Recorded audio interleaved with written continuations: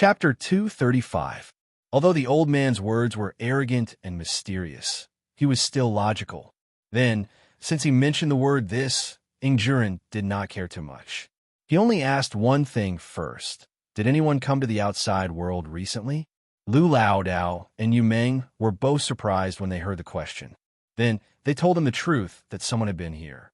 On the second day after they arrived, a Taoist priest came, and he flew. He was at least in the state of the outer fringe. Although a Taoist priest in the state of the outer fringe could fly, it was difficult for him to do so. This meant that the Taoist priest's state should be higher. They could not see in the fog, but the rat and rabbit spirits outside the fog could see it. The Taoist priest was like a blind man. He saw the dense fog in the forest, but he ignored it. He bumped around in the forest in a daze. After bumping around for a while, he left, as if he could not find him. Ingjuren remembered what the old man said to him at night. He said that they might be the bait released by Dao Dong to lure Li Yunxin to open the prohibition spell. Now that they were confined here, they could avoid more trouble for Li Yunxin. Now that he knew what had happened, he knew that the mutant person who possessed Lu Laodao was telling the truth. The mutant person said that he did not mean any harm. It seemed like he was telling the truth.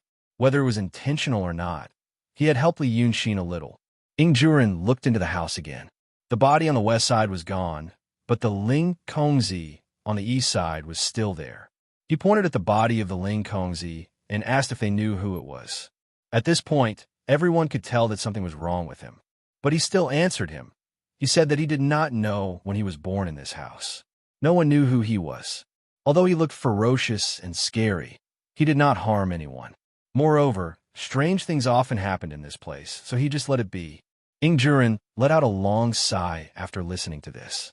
He looked up at the sky. The sky was a dazzling blue, and the sunlight was a little strange. The sky was clear, but the sun was nowhere to be seen. There was no sun. Light seemed to come from all directions, filling up this small world. He sat down slowly on the dry front steps and leaned on his knife. After thinking for a while, he said, "Listen to me. I don't know if it's real or fake. If you think it's fake, just take it that my spider venom hasn't been completely removed, and I'm just imagining it." Then, he slowly recounted what happened last night to himself. He had a habit of touching his chin with his hand when he was thinking. Ingjuren had a broad chin, which he especially liked. He thought it made him look strong and powerful, so he used to shave. In this era, men with long beards were considered beautiful. Whether it was Li Yunxin or him, shaving like this was rare, but it wasn't rare. Therefore, when he spoke, he realized that Lu Laodao and Yu Meng were not trying to coax him. The last time he shaved was after he entered the city of Wei. In his time, it had only been 2 days. Maybe there would be stubble on his chin, but it wouldn't grow. But now that he touched it, he realized it was already a mess. In the end, he told everything he had seen and heard. Then he spread out his hands. "I didn't go into seclusion. It's only been a day here. I don't even know if you guys are real or just illusions. But that person said it's clean inside. I'm thinking, where are we now?" At first, people thought he was talking nonsense. Maybe the spider venom hadn't been completely removed, or there was something wrong with his practice. But as he spoke, Lu Laodao's face gradually changed, because some of what Ingjuren said couldn't be made up. Ingjuren said that he and a strange person who possessed Lu Laodao said that the weather here was strange. But the strange person said that the wind and rain were not strange. It was normal for there to be a rain of fish, a rain of meat, and green plums. Ingjuren thought it was just a casual remark, but Lu Laodao knew it was true. These days, it was normal for there to be wind and rain in the sky. But there were many more unusual things, not to mention the rumbling sound that came from the sky from time to time. The sound was like muffled thunder, but it seemed to be very far away. Once it started, it would take a long time for it to stop, but the sky was cloudless, and there was no rain at all. As for the rain of fish and meat, it was indeed real. Otherwise, how could Lu Laodao survive these days? Every now and then, those things would fall from the sky, and they were all cooked fish and meat. They fell one by one, covering the sky and covering the earth. Some of them broke into meat paste when they hit the ground, and some rolled into the mud and couldn't be eaten. Occasionally, some would hang on the branches and leaves of the trees, and Lu Lao Dao would wait for it to stop, then take it to eat. He used to be a foodie, so he felt that the taste was familiar. After eating a few times, he smacked his lips and realized that it was the food of the Southernwood house in the city.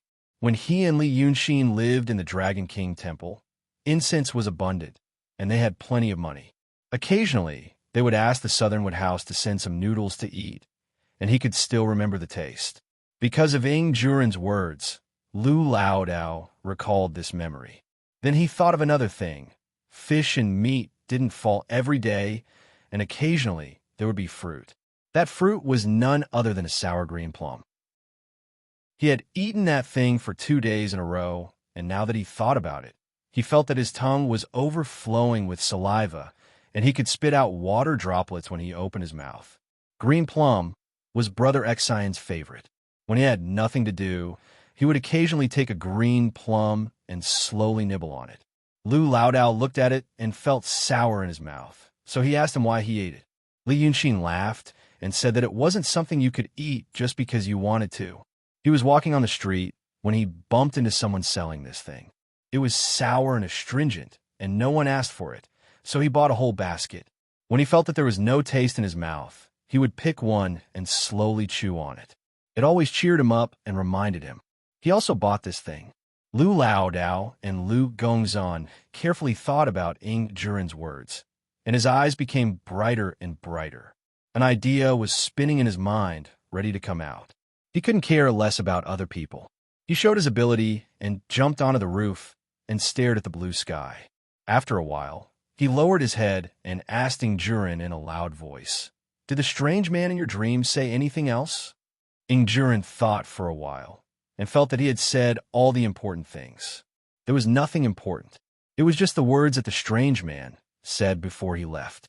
Like the luck is over, if there is a lucky chance, and other mysterious things. Lu Laodao listened to him again, and he was silent for a while. He stood on the roof and stared at the sky. After watching for a while, he suddenly smiled. "Mastering, you will know soon whether what you experienced was a dream or an illusion, real or fake." 2 flowers bloomed, and each had a branch. However, Ing Juren only felt that 1 night had passed, but more than 10 days had passed. Li Yunxin and Daunting also felt the same. Everyone would feel that time passed slowly when they were bored. One day seemed to have been more than 10 days, and it was terribly long. Boredom was because of boredom. Although there were beautiful women, interesting strange men, and some stupid and cute monsters, the beauty must be the one he liked. But a beauty had to be someone he liked, and an interesting person had to know the background of his identity and make sure that he wouldn't cause any trouble. As for the monsters in the lake, Dragon's Son used to be much better than them, but he still talked and laughed with Dragon's Son. What was the point of these useless soldiers and crab generals? He was waiting these days. He was bored and anxious, but there was nothing he could do. He really overestimated the ability of those monsters. Originally, he rushed into the water to destroy Li Shan's cave, and he asked him to take his family to wipe out the monsters one by one. However, he soon realized that it was time-consuming and laborious, so it was better to ask them to gather together and send themselves to him. He knew that the AO King sent his little monsters everywhere to invite people to work together. It was a pity that a group of monsters could not help him, so they just ignored him. Li Yunxin thought for a while, and then he went to ask Su Wang, who lived in Mount Jun. He wanted to get some information from the old man, so he often chatted with him. That day, when he was rambling, he told her about his worries. Those demons were too disappointing and couldn't gather at the same place. Su Wang seemed to be a playful person. He said it was easy. He immediately walked to the lakeside and shouted. The evil flood dragon in the lake obediently appeared. When Su Wang ordered it to destroy the demon's cave, the evil Jiao dragon went without saying a word. That was how the evil dragon destroyed the Pan Xian Valley, and the Valley Master, Red Snake King, went to find the AO King to work together. Li Yunxin waited. After waiting for more than 10 days, he finally gathered about 30 to 40% of the monsters in the lake. According to Li Shan, the 5 Valley Masters, led by AO Wang, had gathered a group of demons and were searching for Li Shan. They said they wanted to find Li Shan and the person behind him, and at the same time, kill the evil Jiao dragon. However, in Li Yunshin's eyes, what they were doing was like children playing house. He just wanted to wait for them to start, then he would go and finish them all. Right now, he was mainly doing two things. First, he wanted to make Su Wang happy. Second, he wanted to find the location of the dragon soul in the Dongting, because he said something to Su Wang that day. Li Yunshin was not a person who liked to use force. To be able to stand in the darkness and watch the enemy die, he would never want to be sweating profusely as he cut the enemy to death with his blade. Of course, before the enemy was about to die, he had to come out from the dark and say something. Otherwise, what was the point of killing? Since he knew something about Su Wang's past from Li Shan, he could not hide it in his heart. Su Wang seemed to believe in the saying, if there are flaws all over, then there are no flaws. From the first time he met Li Yunshin, he told him everything. He did not hide his identity or his supernatural power. He carried forward the method of only telling part of the truth, and he was indeed powerful and unpredictable. Li Yunshin really did not know which flaw to hit. Since it was like this, he would not pretend to be a villain. He had something on his mind, so he asked. After getting the news from Li Shan that day, he took Li Shan back to Mount Jun. First, he threw the 10th young master in front of Su Wang and asked him to tell him everything. Then he drove him out and closed the door. Only he and the old man were left in the room. At that time, it was already dark. They were in the middle hall of the Ziwei Palace in Mount Jun. The middle hall was built on the hillside with a cliff on one side. At this moment, from the window, they could see the bright moon hanging over the vast Dongting and the vast lake. It was a beautiful scene like a fairyland. Li Yunshin leaned against the window and looked at Su Wang, who was eating and drinking in the room. He smiled and said, I didn't mean to find out your background. I just met a group of demons and killed them casually. It turned out that they were related to your Su family. I thought about what he said for a while and felt that your life experience was so strange. You see, you're not an ordinary person. Your means are so brilliant that I can't even see your background. But you don't look like a demon. Logically speaking, I think your way of doing things is very similar to the Freemasonry. But you are against them. Then, could it be that you are someone from the Orthodoxy? But people from Daotong. Li Yunshin slightly lengthened his voice. When the cool lake breeze blew in through the window, he stared at the old man's face carefully. How can those idiots be as interesting as you? So I think you're not from Daotong. I say, old man, at this moment, I am also half the owner of this Dongting. I serve you well and talk to you every day. You said that you still have 10 or 20 days to live. I am also taking care of you when you are old. So, can you tell me your background? Ah, I know. The masters all like to be mysterious. They ask the younger generation to figure out many things by themselves. I have heard a lot of such things. It is so amazing. But old man, you have to know that it is survivor bias. Stories of people who understand are passed down. Everyone thinks, wow, that's great. There are more people who don't understand. As a result, both of them are disappointed and no one records it. So, Li Yunshin walked to the front of Su Wang and sat down. He poured a glass of wine for him and looked at him sincerely. Let's be more sincere and less tricks. Let's be frank, okay? I am in a hurry now. I'm worried about my people outside, and I'm also afraid that I will lose my life. If you need me to do something, you can tell me. If I think it is a win-win situation, I will try my best to do it. I don't think it is reliable, and I don't like people who don't agree. Even if you don't say anything and force me, it will be a life-and-death struggle in the end. Li Yunshin sighed and said kindly, you have to know, I am actually a very cruel person. The old man just listened quietly. After hearing the last sentence of Li Yunshin, he laughed.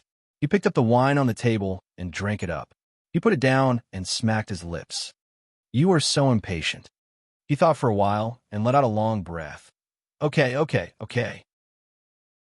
Now that you say so, according to your temperament, if I don't give you something, you will talk to me with a smile and plot against me in secret. You said you're cruel. I also know this, old man. But it is also because of this. The smile on Su Wang's face slowly disappeared. But he didn't become cold. Instead, he became serious. It is because you are too cruel and evil. So even if there's a way to get you out of daunting, you can't do it now. Don't worry. The old man said that I have a long life, so I won't live long. When I die, you can naturally leave daunting. Li Yunxin smiled and was about to say something. Su Wing interrupted him. Don't smile. I know you have done those things. I also know you were forced to do many things. But there's one thing I want to ask you. How did the girl of the Yin family die? Li Yunxin slowly straightened up. He slightly narrowed his eyes, and a soft smile appeared on his face. What are you talking about? Chapter 236. The daughter of the Yin family, Yin Xiuro. When Li Yunxin first came to the city of Wei, he made a statue for Lu Laodao's Dragon King Temple. When the statue appeared, the residents nearby thought it was real, so they often came to worship it. So Yin Xiuro also came. Yin Xiuro's uncle was Inspector Yin Pingji. The girl went to the Dragon King Temple, but she didn't really believe in God. She just gave up a lot of money every day just to talk to Li Yunxin. Su Wing mentioned her at this moment. A gentle smile appeared on Li Yunxin's face. But if Lu Laodao was here, he would know that this was the most dangerous time for him. Li Yunxin could laugh wildly, sneer, but this kind of smile was like a poisonous snake before it pounced. Su Wing didn't understand his temper and didn't seem to care about it. Instead, he looked at him seriously, reached out his hand, and tapped on the table, saying, "You're a smart kid. You're more scheming and resourceful than ordinary people. I don't know how you took over this body, but I know a little about the previous method. Old man, tell me, see if I'm right. In your original plan, there were two people who played the most important role. One was the child beggar you met on Changmen Street, and the other was Inspector Yin. You gave the treasure to the beggar, but the beggar was killed in the alley and the treasure was taken away. The person who killed him was Inspector Yin. Inspector Yin robbed your thing and wanted to climb the social ladder. So he gave your painting to the magistrate of the city of Wei. Your painting entered the magistrate's yamen without arousing Lu Ling's suspicion. This was your goal. You wandered around Changmen Street for many days and did strange things, but it was all to cover up and pave the way. The difficult part is how to make Inspector Yin ruin your plan. Previously, Inspector Yin was tamed by you, and he wanted to make friends with you. Why did he suddenly turn against you and become so deranged? The old man paused for a moment. Li Yunxin heaved a sigh of relief and smiled. He stared into Su Wang's eyes and asked, "Who exactly are you? If I had to guess, I'd say you're the art saint. Am I right?" Su Wang squeezed out a small smile on his face, but it disappeared in a flash. "You're also a daring child." But his guess was wrong. You don't need to know who this old man is. You only need to know that he can't escape from the palm of my hand. I'm not trying to harm you. I'm trying to help you. You go astray. In these few days, I have to teach you the right way of life. Since his reincarnation, no one had ever said such words to Li Yunxin. He wasn't a gentle person to begin with, and he hated authority the most. Hearing this, he sneered. "Behave? Old man, get this straight. I'm a demon now, not a human." Su Wing shook his head. It did not just refer to people born from parents. Demons also know about the right way of life. But let's not talk about this first. Sit down properly. Li Yunxin wanted to get up, but Su Wang waved his hand. Strangely enough, he felt a gentle force pressing down on him. It was as if there was another Li Yunxin on his body. He wanted to move, but that person didn't want to move, opposing him in everything. He was trapped on this bench. But it wasn't any violence, just don't tell him to get up. Su Wang continued, "Sit down and listen to me. Why did Inspector Yin Pingji suddenly hate you so much? It's because of a mirror. That night you went to the Yin residence to borrow a mirror, but you climbed over the wall and went to Yin Shuro's room to borrow it. Why did you borrow a mirror? Take a good look at yourself. You may have to draw your own appearance and energy, so the more detailed, the better. You don't need to frown. The art school. It used to be a flourishing school. This old man isn't the art saint, but I know about these things.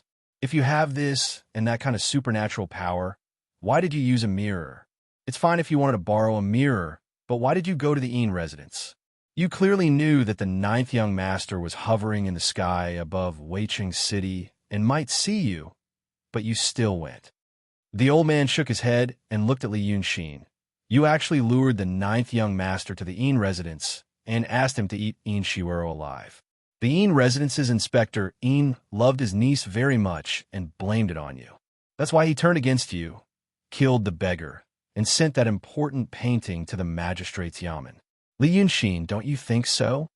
Li Yunxin didn't say anything and only smiled at the old man. This seemed to be the only thing he could do at the moment. Su Weng saw that he didn't say anything and sighed. You think I want to accuse you of this, but you're wrong. What I want to ask you today is the devil in your heart. Li Yunxin, that day at Dongting Lake, you told Bai Yanjun that you had a clear conscience, that you killed people who deserved to be killed, and that you're a human devil, not a demon. Do you really have a clear conscience toward Yin Shiwero? In your plan, Yin Pingji is a difficult character to change, so you had to make him turn against you. If you really are a human devil and cruel, just go to the Yin residence and kill Yin Shiwero. Why did you use the 9th young master's hand? He said this again. Li Yunxin finally frowned and snorted. You're not the art saint. Why do you care so much about me? What's the difference between the cultivators of Daotong and the demons when they kill civilians? If they really need to kill, they won't even blink. Why don't you go and teach them a lesson? Do you think I'm a soft-hearted person? The old man stared at him. Do you know what's the difference between you and them? He picked up a chopstick and gently knocked on the edge of the wine glass. The cultivators of Daotong never showed mercy when killing people because there was no need to. They crossed the doom and forgot their emotions, so they didn't care about the life and death of those secular people. They wanted to kill Yin Shiwero, so they did it. Even if they didn't want to be known by others, they had other ways. But you, do you still remember what happened at that time? Su Weng knocked on the edge of the wine glass again. The wine glass was made of jade, and the chopsticks were made of silver. The two hit each other, making a clear sound of gold and jade, as if the fog above the whole Dongting was dispelled. This sound and his question immediately stunned Li Yunxin. He widened his eyes and couldn't say a word. Looking at him sitting like this for a while, Su Weng sighed slightly. You don't remember, right? You know what happened that day, but you can't remember the details. That's because you used a magical method to hide that memory. You told yourself not to think about it, told yourself to forget about it, so that you wouldn't have a devil in your heart. As soon as he finished speaking, Li Yunxin suddenly became furious. Although he couldn't stand up and could only sit, it didn't prevent him from doing something else.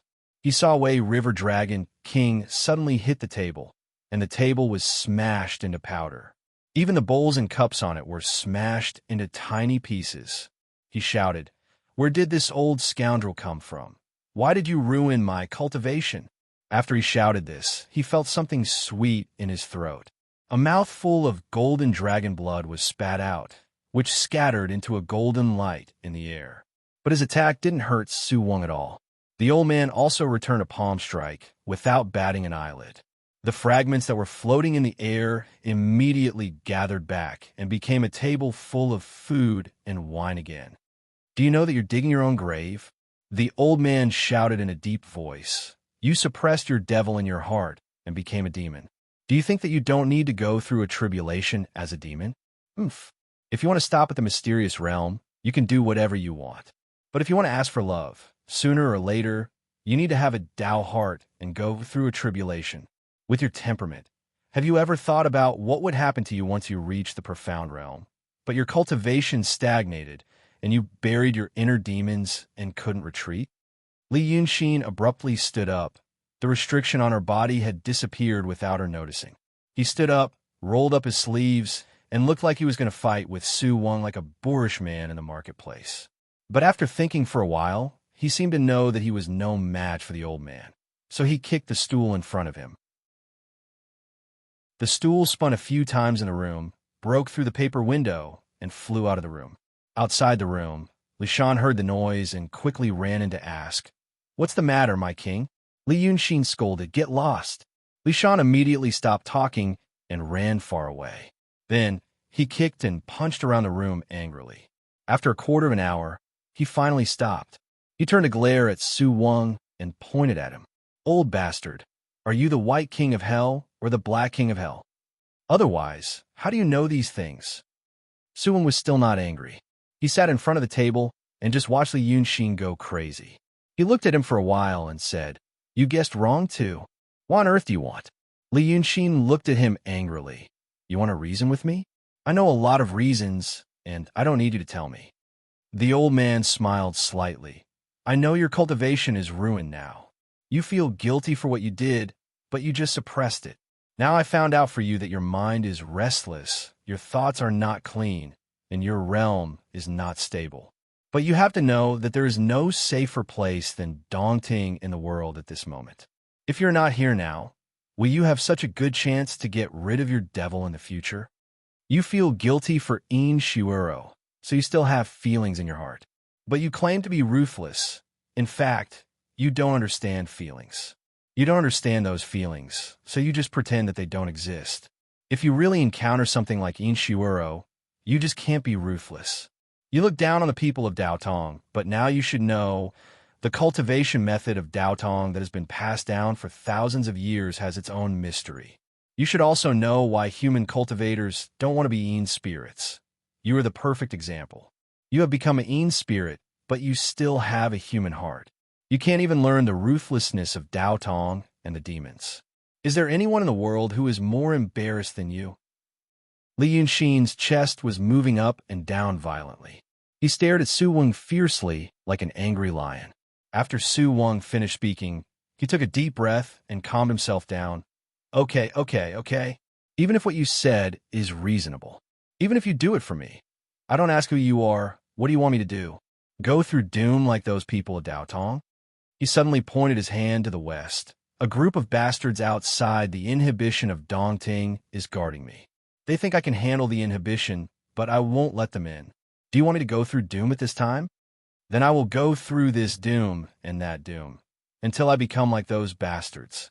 Li Yunxin spread his hands. "What's the difference between that and death?" Su Weng heard his words and laughed. "Yes, there's no difference. So you don't want to go through doom, and I don't want you to either. Today, I just want to teach you the truth of being a human. You used to be a human, but now you are a demon. But in my world, human doesn't look at the physical body, nor does it look at the body. Only those who have 7 emotions and 6 desires are human. If they lack too many, they are not human. The cultivators of Daotong are not human in my world. I'm not talking about being a human.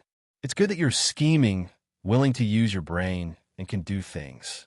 But I hope you will think about the future before you do things in the future. Most people in this world don't like the righteous path. They talk about morality, benevolence, and righteousness, but the way they do things is different.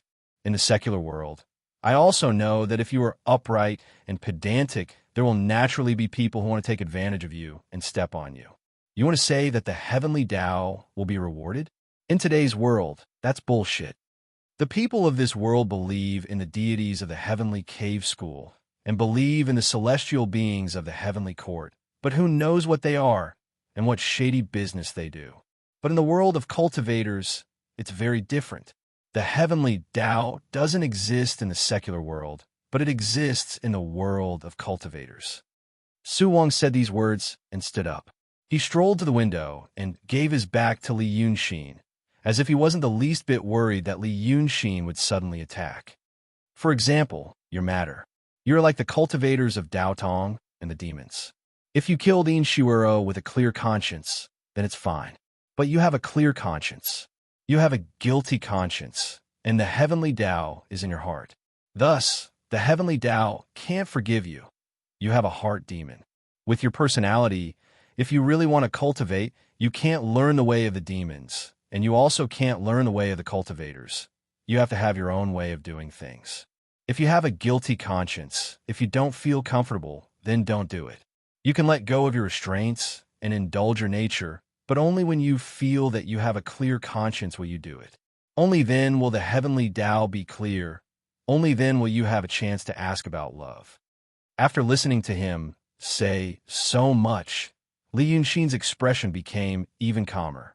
He stood under the moonlight with his hands clasped behind his back and stared at Su Weng's shoulder. Then he sneered, The heavenly Tao that you speak of, to me, is no different from the situation in the secular world. What if the heavenly Tao is in my heart? For example, a cultivator and I killed the same person. I couldn't bear it, so I spared him. That cultivator didn't have the slightest bit of mercy. He killed me and took a heavenly treasure. Then he refined it into a magic weapon and killed me. What's the use of the heavenly Tao in my heart? It'll only make me die quickly. It's better for me to bury my heart demon and move forward. Perhaps the clouds will disperse and the moon will shine brightly, and there will be a new world. The old man turns around. His face is hidden in the shadow, only being plated with a layer of cold light by the moonlight behind him. Li Yunxin hears his even lower voice. When you were outside Mount Bianjuan in Daunting, you talked to Bai Yanjun about the principle of karma and retribution in the world. Do you really think there's no heavenly Tao in this world? If the heavenly Tao can be seen by you, what kind of heavenly Tao is it? The heavenly Tao is invisible. It's narrow-minded to say that it's something, idea, theory, or even the mysterious fruit of fate. If you can say it and distinguish it, then it's not heavenly Tao. I'm telling you these things today so that you can have a clear conscience in the future. Whether you really have a clear conscience or not, when the heavenly Tao's karma comes in the future, you will know that I really want to help you today. Li Yunxin suddenly frowns, keenly aware of the profound meaning in the old man's words. He doesn't even care about getting angry. He just steps forward and leans forward to ask, "What do you mean? What is karma?" Chapter 237. But the old man shook his head and smiled in the darkness. He said he would leave after a month, but now there are some changes. That old man left just like that. But you have to know, there will be retribution, and so will the heavenly Tao. You don't need to care about the world, but you have to live a magnanimous life. There's one thing you have to know. The old man looked at Li Yunxin with a burning gaze. Some people may have this illusion that everything in this world goes according to his will. Every misfortune will turn into fortune, and every misfortune will turn into fortune, as if all the luck in this world is with him. Thus, his realm is higher, and his vision is higher. He feels that he is the chosen one by heaven and fate. But sometimes things are not that simple. The luck you receive may not be luck. You're also a person who likes to play games, so you should understand the thoughts of the people in your game. Luck may be given by others. Since it can be given, it can also be taken away. There's an example recently. That Ling Kongzi, isn't she a favored one? Her pride in the past was no less than yours now. You mean someone is helping me? Li Yunxin immediately said, I know this. But why? What does the Daotong monster and demon Freemasonry want me to do? His words came out in a rush, one after the other, because he saw the old man's body gradually hunched over, as if he was weakening at a speed visible to the naked eye. But the old man could no longer reply. He was like a withered tree. Before Li Yunxin could say another sentence, the old man fell down softly, no longer having his previous magical power and imposing manner. Li Yunxin stepped forward in time and inserted his arms under the old man's ribs to support him. He only asked, Are you really dead, or are you an incarnation? The old man tried his best to widen his eyes to look at him. His white hair lost its luster, turning into a dry, dead gray. His skin also began to shrivel like a dried fish. Li Yunxin read the meaning in his eyes.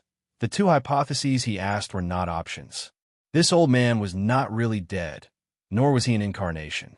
He could not think of any other options. 2 breaths later, he could no longer support Su Wang. The old man's body became even drier and drier until it turned into a pile of ashes and disappeared into the night. Perhaps it was an illusion, but Li Yunxin saw a golden light shooting into the sky from the dust. But at this moment, the moonlight was bright and clear, and he was astonished. Even if he saw wrongly, he wouldn't know. After another quarter of an hour, the dust dispersed.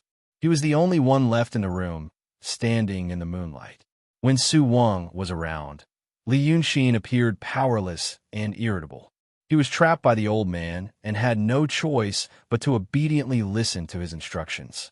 Now that Su Wang was gone, Li Yunshin's face was still filled with fear and doubt. He used his divine art to check if there were any brilliant arrangements or formations. Then he tried his best to listen to the sounds coming from the top and bottom of the mountain.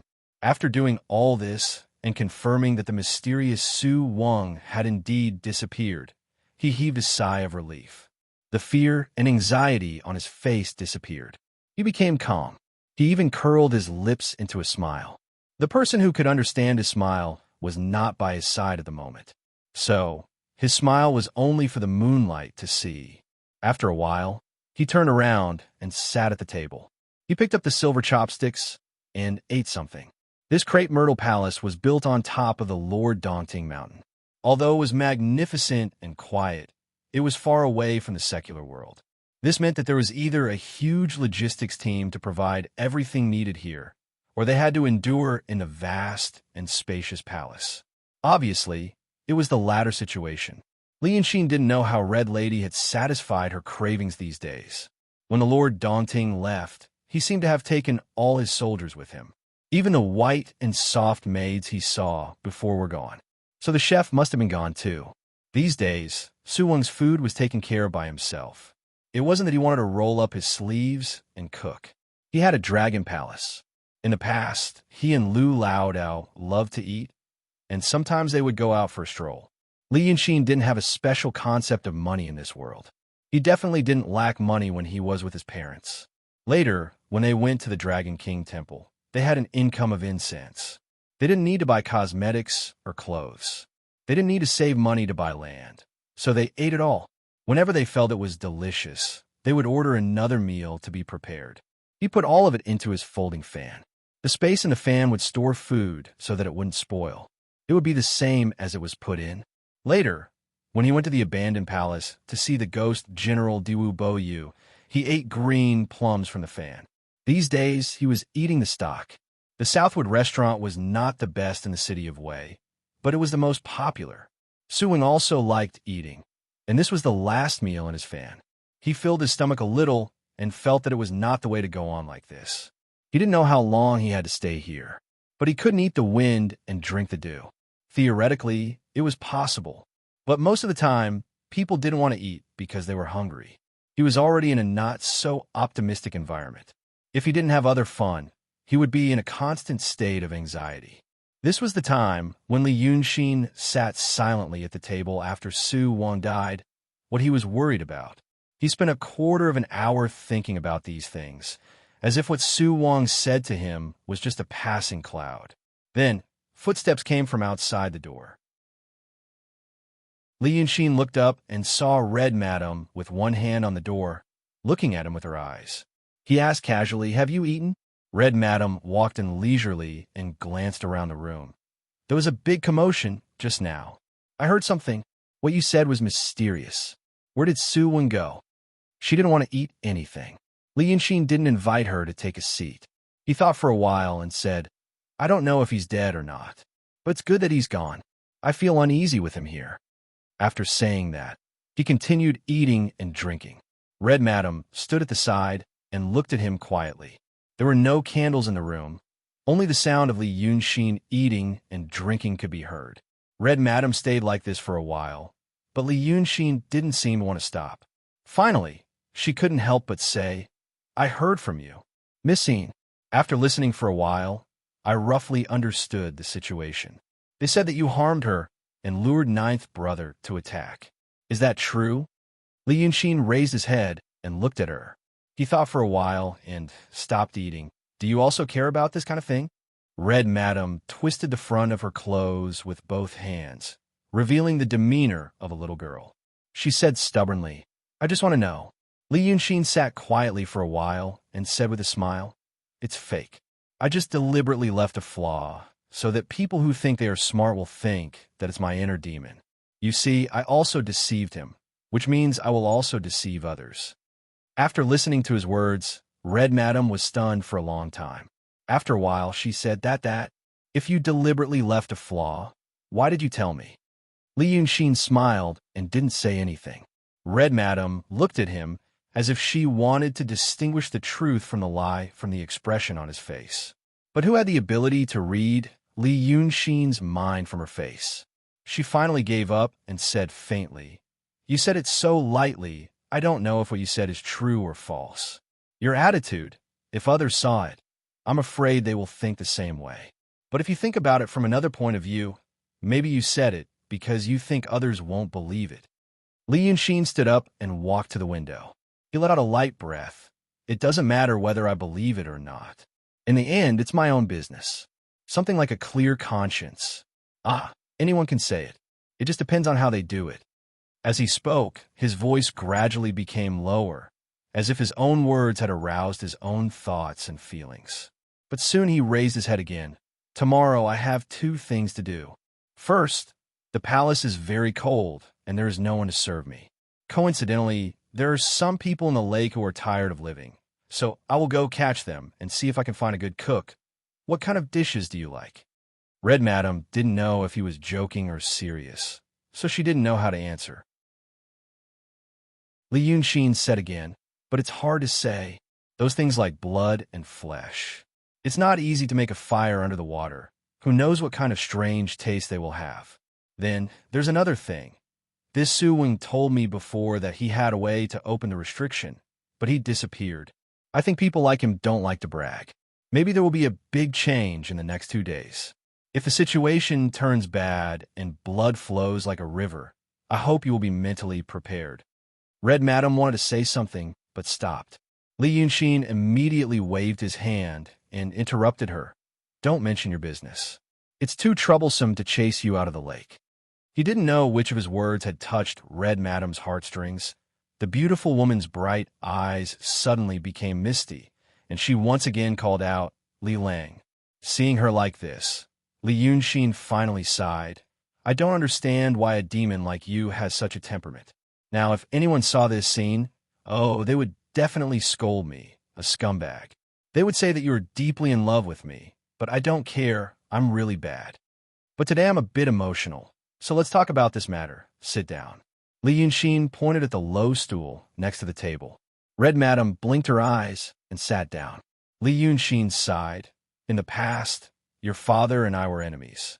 So I used some tricks on the enemies and their helpers to obtain my own benefits. In the end, I accidentally provoked you. Instead of you walking along the roadside, I jumped out to cheat your money, your body, and your feelings. Although it's not very upright, it's 2 different things. These days, you always want to figure out whether I like you or not, whether I have you in my heart." Li Yunxin smiled. "Miss, the spring is beautiful, and the world is peaceful. Maybe I like this feeling of being cared for, but the problem is there's a group of people outside who want to kill me. So at this juncture, every day I think about how to save my life, and every day you think about whether I love you or not. Let's put it this way. Even if I originally loved you, now I can't love you. If I really want to love someone, as I said before, it must be someone who makes me feel interesting and surprised. This person and I are in sync and complement each other. She's my partner and my teammate, not a distraction." He said all this in one breath, and Red Madam stopped crying. Li Yunxin thought again and helplessly spread out his hands. "There's one more thing. You can think about it carefully. At first, you thought I was a good person. Then you came to me and told me that if I kill you, I can get out of the lake. Put aside our subjective feelings and think about the nature of this matter. This is not just an awkward little girl coming to torture me, but she wants me to have another demon in my heart. Cultivation is a big thing, little girl." Li Yunxin slightly bent over to look at her. "If anyone else dared to do this to me, the grass on their graves would have been 3 feet high." As soon as he finished speaking, he mounted the cloud and flew out of the window, leaving Red Madam sitting alone in the room in a daze. Li Yunxin flew for a while on the surface of the lake, and then he saw a white line in the water approaching him. He knew it was Li Shan. Li Shan was a transcendent realm demon of the Water Clan, but he didn't know any dharma, unlike cultivators who could fly in the sky and travel underground.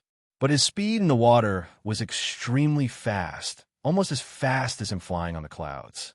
Li Yunxin had some other plans in mind, so he wanted to end the matter of the Water Clan and the lake as soon as possible. Seeing Li Shan's head coming out of the water, He grabbed the air and brought him up to the cloud. He asked, "Why don't I see you? Where did you go?" The white eel spirit hurriedly opened his mouth. He looked a little panicked, as if he wanted to say something like something bad is going to happen. But when he looked at Li Yunxin, he swallowed his words and pretended to be calm. He said, My king, there's an extraordinary person outside the lake." Li Yunxin was slightly stunned at first, and then he asked with a normal expression, "Dragon's son?" Obviously not. Li Shan was dizzy and didn't hear what Li Yunxin said clearly. He just continued, "It's the adopted daughter of the golden-winged rock king, a great demon called by Yunxin." He thought that after saying these words, his Dragon King's face would loosen a little. But he didn't know that his Dragon King had fought with the terrifying Bai Yunxin when he was in the Emptiness Realm. They were already old friends. Therefore, Li Yunxin smiled lazily. "Oh, it's her. What's she doing here?" Li Shan found a new master and felt that he was more important than when the Lord Dongting was here. Therefore, he really wanted to make a big career. He was really worried that the Dragon King would ruin his future because of his unreasonable behavior. He said hurriedly, "My king, you don't know, Bai Yunxin has a maid who is very favored by her. It is said that Bai Yunxin will listen to everything you say. She is really amazing. She is a maid, but she is no worse than a sister. But do you know who the maid is, my king? She is the daughter of the old turtle in the cauldron cast valley in the lake." Li Shan sighed with fear and hatred when he said this. Now Bai Yunxin came to Dongting for the worm meat in the lake. She came to get the meat for her adopted father. At first, we thought that the woman couldn't come in, so we let those guys do whatever they wanted. We thought it would be easier for them to gather together. But now, my king, Li Shan's voice trembled slightly when he said this. Bai Yunxin came into the lake. As soon as he said this, Li Yunxin, who was calm at first, grabbed him and pulled him in front of him, shouting, "She came in. How'd she come in?" Chapter 238. Li Shan feels that his king's reaction at this moment is finally serious. He hurriedly says, "I don't know, but I think those demons with a high realm have their own ways. Maybe the inhibition can't stop them." Speaking of this, he looks at Li Yunxin, but he can't see it. He can only pretend. "My king, what realm are you in?" Li Yunxin is not in the mood to talk to him or respond to his guess. 10th young master, Li Shan rarely leaves Dongting, so he only hears the name of Wei River Dragon King's 9th young master. Li Yunxin also says that he is Wei River Dragon King, and he is indeed a Shinryu. Therefore, he naturally regards him as the 9th young master. It is said that the 9th young master is at the peak of the transcendent realm. It is enough to deal with the sea creatures in the lake. However, Li Shan doesn't know how to deal with Bai Yunxin. He doesn't think he can win. That's why he is so worried. He just wants to find a way to avoid the catastrophe in front of him. He can't change sides. The 5 Valley Masters have hated him for a long time. Now he finally has such an opportunity. How can he let it go? Therefore, he thinks for his king and says, "Since your king doesn't want to say, well, I think you don't want to fight with Bai Yunxin." Of course, there's a saying in the art of war. He starts to say a lot of words. After all, he wants to give his king a way out so that Li Yunxin can take him to avoid the trouble. Maybe when Bai Yunxin gets the worm meat, she will go far away. Then he can do something big. As he spoke, Li Yunxin listened to him. In fact, he doesn't take it seriously at all. He looks at the lake below while riding the wind. He is thinking about one thing. Is it a coincidence that Bai Yunxin comes at this moment? Tonight, Su Wang died. Before he died, he told himself that he had a way to get out of Dongting.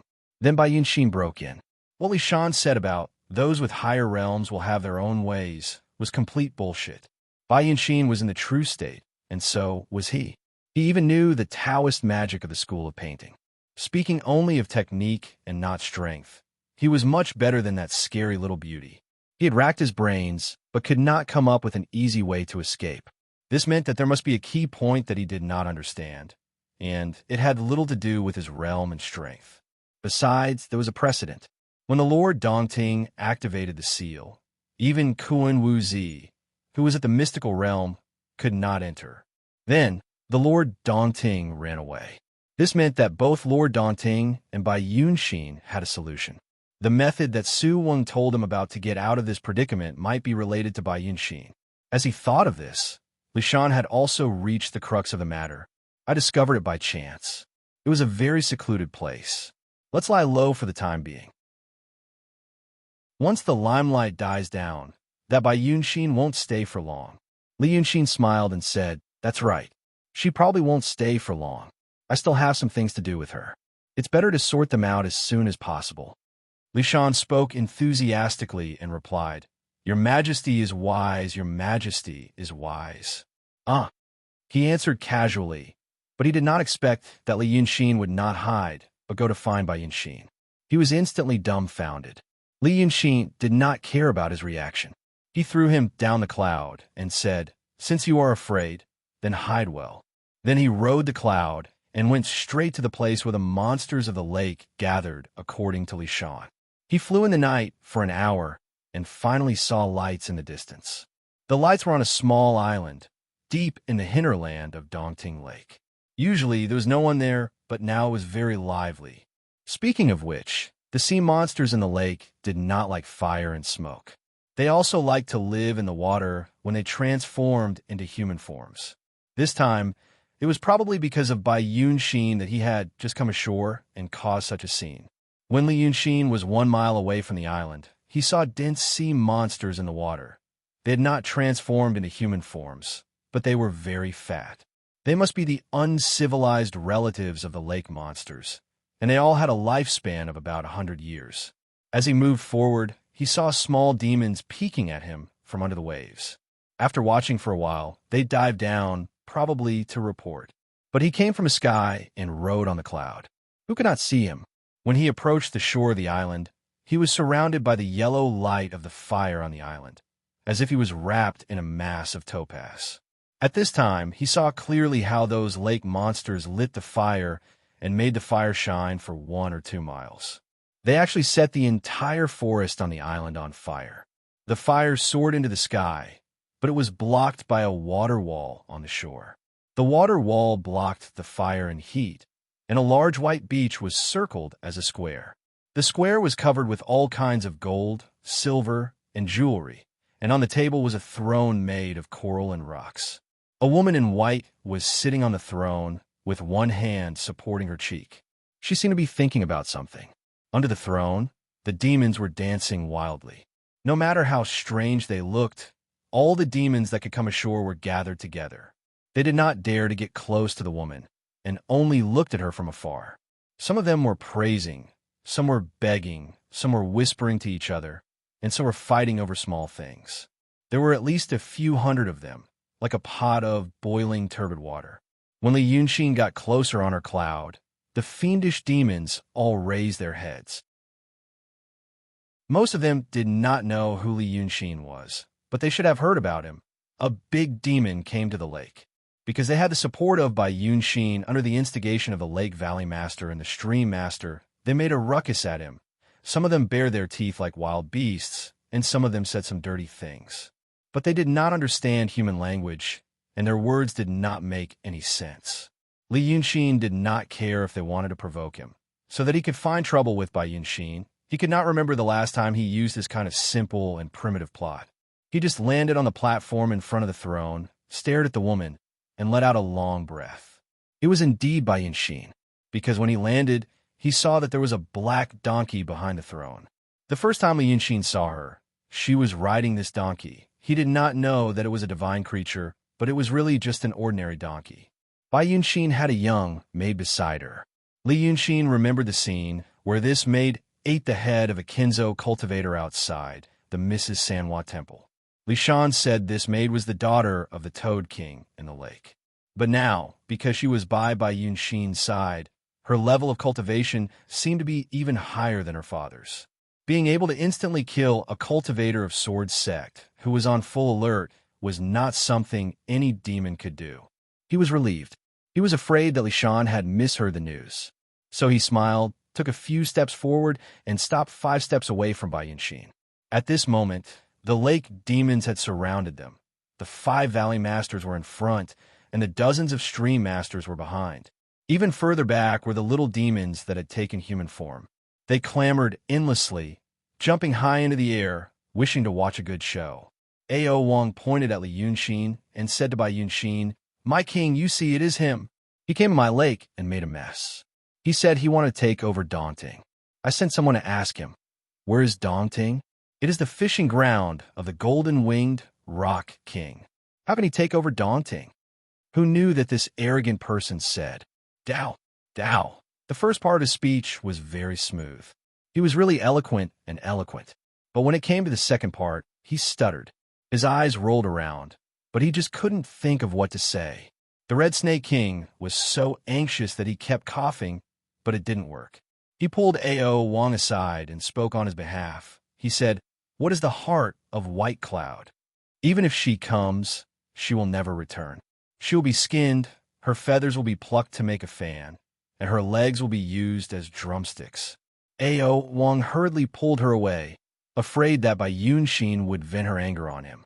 The Red Snake King was addicted to talking, and he asked the other 3 cave masters one by one, "Is it true?" The old tortoise saw that his daughter was also here, and he felt that he had someone to rely on. If it wasn't for his bad tongue, he would have said all these things. He hurriedly nodded and added a few more details. Only the Toad King of Changsha Valley was a little smarter. He just hummed and agreed, but didn't say anything. He pretended to tie the belt on his robe. The snake spirit usually didn't like him, so she kept asking. The Toad King still didn't say anything. He just tied the belt higher and higher, and it almost reached his chest. The snake spirit glared at him fiercely, spat in her heart, and turned around to add more details. Ao Wang didn't say much, but the snake spirit spoke very quickly. After all this, not much time had passed. Li Yunxin landed on the ground, walked a few steps, and bowed to Bai Yunxin. "I have to thank you first." The monsters were so noisy that they couldn't hear what he said, but they only saw his movements. Therefore, they knew that this demon was afraid of Bai Yunxin, so they made even more noise. Bai Yunxin was lazy before, but now that she had waited for the person she wanted to see, she finally became a little more energetic. So she sat on the throne and coldly stared at Li Yunxin for a while and said, "You don't have to thank me. I'm not helping you. I'm helping the Ghost Emperor. I owe him a promise, and now I've paid it. So now it's time to talk about the matter between us." Li Yunxin put down his hand and straightened his body. "I'm sorry, I killed your 9th young master. But this matter is very difficult. If I don't kill him, he will kill me sooner or later. Now that he's dead, I've become him. The body and soul that you like are still there. If I die, you'll lose a love." Bai Yunxin originally had a lot of questions to ask him, but now that he said it like this, she couldn't say anything shamelessly. It was the first time she met such a person, so she opened her eyes wide and was stunned for a moment. The young maid beside her giggled and whispered a few words into Bai Yunxin's ear. They looked like a pair of master and servant in the mortal world. But when Li and Bai were talking, the monsters couldn't hear it clearly, but they felt that it wasn't something good. So they were even more proud. Now that they saw the maid's action, they were stunned. The voices stopped for a while, and finally they heard what Li Yunxin was saying. They saw him casually walk to Bai Yunxin's side, pick up a few trinkets on her throne, take a look, and then throw them away. As he threw them, he walked around her like he was taking a walk, and said, "Now things are even easier. You see, this is what I think. You walk around in the secular world, but you still want to imitate the behavior of the secular people. I can see that you're empty and lonely, and also very cold. I think you're also an interesting person, and you must think that there aren't many people in the world who deserve to be your friend. For example, these idiots." Li Yunxin raised his hand and pointed at the group of quiet monsters. "They all think they're very smart, but they don't know that in our eyes, they're stupid. To find me, you let them gather here, and you put up with their noise for so long. I feel sorry for you." After saying these words, he walked to Bai Yunxin, sighed, and said softly, "Why do you hurt yourself like this?" Listen to the shameless things that the snake spirit had said, and she herself was so proud of herself. "Let's not talk about these things, and talk about us. Now I'm in the true state. Hearing his words, and seeing that Bai Yunxin didn't get angry, and didn't do anything, the monsters slowly felt that something was wrong. Now hearing Li Yunxin say that he was in the true state, they all knew what it meant, and they were all stunned. At this moment, even the stupid monsters understood that Li Yunxin seemed to have been in contact with Bai Yunxin in the past. But who would know about this? I'm in a true state, and so are you. At this time, I'm not afraid of you, and I think it's not bad to be friends with you. Li Yunxin looked at her, but Bai Yunxin's face was wooden. Maybe she was too lazy to make an expression, or she knew what expression to make. Li Yunxin thought it was the latter. In the past, the 9th young master wanted to be friends with me, but in fact, he only wanted to treat me as a plaything. He didn't realize it, and it's very sad. This is the limitation of class. Now I'm not a plaything anymore, and I can finally talk to you like this. Li Yunxin said this, but paused a little. There were a few words that he wanted to blurt out, just like what he had said to Ling Kongzi and Red Madam before. However, there was a sudden stuffy feeling in his heart, and he forcibly suppressed the words in his throat. Seeing her miss didn't say anything, the maid hurriedly said it for her. She looked at Li Yunxin with the terrible, naive, and pure expression that only monsters had, and said with a smile, "So, you've done all these things just to be worthy of my miss and to be friends with her?" In the past, Li Yunxin would probably answer her calmly, and then say a lot of sweet words to coax her. He could even try to use the environment here to do some good things. The fire behind the water wall was bright and dim, and it was the most suitable to use words to confuse the mind. However, he continued to be stunned for 2 breaths, and then sighed with a smile. Not really. It's just the situation. I used to be a human, and I didn't dare to make friends with monsters. Hearing his words, the maid pouted. But Li Yunxin felt the stuffy feeling in his chest was gone. He felt much better. Now I'm still a monster. Bai Yunxin stood up from the throne, took 2 steps, and turned to look at Li Yunxin. So am I. Li Yunxin smiled and spread out his hands. I have the body of a monster and the brain of a human. You can't find a better friend than me. Besides, the world is going to be in chaos, and one more friend means one more way. Bai Yunxin didn't say anything and looked at him with her head tilted like a bird, as if she was making a decision. Li Yunxin made the decision for her. He smiled affectionately. There's nothing to be shy about. You liked me the first time we met, and then you helped me when you learned that I killed the 9th young master. You still kept your promise, but it doesn't mean that you can't kill me by helping him. You're not angry with me anymore, and the current situation is perfect for you. You're just a little upset, but you're really like a lady in a boudoir. I think it's interesting. Moreover, you helped me gather all these demons together. First, you can say that you're trying to scare me, and second, you're trying to be nice to me. You're just a little girl's little thoughts. You're really cute. As he said this, he took 2 steps forward and waved his hand casually. The powerful demonic power of the true state great demon pierced into the crowd. The first one was the Red Snake King, who turned into a cloud of blood mist in the blink of an eye. Then the group of little demons behind her, who didn't know what happened, were scattered all over the ground. With just 1 sentence, Li Yunxin plowed a path of blood among the demons. And he didn't even look at them. He just smiled gently at Bai Yunxin and shook his head. She said a lot of bad things about you just now. I don't like it. Bai Yunxin tilted her head and looked at the group of frightened demons, the path of blood, and then looked at Li Yunxin. After a moment of silence, she finally showed a faint but beautiful smile. I don't like it either. Then I'll kill them all. Hurry up. I still have something to say to you. Li Yunxin grinned. Good girl. Soon. Then he waved his sleeves wildly and rushed towards the group of demons. Chapter 239. The demons only knew that Li Yunxin's cultivation level was higher, but they didn't have a concrete idea. Now that they knew he was at the true realm and saw him kill the Scarlet Snake King with a raise of his hand, they realized how terrifying he was. It was a strength that exceeded their understanding. Thus, after being stunned for a moment, they scattered like birds and beasts. Only the Valley Master of Changsha Valley and the Scarlet Flame Vermilion Toad King stood motionless, as though they were watching from the sidelines. This action saved his own life. The demons scattered, but they couldn't escape the control of the true realm great fiendish demon. Li Yunxin waved his sleeves in midair, and dozens of demonic powers went straight for a few famous great fiendish demons. With such a difference in cultivation level, regardless of technique or scheming, his demonic powers would kill anyone who came into contact with them. His demonic power killed anyone who came into contact with it. In just 2 breaths of time, those valley masters and stream masters were all killed by him. Those little demons were also thrown into the water like dumplings. After a while, they disappeared.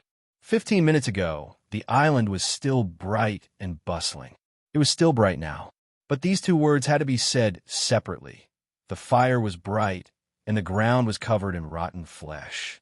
The white beach had been dyed red, and the lake water had changed color. There were only 5 people left standing. Bai Yunxin and her servant, Li Yunxin, as well as the Toad King and the father of Bai Yunxin's servant girl, the 1,000-year-old turtle demon. The 2 valley masters in the lake weren't good people usually, and they had taken countless demon and human lives. But had they ever seen such a method of killing? Li Yunxin was very powerful, and he didn't have a demon's body or heart. He was vicious and merciless when killing fiendish demons, so he didn't hesitate at all. He spared the Toad King because his attitude was different from before, and spared the turtle demon because of Bai Yunxin's servant girl. Li Yunxin landed from the sky, and the flesh under his feet crunched noisily as he walked to the Toad King and looked down at him. Although the Toad King's expression didn't change, he didn't look very panicked. He raised his head slightly to meet Li Yunxin's gaze, and said, "They were courting death, so I had no choice but to obey. But it's just waving flags and shouting battle cries. It's not a capital offense. So you look like a smart person." Li Yunxin reached out and patted his shoulder. He turned to look at Bai Yunxin's maid. "Little girl, what about your father?" The maidservant did not speak. She snorted and turned her head away from him. Seeing this, Li Yunxin sighed in his heart. Normally, he probably wouldn't use such a bloody and brutal method to wash the beach with blood. But normally, he wouldn't kill all the other demon kings, leaving only these 2 alive. It was because of what Su Wang had said to him in the Emperor Star Palace. Although the real situation and thoughts might be different from what Su Wang knew, it still touched Li Yunxin. Killing all the demons was due to the excitement in his heart. Leaving these 2 alive was also due to the excitement in his heart. But now, it seemed that the demons were truly heartless. But their heartless was only compared to the emotions of the mortals. The cultivators of Daotong were probably not in this category. He spared the turtle spirit's life for some reason, but he didn't know what this opportunity meant to the turtle spirit.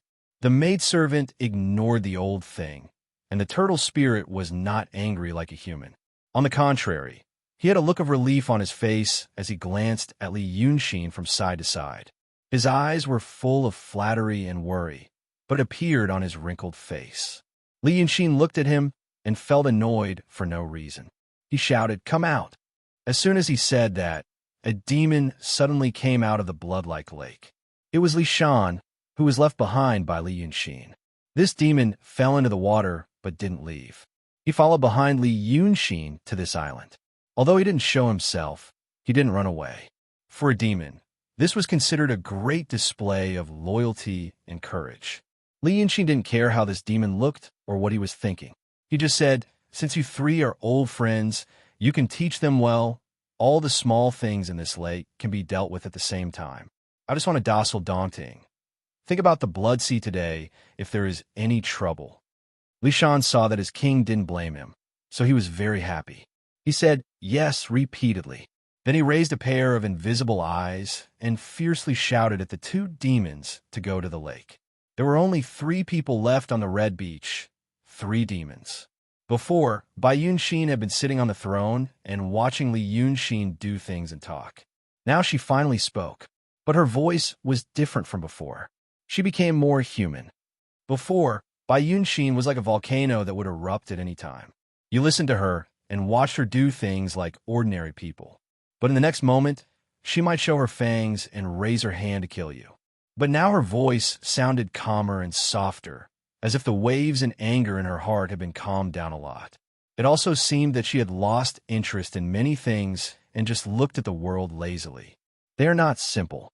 You should talk to them. Bai Yunxin looked at Li Yunxin with a strange look in her eyes. I knew you were not simple, but I didn't expect you to be so complicated. It's just boring. Li Yunxin thought about her words for a while. You mean they may have something to do with the dragon soul in this lake? Besides, he couldn't think of anything else that could make Bai Yunxin, a demon in the real realm, feel not simple. Yes, but you don't have to worry about it. You won't have to worry about it soon. She paused and tilted her head to look at Li Yunxin. Li Yunxin realized that this temperamental true state demon seemed to be hiding something in his heart, so she waited quietly. It was probably related to the sentence, "You are also boring." The little maid stood beside Bai Yunxin and didn't say anything under the firelight. The little black donkey stood behind the throne for a while and felt bored. It lowered its head and sniffed the sand. But there was no grass. It smelled some flesh and blood that splashed on it. It licked it with its tongue and slowly ate it. Then Bai Yunxin sighed. Why do you want to be a demon? Isn't it good to be alive? Li Yunxin thought for a while what happened. Bai Yunxin stood up. Her real body was probably a crane. It was known for its slender elegance. Therefore, her human body was also longer. She wore a white dress and walked slowly on the bloody beach. She put her hands behind her and lowered her head. She looked like an ordinary girl walking in the night wind. She walked a few steps and turned to look at Li Yunxin. I'm the adopted daughter of King Rock. Do you know that? Li Yunxin walked slowly to her and walked side by side with her on the beach. I know. Dao Dong is going to war with demons. Bai Yunxin looked at Li Yunxin slightly. The breeze with the smell of blood brushed her cheek, and a strand of hair passed her lips. This made her look a little decadent and blurred, but her eyes were bright and sparkling. People of Daotong set up a lot of magic circles outside the city of Wei. They probably need the yang qi of hundreds of thousands of people in the city of Wei and magic circles to destroy the inhibition of Dongting. Yang qi and magic circles of hundreds of thousands of people. Li Yunxin followed her words and thought for a while.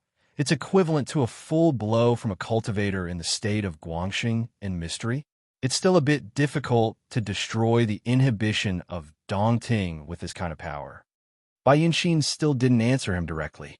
She said again, my adoptive father asked me to take something. I'll leave immediately after I take it, because this inhibition is not as strong as you think. The Taoist outside has set it up. This place can't be defended. Li Yunxin was slightly stunned. You come to take the dragon's soul? Yes. My adoptive father is King Rock. He is the master of all feathers in the world. Bai Yunxin said softly, Shinryu is the most respected demon in the world. But my adoptive father is not a subordinate of Shinryu, but an ally. When demons and Daotong fight, Shinryu needs my adoptive father's help. But my adoptive father doesn't want to be involved in this matter. So, Li Yunxin thought for a while. He intends to do something else and pay some other price in exchange for his transcendental status outside. Bai Yunxin smiled slightly. It's easy to talk to you. It was the first time for Li Yunxin to see her smile like this. It was a smile without any malice, just to release kindness or emotion. This made him feel more abnormal. Bai Yunxin must have something else in her mind. Then you come to take the dragon's soul to ensure that it doesn't fall into the hands of Daotong people. It's a favor to Shinryu, but why doesn't Shinryu do it himself? Why doesn't Dragon's son do it himself? It's hard for you to answer. Li Yunxin frowned. Is that the only thing? There's more. There are not many big demons. You are a big demon now. The true dragon needed more great fiendish demons. But there are differences among demons in the same realm. Dragons are the strongest. Bai Yunxin breathed a sigh of relief. Shinryu needs more dragons. Li Yunxin stopped. After a moment of silence, he said, Don't tell me. There are also such things as marriage among the demons. Bai Yunxin turned around and looked at him. Why not? You and Shinryu? With Dragon's son. Li Yunxin was silent for a while and said, "Who? Not you." Bai Yunxin smiled. "You said I was a good friend before, but I know you were lying. I'm not like the Red Lady, who can be easily deceived like that. The first time, you were afraid that I would kill you. The second time, you wanted to use me. Now you probably want to ask me how to get in and out of Dongting. My foster father told me these things in detail. I think it makes sense. Now I'm just here to tell you how to get out of Dongting. I thought you were interesting before. Although you are boring now, you have helped me out." After Bai Yunxin said this, she suddenly leaned close to him and whispered something in his ear. It reminded Li Yunxin of the first time he met Bai Yunxin in the forest. After whispering, her soft breath still existed. Bai Yunxin didn't say a word. She just waved her sleeves and rolled up the demon wind. She took her donkey and went straight to the sky. Those words were to tell him how to get out of Dongting. The way was simple, but he just became a demon and no one told him. Li Yunxin stood still for a while, but the little maid didn't leave. It seemed that she wanted to say something, but didn't know whether she should say it or not. She suddenly looked at Li Yunxin and then at the direction where her lady escaped. After repeating this several times, she sighed and stamped her feet. She was about to escape too. Li Yunxin said, "Please wait." His words were like a life-saving straw. The maid breathed a sigh of relief and stood down. Li Yunxin stepped on the pool of blood on the beach and approached her. He cupped his hands and saluted. "Miss, you saved me before. I haven't thanked you yet. What's your name?" The maid didn't want to be polite to him. She first looked at the direction where Bai Yunxin escaped and then got closer to Li Yunxin. She stared at him with her eyes wide open. "Do you know why my lady asked you that you were boring and why she asked you it's not good to be alive?" Li Yunxin cupped his hands again. "I'm about to ask you about this." The maid sighed, "Alas. I heard that you were very famous in the city of Wei recently. Why do you look so stupid now? Let me ask you, you have seen a lot of demons and you have become a demon yourself. Have you ever heard of a big demon couple?" Li Yunxin was stunned for a while and then realized what the maid meant. For a long time, he had never heard of a demon couple, two demons who got married and lived together. Red Lady and Du Sheng were husband and wife, but Red Lady said that she didn't touch him after the secret marriage. Du Sheng was not a real demon. He frowned and asked, "I haven't heard of it. Why is that?" The maid stared at him, as if she wanted to see his reaction after hearing the following words. "You know that demons are not human. When people marry and become pregnant, a child will be born. Demons marry. Demons of the same kind naturally get pregnant and have parents to raise them. But there are so few demons in the world, and they all have different levels of cultivation. How can there be so many demons of the same kind? Just like how he is a green ox that attained the Tao, she is a lioness that attained the Tao. The two get married and turn into human beasts. The green bull's demonic power and essence enter the lioness body and form a baby with the lioness's demonic power. But the baby is neither a green bull nor a lioness. We only know that it is a demon fetus. Who knows where it comes from? Such a thing must collide with the demonic power of the lioness. The bigger the demon fetus grows, the weaker its mother will be. The day it's born will be the day of its mother's death. Are you listening or not?" The maid couldn't help but be anxious when she said this, because she looked at Li Yunxin as she spoke, but found that his expression was calm, and she couldn't see any emotional fluctuation. After a while, she saw Li Yunxin take a step back and said softly, "Oh, so that's it. This kind of thing. No wonder your miss is too shy to talk about it." Seeing him like this, the maid was disappointed in her heart. Hearing him say this, he added 3 more points.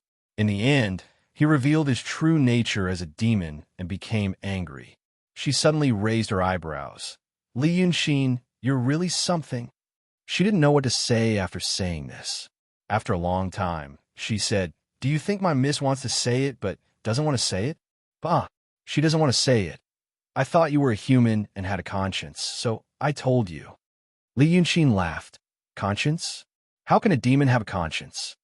After saying this, the maid was finally completely disappointed. She seemed to want to kill Li Yunxin according to her temper, but she knew she was no match for him. She wanted to scold him, but she felt that she would be a joke if she got angry at this kind of person. Her heart was mixed with emotions, and she actually cried. 2 big tears fell into the pool of blood. She stomped her feet and followed her miss. Only Li Yunxin was left in the same place. Against the sky full of fire, he gradually frowned. Chapter 240. He thinks quietly for a moment and doesn't say anything. He just stands up again and goes straight to Mount June. He lands in the middle of the mountain at the square of the nave and goes straight to the west. The east side of the square is a cliff and the west side is a green forest. There are rockery pavilions in the middle and few people go there. He walks into the forest and doesn't rush to do business. Instead, he takes out some paper and a magic brush from his folding fan. Both Daodong and the School of Painting need these 2 things. However, it doesn't mean that they can't use their skills without them. Usually, some small skills only need hand gestures and incantations. When they fight, they usually burn the written and painted magic figures. When they really need to use paper and brush, it is during the preparation before the war and when they set up the magic circle. Li Yunxin has the body of a demon dragon and is extremely powerful. Usually, he can solve many problems with only brute force. Therefore, these days, he doesn't even realize that the skills of the School of Painting are slowly becoming useless. Now he takes out these things again, spreads the paper in the air, and holds the magic brush to paint. Only then does he realize that his breath is a little bit blocked when he writes. His thoughts are not as smooth as before. Thinking about it carefully, he almost hasn't had a good rest these days. His parents taught him the art of cultivation. Now he says he is in the real state, but in terms of skills, he's probably just the same as when he was in the city of Wei. Far better than those painting Taoists in the same state of the transcendent state. However, there is still a long way to go before he reaches the real state. With this idea to remind himself, he makes a few magic figures. Then he puts away the paper and brush and strolls in the forest. With the help of hand gestures and incantations, he takes out all the magic figures. There is no change in the forest. The canopy still covers the sky. He can't see the moon and stars. There is no sound of insects in the forest. However, there are endless wacken flowing on the treetops and branches. Occasionally, there are some flying lights. It is a common phenomenon that neither Li Yunxin nor his parents have carefully studied. Now, he takes out his folding fan and floats it in front of him with Reiki. Bai Yunxin tells him how to get out of Dongting. Almost all demons with high Taoism have a temporary palace. In Li Yunxin's eyes, it was similar to a storage bag or a space bag. When a demon's demonic power reaches a certain level, along with some incense's power of will, it can condense into something like that. It doesn't have a fixed shape, it comes from the deepest level of one's heart's desire. Some people might have a barrel, some a rock, and some a sword. The palace was small. If his dermic powers were stronger, he would grow bigger and become a dragon palace. The term temporary residence was understandable, but the term dragon palace made Li Yunxin a little confused.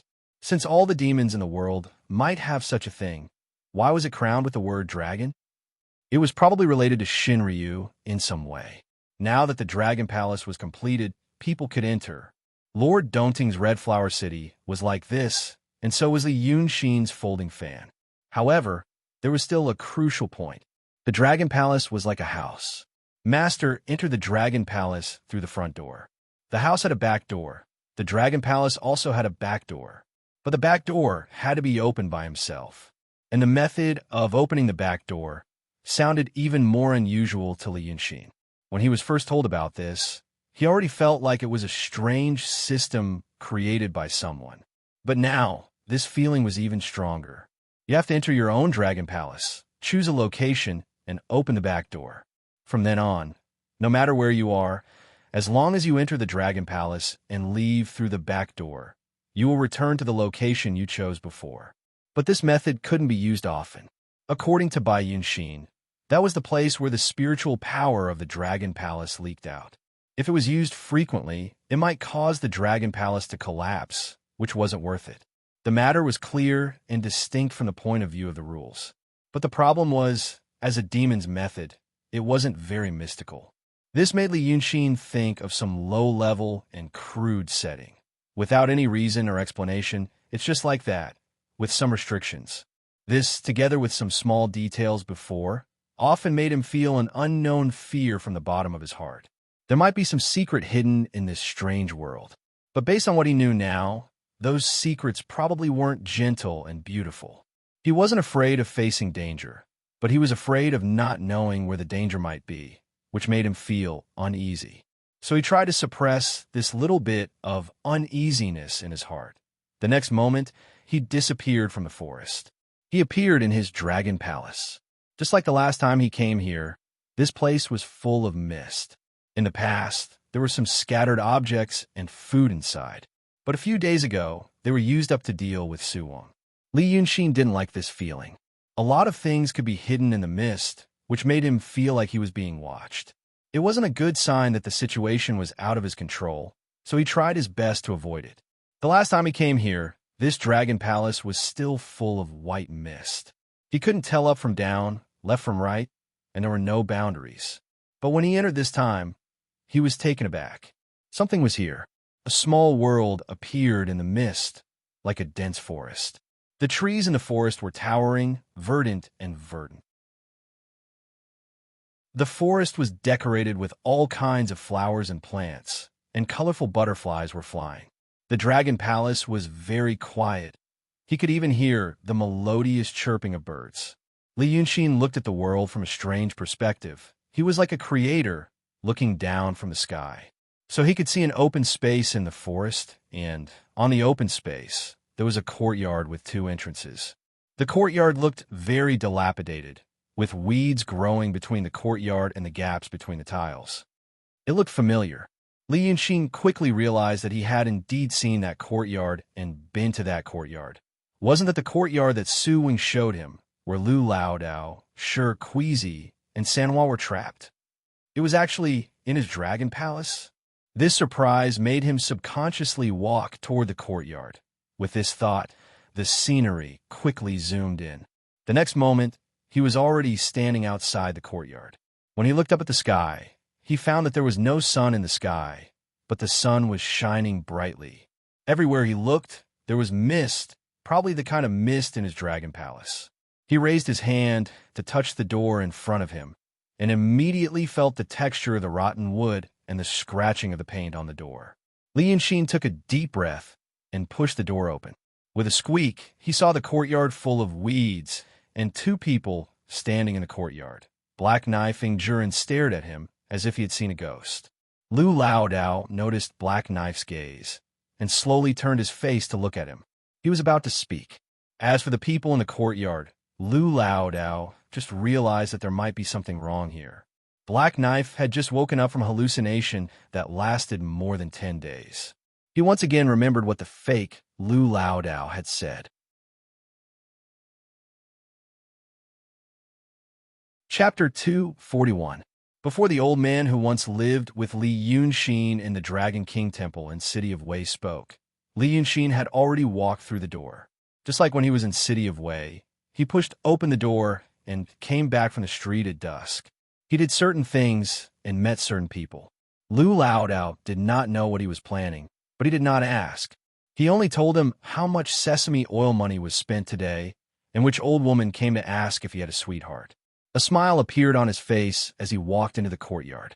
He stared at old Taoist Lu and looked at him carefully and seriously. He let out a long breath. Good. It's me now, and you're you. I'm here to take you out. He and Lu Laodao had not been apart for more than a month, but he felt that a lot of time had passed. However, neither of them liked to express their emotions, so they were calmer when they met each other, as if they had already expected this situation. But there were always people who were not calm enough. Jurin, the Black Knife, rushed forward and stared at Li Yunxin. I've brought him here, but we lost some more. He immediately felt sorry. He first looked behind Li Yunxin, and then looked around at the people in the courtyard. Do you know something strange happened? You're a person who knows Taoism. Can you tell me what's going on? Jurin's behavior was abrupt and abnormal. The expression on his face did not look like that of an ordinary person either. It was more like something went wrong in his practice, or something was wrong with his brain. Li Yunxin slightly frowned and looked at Lu Laodao. Lu Laodao went forward and comforted Ingjuren with a few words, then briefly told Li Yunxin what had just happened. However, Black Knife thought that he was not being detailed enough, so he quickly took the lead and poured out everything he had seen. His expression was urgent, and his tone was rapid, as if he were not speaking words, but poison forced into his body, and the sooner it was poured out, the better. Li Yunxin listened attentively and saw a few familiar faces, Wu Su, Lily, and Yu Meng, appear in the courtyard. But now he was not the person who hid his identity in the city of Wei. People knew that he was a demon, a deity, or the Wei River Dragon King, and their gazes towards him were 3 parts respectful and 4 parts fearful. Even if he had a lot of things to say, he couldn't just walk up, bow, and open his mouth like that. Just like that, Li Yunxin listened to everything Ingjuren said. Then, she grabbed his left wrist and pulled him in front of her. She took out a talisman from nowhere and slapped it on Ingjuren's forehead. The talisman spontaneously combusted when it came into contact with the wind, but the flame was fleeting, only burning a few strands of hair. Ingjuren was defenseless in front of him, like a weak scholar in the marketplace. After all this happened, he tried to break free and step back. Li Yunxin let go of him.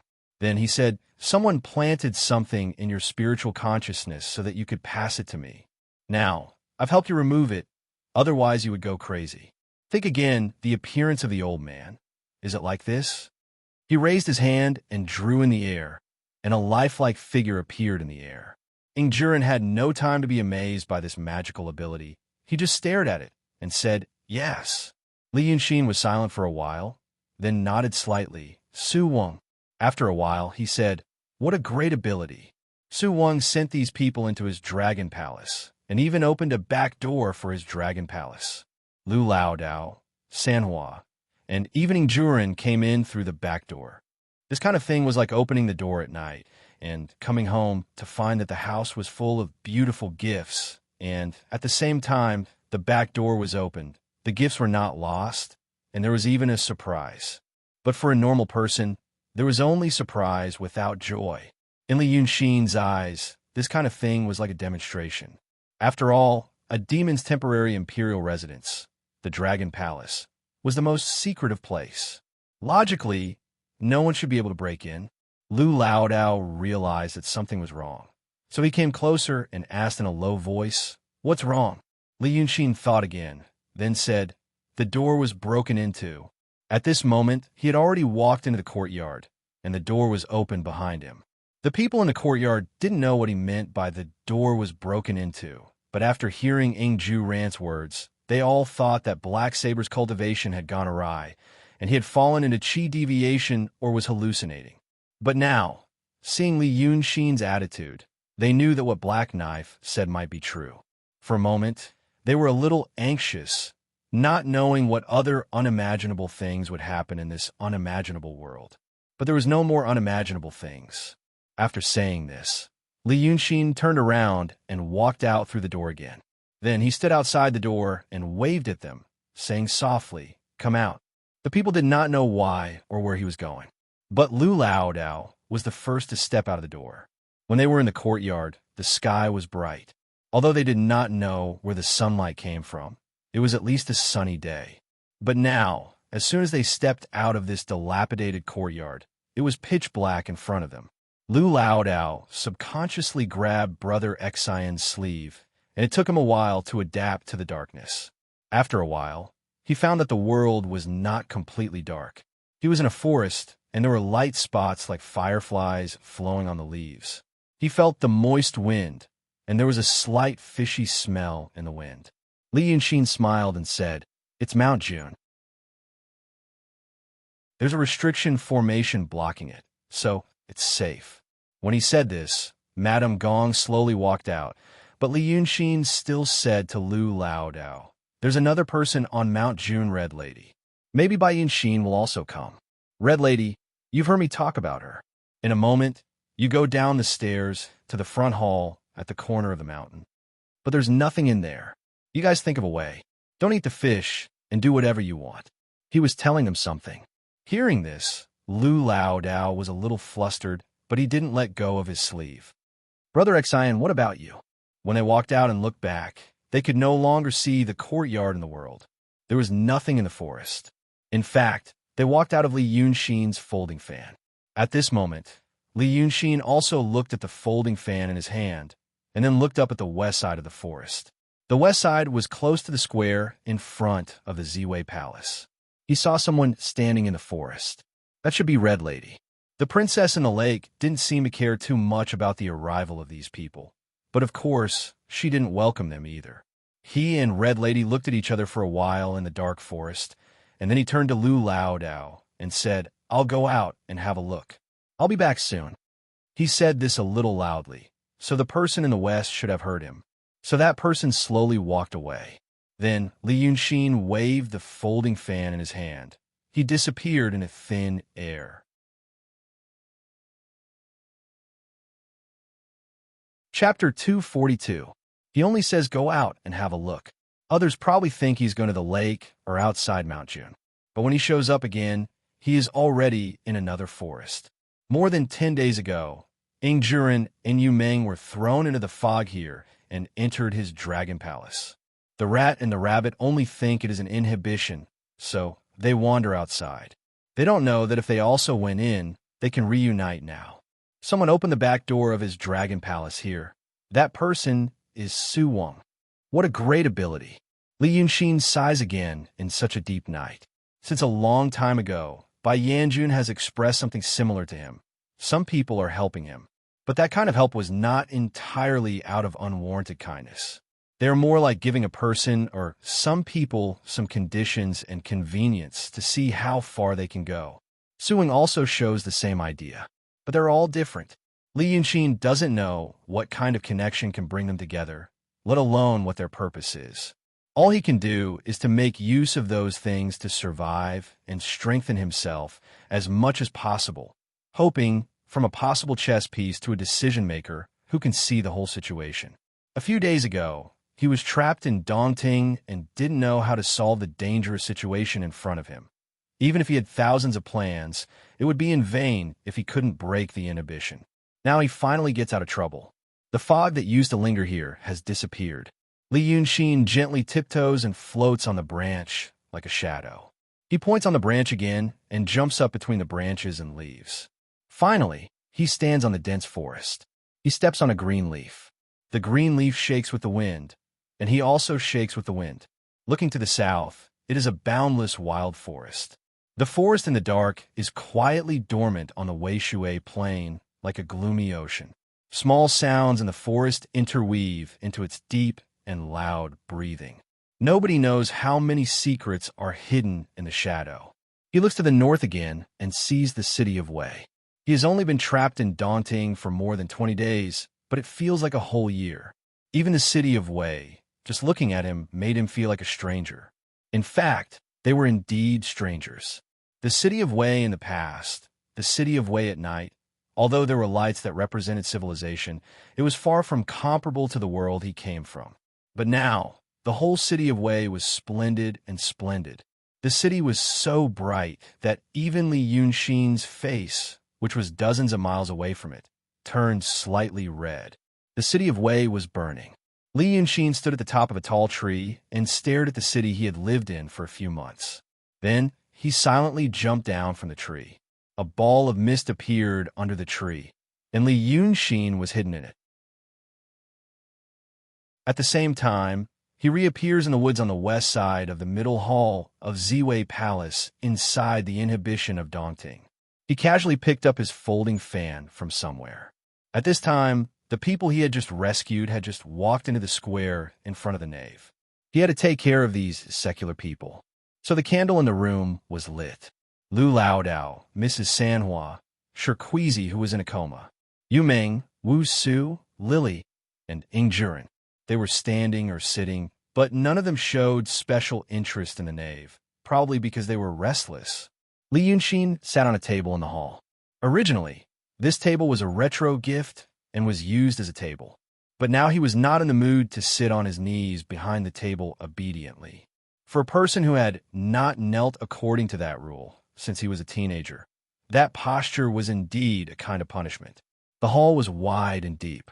The candle only illuminated a small space in the hall, and most of it was hidden in the darkness. Maybe these people felt the same at this time, so they looked at Li Yunxin with some panic in their eyes. Li Yunxin sighed. He put his hands on his knees and leaned forward slightly to look at them, saying, "I understand.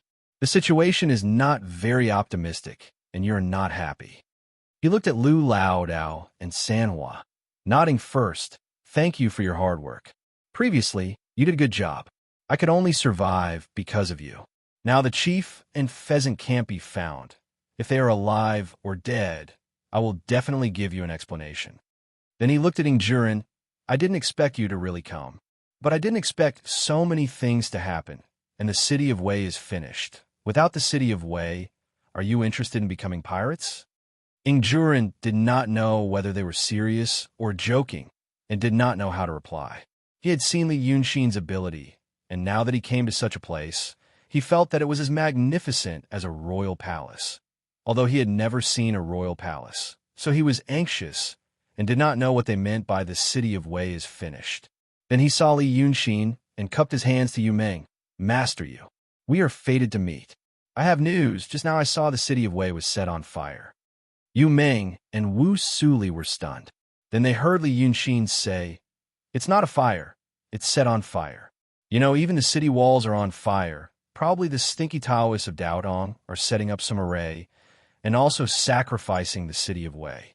These people, what they do is even worse than me." They did not know what Yu Meng was thinking, but Wu Su and Lily were first shocked, and then they did not know how they felt.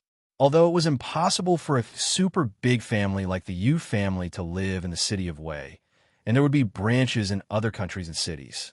But the main family was gone, and the rest could not be considered as the Yu family. Those who were independent, and those who were finished, their young master's Yu family was really gone. But the city of Wei was where they grew up. Suddenly hearing Li Yunxin say that the city was destroyed, the two girls only felt slightly bitter, and for a moment they thought of the beautiful times when they were young in the city. But Wu Su first sighed, "Alas, I hate those people that night." Li Yunxin already knew what happened in the city. Hearing her words, he knew that she wanted to say, "I hate the Yu family is finished. The city of Wei is finished, but the people that night didn't get their retribution." He smiled. "There's no need to hate. They are already dead." I looked into the city and saw the sky, full of grievances, turned into spiritual energy. Without hundreds of thousands of casualties, there would not be such a big battle. He looked at the two girls, and then at Yu Meng. "The people you hate are also dead." Hearing this, Yu Meng's face finally showed obvious surprise. "You mean how?" Wu Su and Lily were stunned for a longer time. When her young master finished speaking, she cried out in shock, "How could this be?" Thinking for a moment, she asked, "Aren't they afraid of this?" Li Yunxin did not answer this question, but stood up and paced a few steps. Then he asked, "Master Yu, now that things have come to this, what are your plans?" Yu Meng had always been in low spirits and seemed to have no interest in anything. When she first met Li Yunxin, she was a completely different person. Hearing Li Yunxin's question, she slowly raised her head, looked at him for a while, and said, "I just want to know, that day when I saved you by the roadside and then brought you into the city, did you deliberately harm my family?" Li Yunxin thought for a moment. "I didn't mean to harm your family." Wu Su and Lily frowned and wanted to ask further. But Li Yunxin continued, "For example, your family does business and sells cloth. You want to go to the city of Hun to monopolize the market. So you want to take over a few big shops and then lower the prices so that the small shops either go bankrupt or invest. In the end, you might even be kind enough to help those bankrupt merchants. At least you didn't force them to a dead end. For those small merchants, you didn't mean to harm them." He looked at Yu Meng. "You should know, if you think about how they will live when you do things, what they will eat and wear in the future, you won't succeed." Hearing this, Wu Su and Lily frowned even more. They wanted to question him again, but he continued to speak. He even smiled. "But that's not what I want to say. In this case, the Yu family is me. You want to monopolize the market. That's what I want to do in the city of Wei. But your family can't compete with those small shops. As for you, you were the smaller peddlers and pawns who relied on those small shops to survive after they went bankrupt. I may know what will happen to the small shops, but I'm sorry. I really don't know what will happen to those small merchants. He sighed. Sometimes you say the affairs of the immortals. Now you are involved in the affairs of the immortals. Lily finally spoke after a moment of silence. But that's our family. Li Yunxin nodded. I understand. After all, that's your home. Killing a random thief by the roadside, he is also an extremely important person to many people. If you look carefully, everyone is important and alive to themselves. But the problem is, you still don't understand what affairs of the immortals means. Ordinary people probably couldn't follow Li Yunxin's train of thought, so Yu Meng and the two girls didn't speak immediately. On the contrary, Ingjuren couldn't help but say, Humph, you're good at seizing those poor people. But at this time, don't you care? Li Yunxin paced 2 steps and stood still. He looked at the 4 secular people and said slowly, It may be hard to understand, but let me explain it to you. According to you, when the Taoist priests of Daotong came to your house, your master went to welcome them. At that time, he was still thinking about how to bargain. Li Yunxin sighed slightly. Your master is a first-class figure in the city of Wei, but he already knew that he couldn't refuse those people. So he only thought about how to get some benefits and take advantage of some power. He should have never thought that he would be killed. In his eyes, it was impossible beyond his common sense.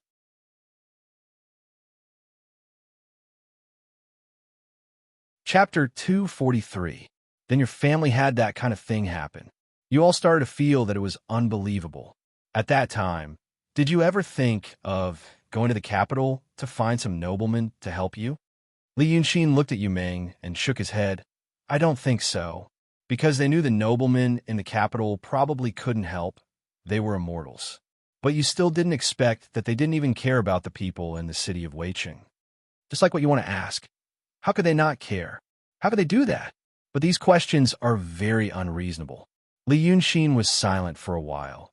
There is no justice in the world now. To you, justice is in the court. But the court is supported by people from Daodong and Kenzhou.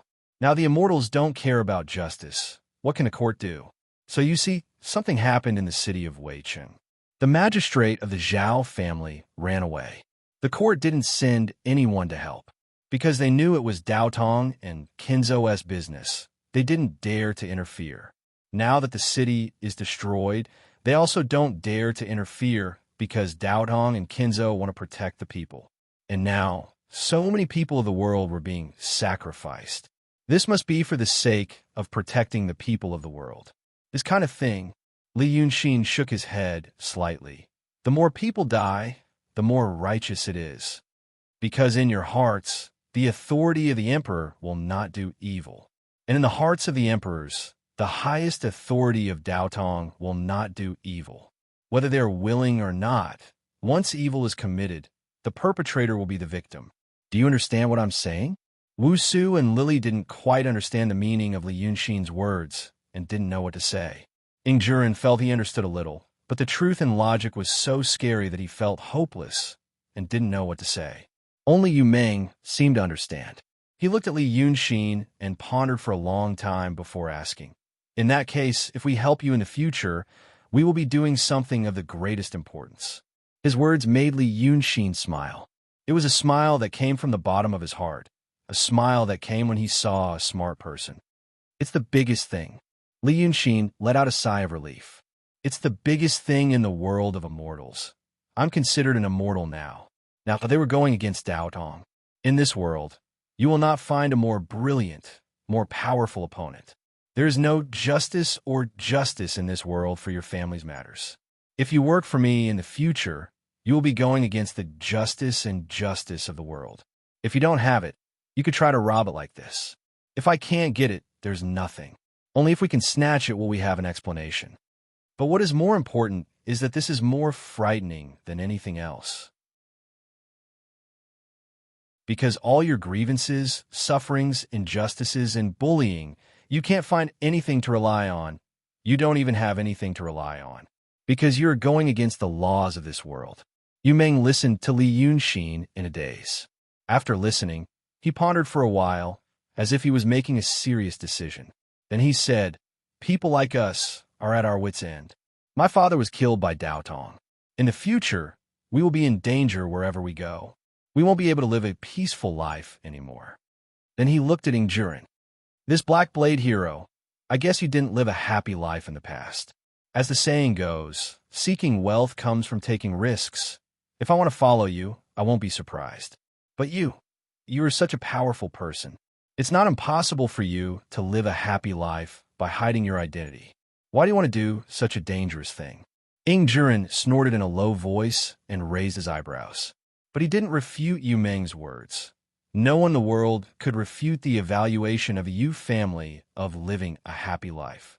Unexpectedly, Li Yunxin suddenly laughed out loud. His laughter almost made the table tremble. He laughed for a while and then said, "Live a happy life? What kind of happy life are you talking about?" Li Yunxin seemed to be talking about a very funny thing. Traveling around the world with beautiful women is your happy life. But in my opinion, the most educated and reasonable women here don't even have the common sense of a primary school student. There are some interesting demons, but do you expect them to hide their identity like me? Scenery? The scenery in the world is not strange or magnificent in my eyes. Knowledge? It's still the same. Maybe something that a primary school student said casually is enough for you to take hundreds or thousands of years of science and technology seriously. Not to mention movies, TV games, sports, popular songs, the sky, and the universe. In fact, I have always wondered, those people who went to ancient times to get married and have children, wouldn't the feeling of falling behind in their hearts drive them crazy? How can I put myself in their shoes and feel at ease? Now I finally know. I can't put myself in their shoes and feel at ease. So in this world, in this boring world, for me, what else is there that is really unknown and new? Li Yunxin spread his hands. Cultivation, gods, demons, wild and unconstrained. These are the only reasons why I don't go crazy in this world. If I really hide my identity and live a happy life in your way, I might as well die. Yu Meng didn't really understand what he said, but Lu Laodao understood most of it. Lao Dao had been listening to Brother Xin talking to them. He was still listening now, but he felt he understood him better. The world he used to live in. Our world? Yu Meng frowned. What does that mean? Those words just now seemed to pour out Li Yunxin's passion.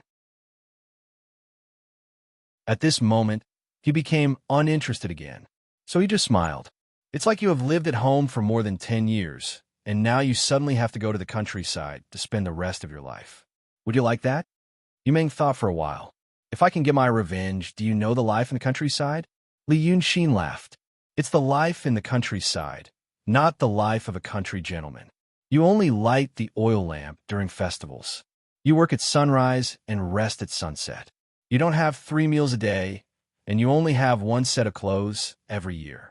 No one talks about martial arts and literature with you, and no one talks about history and romance with you. You just have to spend the rest of your life alone in a mud house. Would you like that? Brother Xin, look at this place. Is it really like this? Lu Laodao couldn't help but sigh in his heart. He never thought that the prosperous world in his heart was such a terrible and destitute life in Li Yunxin's eyes. Yu Meng was stunned at first, then he frowned. Is the world really like this in your eyes? If you really think it's so unbearable, maybe only the reincarnation of a deva would have such a thought. He wasn't being sarcastic, but he could only find such an appropriate analogy. Unexpectedly, Li Yunxin smiled. Just take it as it is. Everyone was stunned by his attitude. If it was an ordinary secular person who said this, everyone would think it was a joke and was pretending to be profound. But for a person like Li Yunxin to say this, no one knew if it was true or not. Li Yunxin finished speaking and sat down again, waiting for Yu Meng's reply. Yu Meng thought for a while, then asked, "But since you are a deity, you should know that us secular people are as insignificant as ants to Dao Tong. Why would you waste so much time talking about me? I heard that you all have the ability to turn stone into gold and ride on clouds. The wealth in the secular world to you is not that important, right? But Wu Su and Lily knew that her young master's words meant that he really had some thoughts. He wanted to seriously make a decision. But the two girls didn't have a particularly good impression of Li Yunxin.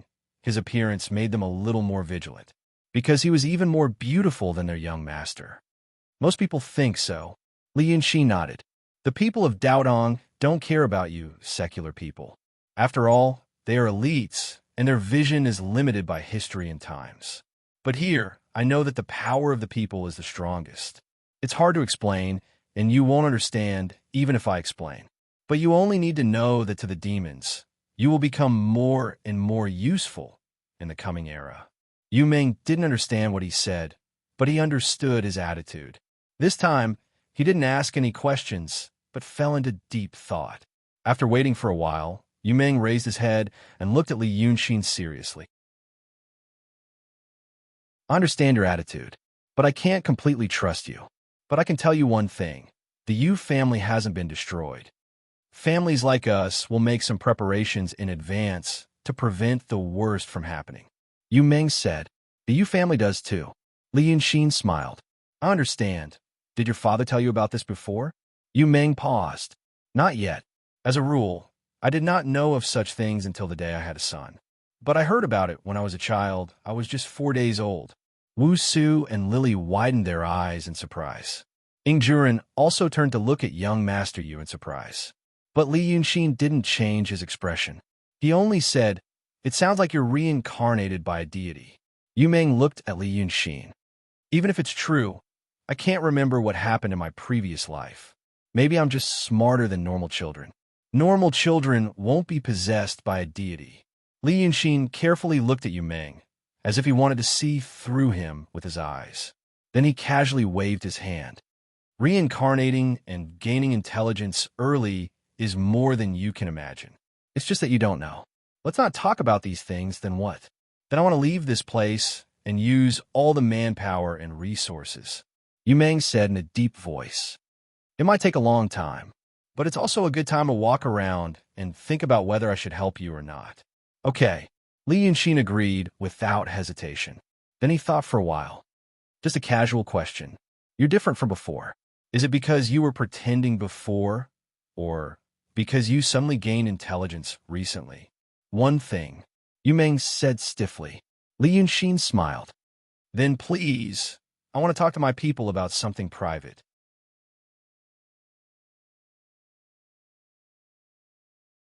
Chapter 244. Yu Ming was stunned for a moment. The Yu family seldom talked with people in such a direct way, not to mention driving people out immediately after the discussion. But he didn't expect that Li Yunxin was more wicked than he thought. After saying this, he waved his sleeves. Yu Ming, Wu Su, and Lily were all taken into the folding fan and thrown back to the small world. Then Li Yunxin looked at Ingjuren. What's your plan from now on? Ingjuren was still in a daze because of the scene just now. Now hearing his question, he hurriedly said, Well, a gentleman's word. Okay, then you are one of us. Li Yunxin waved his hand casually. Then let's talk business. Come in. The last sentence was said without any rhyme or reason. But as soon as he said that, they heard a sound. A woman in red leisurely walked in. Her clothes fluttered in the void, even though there was no wind. She looked like a water god. It was Hong Nyangzi. They hadn't seen her before, but Li Yunxin had seen her a lot. After all, it was the old residence of the Lord Dongting. He didn't mind Hong Nyangzi eavesdropping. Maybe this was the task that the Lord Dongting left for her. Who could guess the thoughts of a fiendish demon? This is Hong Nyangzi. Her father is the Lord Dongting. She's on the same boat with us. Li Yunxin paused, and his face became serious. When I told you about the situation outside the city of Wei, I made it easy. But the fact is, we have to be ready in 15 days at most. Daunting should be finished. Among these people, Lu Laodao knew Li Yunxin's speaking habits best. He was used to understating serious things. And once he really started to worry about something, it meant that it was indeed a big thing. So he took a deep breath and listened to Li Yunxin carefully. The sect master of the Langyu Cave is also in the city of Wei. It is said that the sect master, Kuan Wuzi, is someone who has a say in front of the two sages. Now the city of Wei was massacred in front of his eyes. The hundreds of thousands of people in the city were all dead. This shows that this is Dao Dong's attitude. Li Yunxin spoke very quickly, as if he was cherishing every minute and second. City of Wei is a big city, not a remote place.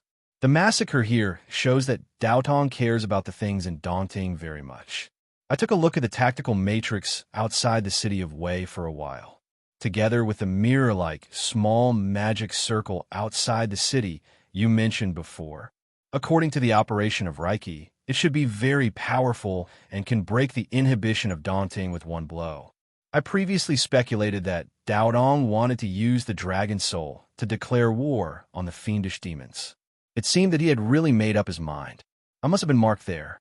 After the inhibition is broken, I will probably be the first sacrifice. Li Yunxin thought for a while. We definitely can't sit still and wait for death. We have to run. Bai Yunxin has already come to take the dragon soul. If she really takes it, Dao Dong will just shoot blanks. But even if we can escape from Dongting, we may not be able to escape the pursuit. There may be a long distance and a long time between the city of Wei and the place we may find. So you guys brainstorm and tell me what to do. He said brainstorm, but in fact he only looked at Lu Laodao. Ingjuren may be a talented general, but he doesn't know these strange things. Only Lu Laodao has been with him for a long time, so he knows his style best. In fact, Lu Laodao knows Li Yunxin's style too well. Therefore, he seems to blurt out a plan without thinking. How about we find someone to be the scapegoat? The word scapegoat is a fashionable saying he learned from Li Yunxin. When he heard it, he felt it was 3 parts playful and 4 parts natural and unrestrained. Now he finally has a place to use it. Li Yunxin immediately smiled and pointed at him. I told you, old Lu, you understand me the best. I think so too. As for who to be the scapegoat, Miss, since you want to participate in this matter, what do you think? It is the first time for Red Lady to see Li Yunxin like this. Not the kind of gentle softness when he was hypocritical with her before, but the kind of casual and unpretentious gentleness. She is very curious why an ordinary person like Lu Laodao can make Li Yunxin like him so much. Therefore, she is not very happy. Therefore, she wants to be angry, but she thinks that Li Yunxin told her before that he doesn't like that kind of woman. She can only sigh in her heart. You have found a way to get out. I should be the one to teach you. But now, the situation. Red Lady bites her lips. Brother Jiu was supposed to be in charge of Wei River, but it is actually occupied by big and small demons. There are also some demons on the land. If you stay with people for a long time, it may be stable. We have been neighbors for hundreds of thousands of years, and we are familiar with each other. If you want to find someone, just find them. At this moment, Ingjuren has already understood what they're talking about, and then he is stunned. He thinks what kind of people are around Li Yunxin. They do wicked things and say wicked words without any psychological pressure, as if they're talking about everything under the sun. This Red Lady seemed to be a big demon. How could she sell her neighbors who have been living with her for hundreds of years? Li Yunxin is very happy, because this is part of his plan. But it is not all. He is silent for a moment, and suddenly laughed to himself. What you say makes sense, but there's a more interesting way. Old Taoist Lu saw that he was in high spirits at the moment, so he played along and said, Brother Xine's idea must be even better. What is it? Li Yunxin steps up the stairs and opens his mouth happily. First, I have to let you know common sense about precipitation. Precipitation is rain. The land we live in is very, very big. Some countries are next to the sea, but more countries are inland. Our Qing kingdom is inland. So precipitation is mainly the water vapor condenses into clouds in the sky and then falls down. But far from the sea, there is less water vapor, so there will be a drought. Do you understand this principle? Ingjuren also understands this principle. He thinks for a moment and says, yes. Usually, the closer the water tank is, the warmer the house is.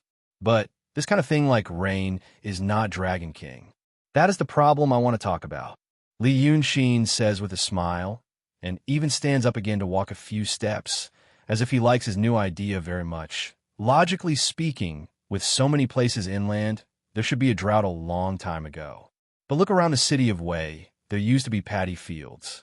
This is because there are many large rivers. Another reason is the Dragon King of all the water systems in the world. The sky will make some rain by itself, and the rest is replenished by the Dragon King from different places. A little demon, disguised as the so-called Dragon King, may enjoy 3 animals and only rain once a month. But there are so many Dragon Kings in the world, big and small, and the rainfall is very significant. Because of them, there's no drought. Originally, Sanhua was sitting quietly and playing with her hair, not saying a word. Hearing Li Yunxin say 3 animals, she suddenly raises her head and looks around, but found nothing, so she continues to stare blankly. Li Yunxin glances at her and continues to talk, but now Dao Dong is courting death, starting a war with the demons. They have already killed all the demons near the city of Wei, right? In the future, they will also want to kill all the demons in the world. Then the problem is, if all the little demons are dead, where can they find so many monsters to make Dragon King? Without these replenishing rainfall, will the world be in a drought? If the world is in a drought, will people have no way to live? Will people agree? When he said this, the few of them suddenly came to a realization. They think this is very reasonable, but why didn't they think of it before? Li Yunxin shows off considerately. It's not your fault that you can't think of it. In this world, demons are part of the ecological chain. There are no biologists among the people of Daotong, and they lack basic scientific knowledge. Naturally, they can't think of the effect of removing a group of people from the ecological chain. If there's anyone else who's smarter, it's only 100 years ago that they've realized this. Lu Laodao is happy listening to his words and feels that he has learned a lot of scientific and cultural knowledge that Brother Xian often talks about. Because of this happiness, his mind is more active, and he has a flash of inspiration. Brother Xian means? Li Yunxin smiles. Tell me about it. Let's tell the world about this. When the world knows about this, Daotong and Kenzo will gradually lose their popularity. Although they are good at Taoism, they can't be the enemy of the world. Li Yunxin nodded. The general direction is right, but the details need to be adjusted. For example, ecological precipitation. The people of Daotong don't know much about it, let alone the people. It's useless to reason with them. They won't listen. So we have to let them suffer first. Let Daotong really get rid of the demons in the world and cause a drought, then those people will learn a lesson. But if most of the demons are dead, it's useless to learn a lesson in the future. So we have to save some and put them somewhere. In the future, they will be our people, and then let them out to benefit the world. And before that, Li Yunxin looked at Red Lady. We have to do as he said. We have to sell all the great fiendish demons with a bit of Tao in the vicinity to the Taoist orthodoxy. It's like killing with a borrowed knife. He pauses and smiles again, but we have to have a good reason. I propose that since we want to protect the little demons in the world that we can use, then our organization will be called the Little Demon Protection Association, or Little Demon Protection for short. Do you support it? The 2 people and 2 demons in the room look at each other, not knowing what made Li Yunxin so happy. But in the end, they feel that what he said makes sense, and this strange name is also appropriate. Of course, they support it. Speaking up to this point, Li Yunxin claps his hands. That's good. Then, the meeting is adjourned. The specific details will be decided later. If there's anything else, I'll talk to you. Hero Ing Jure response. Li Yunxin smiles, waves his hand, and puts him into the folding fan. Then he nods at Red Lady again. Go and rest. Red Lady feels that his behavior tonight is a little strange, but she doesn't know what is strange. But this kind of strange attitude is better than his usual cold attitude. So she shows a beautiful smile, wants to say something, but finally walks out. Sanhua doesn't seem to like to listen to these things that she can't understand. After hearing Li Yunxin's words, she jumps out of the window early, and no one knows where she went to play. Only Li Yunxin, Lu Laodao, and the unconscious Shirqueezy are left in the hall. At this time, the joy on Li Yunxin's face dissipates. He first walks to Shirqueezy's side and carefully examines her, then closes his eyes to think and turns to Lu Laodao. She's not dead yet. I have some life-suppressing methods and talismans here. Although she won't wake up after using them, her condition won't worsen. If you're willing, I can give it a try. Maybe we can find a way in the future. She is immortal without any foundation. If her cultivation is more profound, it will be easier. Lu Laodao nods silently. Li Yunxin solemnly and seriously drew in the void, using a beam of golden light to subdue the woman. Then he stands up, looks at Lu Laodao, and sighs, "I'm really sorry. It's all because of me." The old Taoist was not as happy as before. A few words are on the tip of his tongue, but he can't say them. In the end, he only says, "Sigh, it's nothing." The two of them are silent for a while. Lu Laodao then looks at Li Yunxin. "Has anything happened recently?" Of course, there are a lot of things happening recently, but Li Yunxin knows what he is talking about. The old Taoist heard him talk about this study of the mind.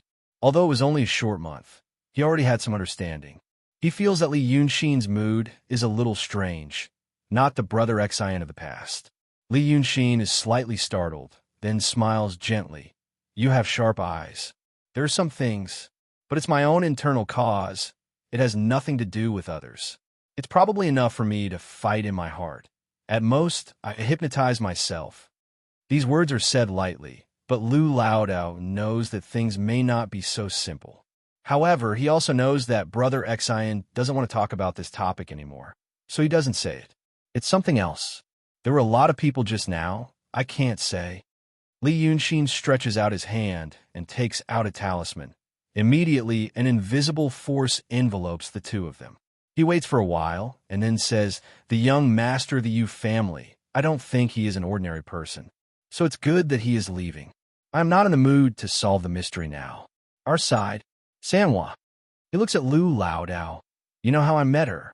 That night in Mrs. Sanhua Temple. I know that an expert once made a real body for her. The technique also looks like someone from the painting school. But she said she can't remember anything. Her cultivation is higher than the sheriff's pheasant. But look at the sheriff's way of talking. If you don't look closely, you just think she's an ordinary woman. Sanhua is very different. Now I found a body for her, but she still talks the same, incoherent. I don't think this is what she used to look like." Li Yunxin pauses, and that night in the alley, she killed 2 Taoist priests of the same realm. She is not an unorthodox person. She should have been fighting a lot in the past, and she may even have more experience than you and me.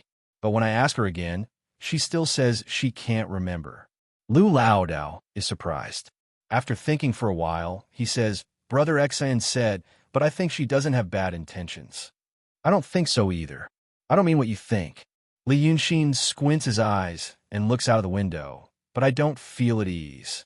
Now I don't know what Hong Yang is thinking, and I don't know what kind of past Sanhua has. The only person I can trust is you. I will do what I said before, but I hope you can stay here and watch these people. Maybe they didn't mean to do anything, but I don't know if they don't know some things. After this disaster, I have to figure out these things.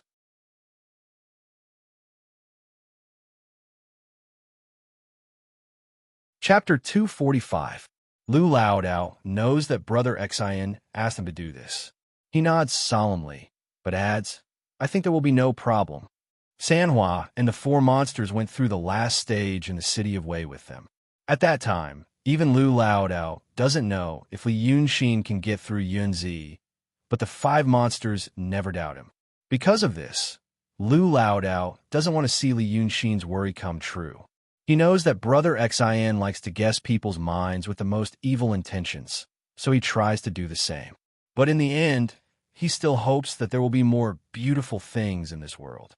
Li Yunxin smiles at him and says, "Then I'm going to do something." Then he floats out of the window like Sanhua.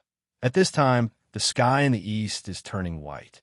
Li Yunxin flies in the air for 3 miles before he lowers his body and lands on the water. He takes a deep breath and shouts, "Come." After a while, a person comes out of the water. It is the blind monster Li Shan with mung-bean eyes. Previously, Li Yunxin went to find Bai Yunxin and told him to find a way to survive. Unexpectedly, Li Shan didn't escape. Although he only appeared after the matter was over, it can be seen that he has been following him secretly. He did not expect the demon to have too much courage and loyalty. Li Shan's actions were already a useful subordinate. Therefore, he tells him something and asks him to gather the monsters in the lake. Now that he comes out of the water and looks happy, he knows that things are going well. Almost all the big monsters in the daunting have been caught by him, so those small monsters must obey his orders. Li Yunshin listens to him talking about the situation in the lake, and he has some ideas in his mind. According to Li Shan, Bai Yunshin and her servant girl had been wandering in the lake all this time. This makes Li Yunshin a little surprised. Bai Yunshin wants to get the dragon soul, so he can't say, "Then let me go and have a look." Therefore, he only thinks that the dragon soul is affected and there must be a strange phenomenon in the lake. At that time, he can go and have a look. He doesn't know where the dragon soul is, but since Bai Yunshin is here, she must know. But after hearing Li Shan's words, Bai Yunshin actually didn't have a clue. In his plan, getting the dragon soul from Bai Yunshin is an important part, so he can't make any mistakes. Therefore, he decides to have a talk with her. Although the water nationality in Dongting is not powerful, they are still the aborigines in the lake. They are more well-informed. Li Yunshin asked Li Shan and knew where Bai Yunshin was at this moment. She then rode her cloud and headed there. When the sun rose, he finally found traces of Bai Yunshin. She and her maid stop on a small island in the lake. The black donkey is walking and chewing among the plants. The two witches spread a blanket on the grass, and there is some food on the blanket. They are having breakfast. They look like ordinary maids going out for a walk. Li Yunshin, on the other hand, felt that her actions were extremely interesting. The more she thought about it, the more she felt that this demoness was an interesting person. But now is not the time to enjoy these leisurely and carefree feelings. He lands on the cloud and stops 4 or 5 steps away from Bai Yunshin. He asks her, "Miss Bai, didn't you want to get the dragon's soul? How did it become a lake tour?" Bai Yunshin looks at him and doesn't say anything. She just slowly bites a light green mung bean cake in her hand. The maid rolls her eyes at Li Yunshin. "It's none of your business. After all, they're comrades in arms and friends. I have to care about them." Li Yunshin slowly approaches them. He looks at Bai Yunshin and sits down on the other side of the blanket. The maid doesn't look happy, but seeing that her mistress doesn't say anything, she just snorts. Li Yunshin reaches out to pick up a mung bean cake and takes a bite. Then his expression changes. He has never eaten such a disgusting thing. He doesn't know which hawker made it, but Bai Yunshin can eat it. Not only can she eat it, but she also eats 2 pieces. Then she stops and uses a white handkerchief to wipe her hands.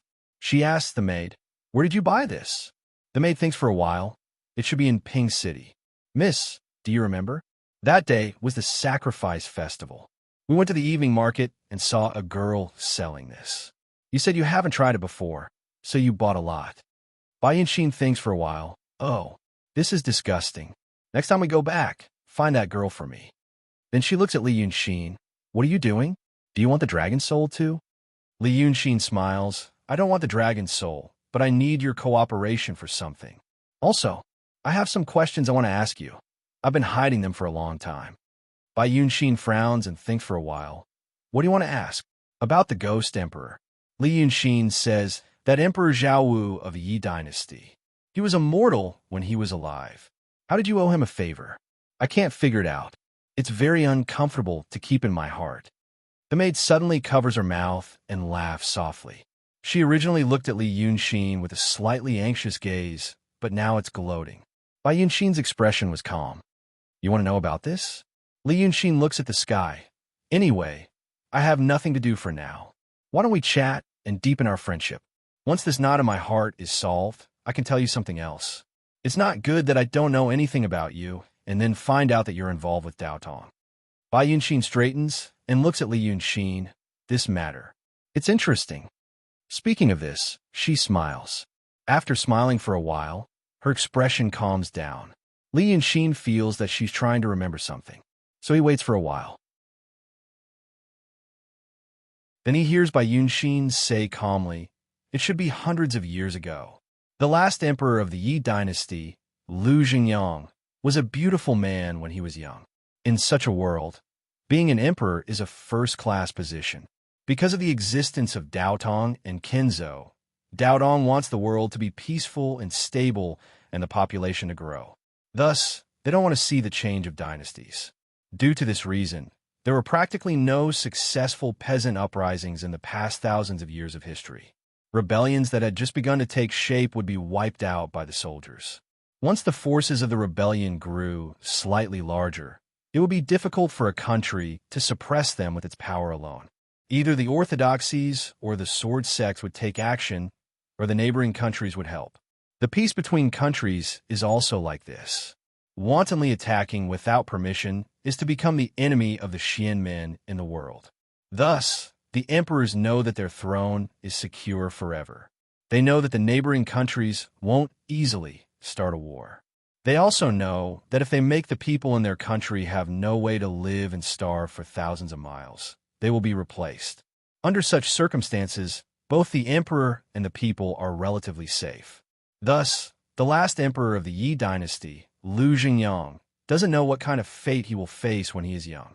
Instead, he felt that he would be like his ancestors, living a peaceful and luxurious life. But things start to change in summer. That summer is unusually hot, and there's a great drought. Thus, the emperor decides to go out to see the suffering of the people. In fact, it's mostly for sightseeing. When Lu Xingyang went to Qingzhou's goddess mountain, he found an unknown temple on the mountain. The temple had been hidden in the forest for a long, long time, and the name of the temple had been eroded away. Even the most knowledgeable scholars of the emperor's side could not deduce from the ancient books in their minds who was worshipped in the temple and where it came from. This small episode made the young emperor feel happy. He disregards his attendants and walks into the temple. He finds a portrait in the temple. There is a woman in the portrait. Even though the emperor has countless beauties in his harem, he is still stunned when he sees the woman in the portrait. The young emperor's mind is taken away. After staring at her for a quarter of an hour, he sighs and says, "If I can share a bed with such a beauty, even for one night, it is worth it even if I have to trade my country for it." The attendants and old-fashioned scholars think it is inappropriate for the emperor to say this, but no one dares to ruin the emperor's mood. After saying this, Lu Xingyang orders people to take down the portrait in the temple and bring it with him. An attendant goes to take the portrait. But as soon as his hand touches the portrait, he sees the face of the woman in the portrait quickly deteriorate and decay. Soon, the portrait also turns into ashes. When the emperor climbs the mountain, the sky is clear and the sun is scorching. But the moment the portrait is destroyed, the sky suddenly changes and a thunderstorm comes. When a heavy rain falls, there is no way to go down the mountain. The scholars and attendants think the emperor is disrespectful to the unknown goddess in the temple. So the goddess is angry and sends rain, but they still don't dare to say it. But the emperor himself doesn't care. He is the emperor. Self-reflection is a very rare quality for an emperor. But no one expected the rain to go down for 7 days and 7 nights. After 7 days and 7 nights, the emperor and his entourage can go down the mountain. Before, there was a great drought in the Yi kingdom. Now there is a flood. Many rivers and lakes in the country burst, and the people are homeless. There are countless casualties. It is a superstorm that covers almost half of the Yi kingdom. At this time, Lu Xingyang feels something is wrong, so he hurries back to Weidu, which is now the city of Wei. After returning to the capital, he summons the Taoist priest of Weidu and asks if such a disaster falls from the sky because the emperor is immoral. The Taoist priest hears the emperor's story and only smiles, saying it is not a real god. It is just a monster in the mountains who occupies the position of god and is worshipped. 7 days and 7 nights of heavy rain is not something those monsters can do. The priest tells the emperor not to worry. Although the Taoist priest of Daotong says so, the emperor is still worried. So he worshipped black by Yanjun. The royal sacrifice is naturally generous. Coupled with Lu Xingyang's uneasiness, is even more generous, so even Yama is moved. That by Yanjun appears in the emperor's dream at night, saying that he will protect his throne and the country for a long time. so he can rest assured and not worry. With Yama's guarantee, Lu Zhengyang is really relieved. He offers many more sacrifices. For ordinary people, Black Bai Yanjun is a true god who is more mysterious and noble than the immortals of Daotong and Kenzo. How can he be worried? Then the refugees rise.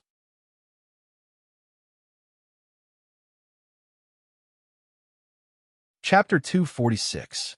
The uprising of the refugees happened almost every few decades. The Yi Kingdom was prone to drought. When times were bad and more people starved to death, some people who didn't know the truth of the world would want to pull the emperor off his horse. But LV Xingyang knew that Daotong and Kenzo wouldn't allow large-scale revolts in the Yi Kingdom. He also knew that Bai Yanjun's promise meant that the Yi Kingdom would be prosperous for a long time. Thus, he sent troops to suppress them first. They suppressed them while comforting them. They killed some and helped others. In the end, the revolts would disappear without a trace. But 6 months later, LV Xingyang received news that the revolting refugees didn't disappear. Instead, they became even more powerful. At that time, the officials of the Yi Kingdom knew that the refugees couldn't shake the country. Thus, they covered up the reports and weren't worried. There was no precedent for this in thousands of years. How could they appear in the Yi Kingdom now? As a result, the number of rebels had reached 40,000, and they occupied the territory of 6 prefectures. The leader of the rebels was named Songdunka. His hometown was a county called Qingyang. Thus, after taking over 6 provinces, he publicly proclaimed himself emperor. The name of the country was Qing. The emperor finally grew anxious and asked for help from Daotong and Kenzo. But the Taoist in the capital of Wei only said that he would report to his sect. Then, he said that the emperor could take care of this himself. It was just 40,000. What was there to be afraid of? Another 3 months passed like this. The matter became more and more serious. The rebel army took over 6 provinces and 18 prefectures. They almost took over a third of the Yi Kingdom. The soldiers at the front lines reported that the rebel army even had demons and people who knew Taoist spells helping them. The soldiers of the Yi Kingdom were no match. The emperor asked for help from Daotong and Kenzo. But then, he realized that things were bad. At some point in time, the cultivators in Daotong and Kenzo's camp in the Yi Kingdom, they were all gone. LV Xingyang finally realized his fear, because this meant that Daotong and Kenzo had tacitly agreed to this. Daotong and Kenzo wanted to change dynasties. Then came the war between Qing and Yi that lasted for several years. In the intervening years, something else happened. The emperor sat deep in the palace. Seeing the battle reports from the front lines that were not optimistic, he was naturally not in a good mood. Therefore, he often went there to relax. He pretended to be an ordinary person and walked in the streets of Wei City. He saw many people and things. The pressure of the subjugation of his country and the worry for the future finally allowed him to seriously experience the sufferings of the common people.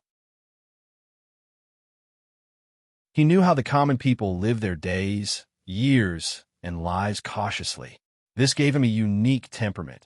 He had the noble and imposing aura of an emperor, but he also had the magnanimous aura of someone who cared about the country and the people. Then he met a demon. The demon's name was Bai Yanxin. LV Xingyang was a handsome man, and he had a special temperament that few people in the world possessed.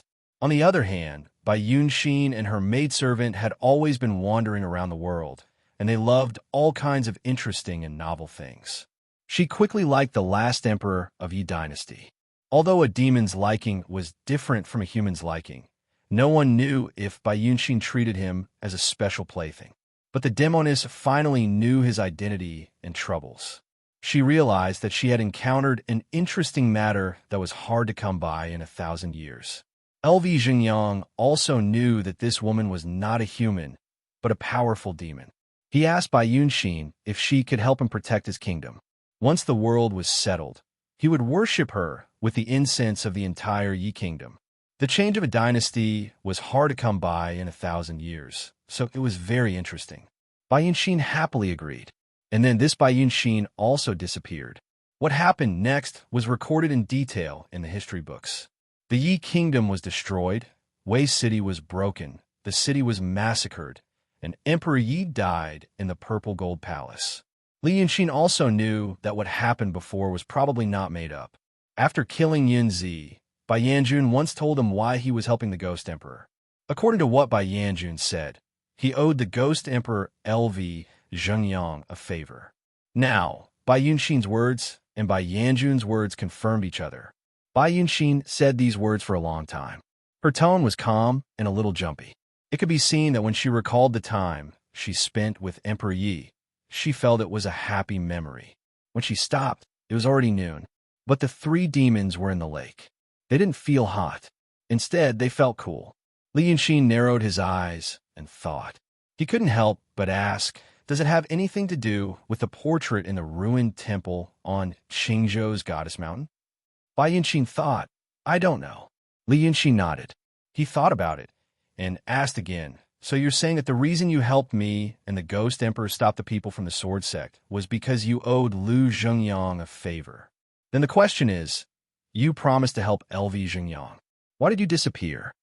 My adoptive father didn't allow it. Li Yunxin thought Bai Yunxin needed some time to decide whether to tell him or not.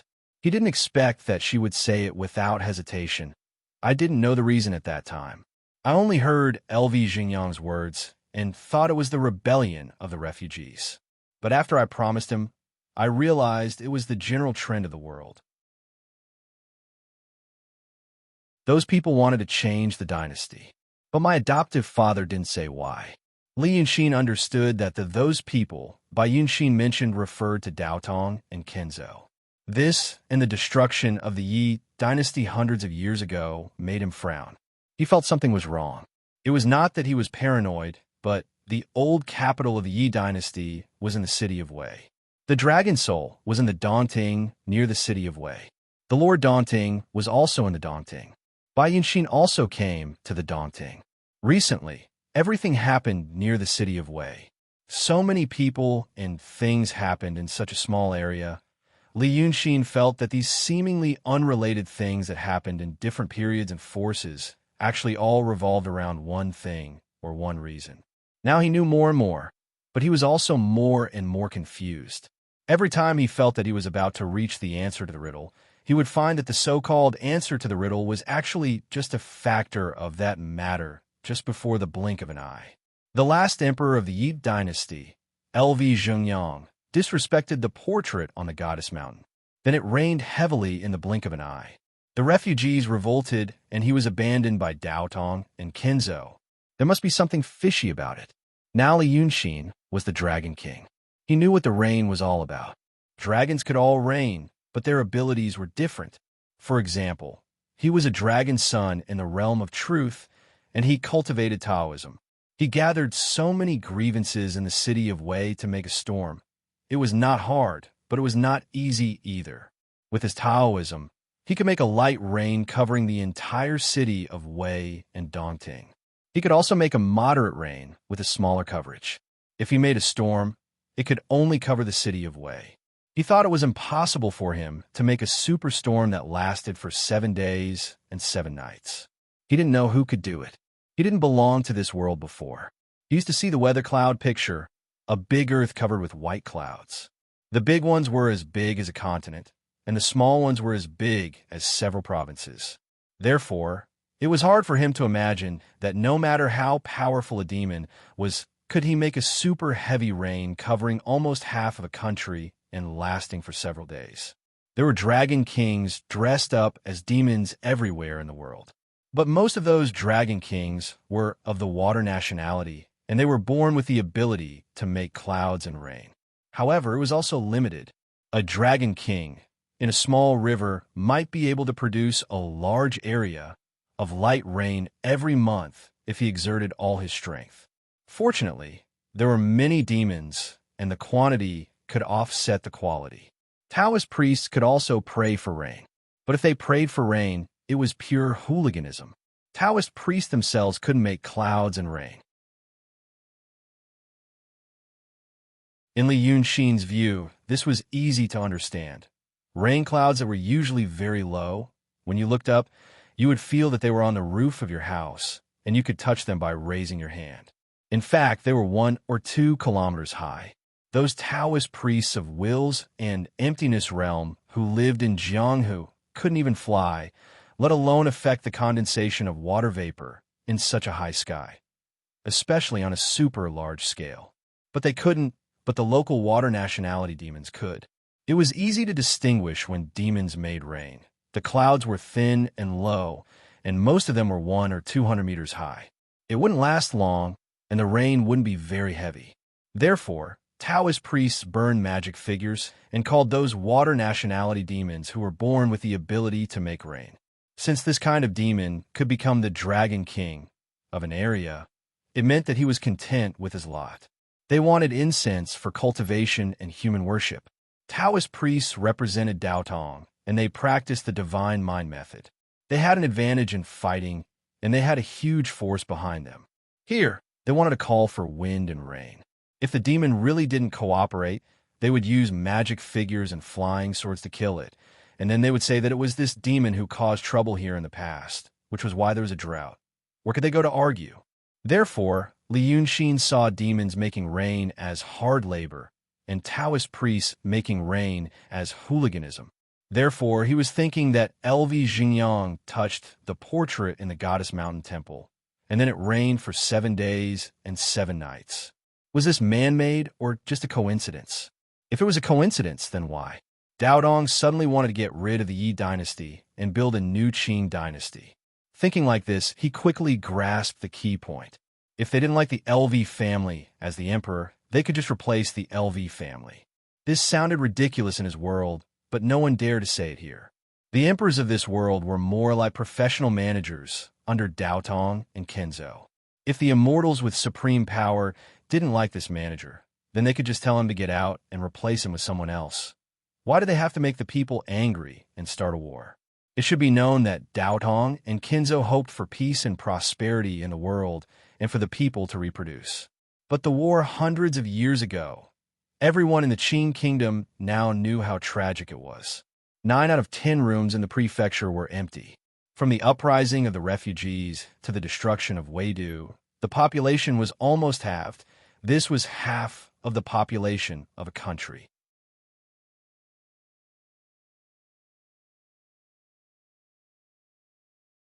Chapter 247. So Li Yunxin thinks the key is the half of the population. Now he knew that man was a good thing, and so was life. Dao Dong and Kenzo can get fresh blood from people. They can also kill. So many people had died, so much resentment, they couldn't just let it dissipate in vain. If Dao Tong and Kenzo kill people for the resentment, they will be evil cults. Now they kill people in the city of Wei. Maybe they will ask someone else to take the blame or find other excuses. But it is hard to find an excuse to kill people in the Yi Kingdom. In that case, changing dynasties would be a very, very good method. They didn't kill people. The problem is, why do they need so many dead people? The more he thinks, the more frightened he is. Now, he knows the past, and also the past of Bai Yunxin and Liu Zhengyang. It shows that Bai Yunxin is clean and has nothing to do with Dao Tong and Kenzo. He is a little relieved and stands up. Since it is like this, I have to discuss something with you. People of Dao Tong may want to destroy Dongting, the dragon soul, and me. I need your help. When Bai Yunxin was speaking, the servant girl had been silent. Now, she finally spoke. She pouts and rolls her eyes at Li Yunxin. Why should I help you? This little maid was most likely very favored. But Li Yunxin is not in the mood to argue with her. He just looks at Bai Yunxin. Seeing her think for a while, he lowers his eyes. How? I don't know what will happen in the lake if the dragon soul is taken away. But I'm afraid that people of Dao Tong will notice the strange phenomenon and take action in advance. Li Yunxin says, I hope you can take away the dragon soul when my plan succeeds. Hearing his words, the little maid stares at him. She looks at him for a while and says, well, you are a demon now. Humph, you were a human before. You were so evil. My miss left late. If she got hurt, who could you go to? Bai Yunxin only looked at him without saying a word. The maidservant helped her say the question that she found difficult to ask. Li Yunxin was silent for a while, then stood up. He looked down at Bai Yunxin and her maidservant. The two demonesses in human form looked petite under the sunlight, as if they were two powerless ladies from rich families. He let this feeling linger in his heart for a while and said, "If I can escape unscathed, I will find a way to settle your marriage." The maid was taken aback. She first turned to look at Bai Yunxin, then at Li Yunxin. Then she jumped up like a cat whose tail had been stepped on. "Do you know what you're talking about?" "Huh." However, Li Yunxin was still looking at Bai Yunxin, who was sitting quietly. "No matter what reason you have to accept your adoptive father's arrangement, I will find a way to settle your marriage. I mean, I will not leave any future trouble and solve it completely." The young maidservant snorted. "You are so arrogant." Li Yunxin turned to look at her and smiled. "Little girl. Little girl, you and your miss helped me before. I remember that. But if you make trouble again, I will throw you into the lake." The maidservant followed Bai Yunxin. It was probably the first time someone talked to her like this. She was furious and grinned, showing her sharp demon teeth. "How dare you?" Li Yunxin let out a sigh and casually grabbed her. He was so tall that he almost lifted the young maidservant up. He lifted her up and patted her chest 3 times at lightning speed. Then he exerted more force. Like a cannonball, the little maid was thrown far, far away by him. After 2 breaths of time, a needle-like column of water appeared where the sky and the water met. Bai Yunxin did not stop him. She just looked at him quietly. After Li Yunxin patted his hands again, he looked up and said, "My adoptive father is the golden-winged rock king." "Do you know what you just said?" Li Yunxin smiled. "Where there is a will, there is a will. Although that girl is talkative, she wanted my help last night. I'm just a monster in the real realm. Compared to the Rock King, I'm probably as weak as an ant. But now that she's hinting at me in such an earnest way, it means that I can help her with this, right? I thought about it for a whole night. I feel that helping you is also helping myself. So don't refuse me. Why don't you promise me to help you, and then promise me to help me? Everyone will be happy and mutually beneficial. Isn't that perfect?" Bai Yunxin was silent for a while. Then she smiled. "Ah, you are a demon in the true state," she said in a low voice. Her tone was like a person sighing in a low voice. It had the strange slyness of a demon. "Okay," she said again. At the same time, she stood up and looked at Li Yunxin. "I will take the dragon soul in 10 days. 10 days, is that enough for you?" Li Yunxin frowned slightly. "It's a little short." The demoness laughed and flew up to the cloud. "If you can't do it in 10 days, how can you help me in the future?" She waved her hand again. The little black donkey on the grassland was rolled up to the cloud. At the same time, 2 black dots fell from the sky. Li Yunxin hurriedly dodged. When he looked again, it was the black donkey that was scared when it was rolled up to the sky.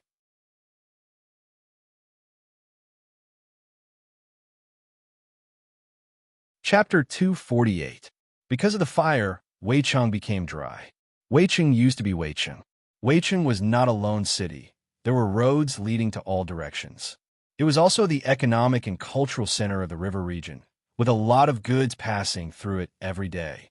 Now that Weicheng was destroyed, the other prefectures were naturally affected. Even if the emperor did not want to care about this, he still had to ask. Therefore, people from the neighboring prefectures came to ask. The Taoists of Langia Cave only sent a low-level disciple to deal with them. That disciple only said 4 words: "Demons are causing trouble." Therefore, the officials nodded and left as if they were granted amnesty. Whether it was demons or other reasons, who would want to deal with those people at this time? The headmaster of Langia Cave, Kuan Wuzi, stood on the cloud and looked at the ground below him. From his point of view, Weicheng was just a small red square. The square was surrounded by densely packed bright spots, glistening under the sunlight like countless gems. Those bright spots were the mirror-like array that Yu Meng and the rest saw when they escaped from Weicheng. All the vitality within a few miles was sucked away. The entire burning Weicheng and the hundreds of thousands of souls in the city became the core, driving force of the array. A strong force gathered in the array, waiting to be unleashed. Kuan Wuzi looked at this scene and sighed. The Taoist beside him said, "Headmaster, you already have a plan. Why are you still sighing?" Kuan Wuzi was silent for a while, then said, "Once Wei Cheng was destroyed, hundreds of thousands of people died. I feel guilty." The Taoist was slightly stunned, as if he did not expect the headmaster to sigh because of this. He thought for a while, then comforted, "Everyone in the world knows that Dao Tong and Kinzo take care of the people. They won't think of anything else." Originally, it was to incite the anger of the people, making it difficult for demons to stand in the world. Isn't this killing two birds with one stone? Kuan Wuzi shook his head, saying that Wei Cheng was destroyed by demons is just a rumor. Now that it is spread around the world, I'm afraid it will become a calamity in my heart. Human lives are one thing, but if this calamity really comes, I'm afraid it will come in a threatening manner. Forget it. Let's not talk about this anymore. Kuan Wuzi thought for a while and looked down at his feet. It's a pity for that Li Yunxin. If he can really pursue the Tao, he is also a talent. The Taoist priest beside him fell silent. Then, a flash of resentment appeared on his face. Then, he said, the sect master was indeed thinking too much before. Sometimes, a man's strength is limited. Kuan Wuzi understood what he was talking about. Previously, he was worried that Li Yunxin might obstruct them and ruin the layout of the cave near the city of Wei. But in recent days, it seemed that Li Yunxin really didn't have a solution. There was news from Yinshan. Although Black Cat Demon and Rooster Demon were stubborn and obstinate, they still managed to learn a little about Li Yunxin from their words. Although his parents were extremely talented, and he himself was also a capable person, at least he was not beyond the imagination of common sense. Previously, because they underestimated the enemy too much and he was good at playing tricks, a transcendent state cultivator and a true state cultivator fell into his trap.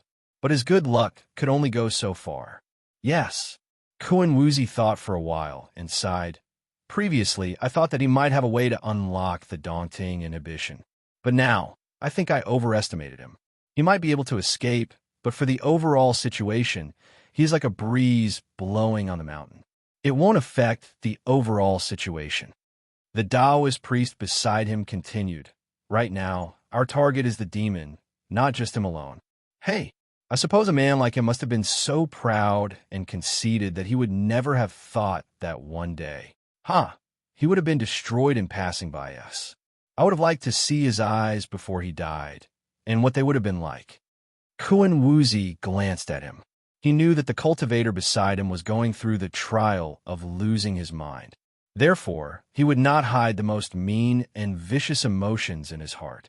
Fortunately, his cultivation was quite profound, and he was just trying to act fast with his tongue. Those who did not have enough cultivation would end up in a more miserable situation. Because of more and more regrets and jealousy, they would lose themselves completely and fall into some terrible emotions. Finally, they would fall into the demon's path. Si Yuan, gather your mind. Kuan Wuzi said to him. The Taoist priest's name was Si Yuan, and his Taoist name was Fei Kongzi. He was 63 years old this year, and he had already reached the advanced level of Jinren, the second level of the 3 realms of Jinren. For mortals, 63 years old was considered 60 years old. But for a Jinren who could live for hundreds of years, he was a young man. He had almost spent the past 63 years in Yinshan, and he was indeed a young man. Fei Kongzi was not worried about the headmaster's worries. He smiled, but there was obvious hatred in his smile, which was rare among cultivators. I can't gather my mind during the trial of losing my mind, headmaster. This trial is probably the last chance for me to experience the pleasure of the mortals before I enter the Xian state. Therefore, I don't want to gather my mind. My junior martial sister Ling Kongzi was harmed by Li Yunxin, and she lost her body. Even though she is not willing to become my Tao companion, my feelings for the mortals are real. After I pass the trial of losing my mind, it will be hard for me to be moved again. I might as well take this chance to indulge myself. Once I succeed, I will find Li Yunxin and let him have a taste of what I am experiencing now. Kuan Wuzi looked at his expression and said, your junior sister and your martial uncle Yu Yunzi probably thought the same way in the past. That Li Yunxin is, after all, a genius. You have to be careful. Fei Kongzi tilted his head and smiled. He looked very much like a mortal, but his smile didn't last long, because he and Kuan Wuzi saw a strange phenomenon in the distance. They stood on clouds and looked down at all living beings from high up in the sky. There were no clouds in the distance, and the sun was high up in the sky. The sky was blue like the ocean. In such a background, a ripple suddenly appeared in the void. The transparent ripple was especially eye-catching in the eyes of cultivators. Kuan Wuzi and Fei Kongzi frowned at the same time and shouted, "Who is it?" Profound realm cultivators were supposed to be calm and indifferent, and their expressions wouldn't change even if Mount Tai collapsed in front of them. But the problem was, even profound realm cultivators hadn't seen such an escape technique. A cultivator naturally couldn't be proficient in all the techniques in the world, but just like what Li Yunxin said in the past, many things had the same principles, and you would always know why it was like this. And now, the reason why profound realm cultivator Kuan Wuzi lost his composure and shouted was because he couldn't see through the opponent's technique. The person quickly revealed himself, or rather, it was just a wandering soul. A wandering soul without a body should be a god or a ghost cultivator. But Kuan Wuzi didn't feel the resentment that was unique to ghost cultivators from this wandering soul. Sect Master Kuan Wuzi. This semi-transparent, wandering soul bowed in the air. This place was already 1,000 meters in the sky, and the wind was very strong. But this wandering soul seemed to be outside of heaven and earth, and didn't move at all. "My name is Lin Liangji. Greetings, Sect Master Kuan Wuzi." The wandering soul said his name, and then moved forward slightly. The two of them were 100 meters apart. But the amazing eyesight of cultivators allowed them to see the appearance of the other party clearly. Kuan Wuzi frowned slightly. He stared at him carefully for a while. This wandering soul was semi-transparent, but his original appearance could be seen. He was a middle-aged man of average height and didn't have a beard. There was nothing special about his face, and there were no obvious wounds on his body. His expression was indifferent, and there was even a trace of smile, as if he was a fellow Taoist who greeted him on the cloud mountain. The Langya Heavens Sect Master said in a deep voice, "Who are you?" Did a fellow Taoist turn into a ghost cultivator? It was very rare for a Taoist to die and turn into a ghost cultivator, because Dao Dong and Kinzo didn't want the heavenly heart technique to be spread out, and demons could also learn the great Tao. Lin Liangji laughed. "It's not what you think. Although I also cultivate the heavenly heart technique, I don't belong to Dao Dong or Kinzo. Sect Master Kuan Wuzi doesn't know me, but I know you. This time I came to ask you some questions, and I hope you can answer them." Kuan Wuzi realized that Lin Liangji's tone was light, but the meaning behind it was very tough. At this time and place, he suddenly appeared in front of the Langya Heavens Sect Master, claiming that he had some questions to ask you. No matter how you looked at it, it didn't seem to be a good intention. But Kuan Wuzi was silent for a while, and then smiled slightly. "Ask first." "Forget it. I will ask you about your background." The wandering soul who called himself Lin Liangji didn't seem to care about the threat in Kuan Wuzi's words, and actually asked, "I know that the big tactical array set by Sect Master Kuan Wuzi is the life-killing Big Dipper array. Using the demon power of the demons as a guide, the wish power of hundreds of thousands of dead souls in the city is channeled into the array. It is said that it is very powerful, and one blow can kill a cultivator at the peak of the profound realm. Now you claim that you want to use it to deal with the inhibition of daunting, but it is actually a cover. The reason why Kuan Wuzi pretended to open the restriction to take the dragon soul was because he wanted to summon the great demons from all directions to stop this matter. The great demons might not be willing to do so, but since the divine dragon had given the order, they had no choice but to obey. Or the dragon will come in person, no matter what, when the time comes. Sect Master Kuan Wuzi will give the order. Or kill a few big demons of the true realm, or the profound realm, or simply seriously injure the dragon.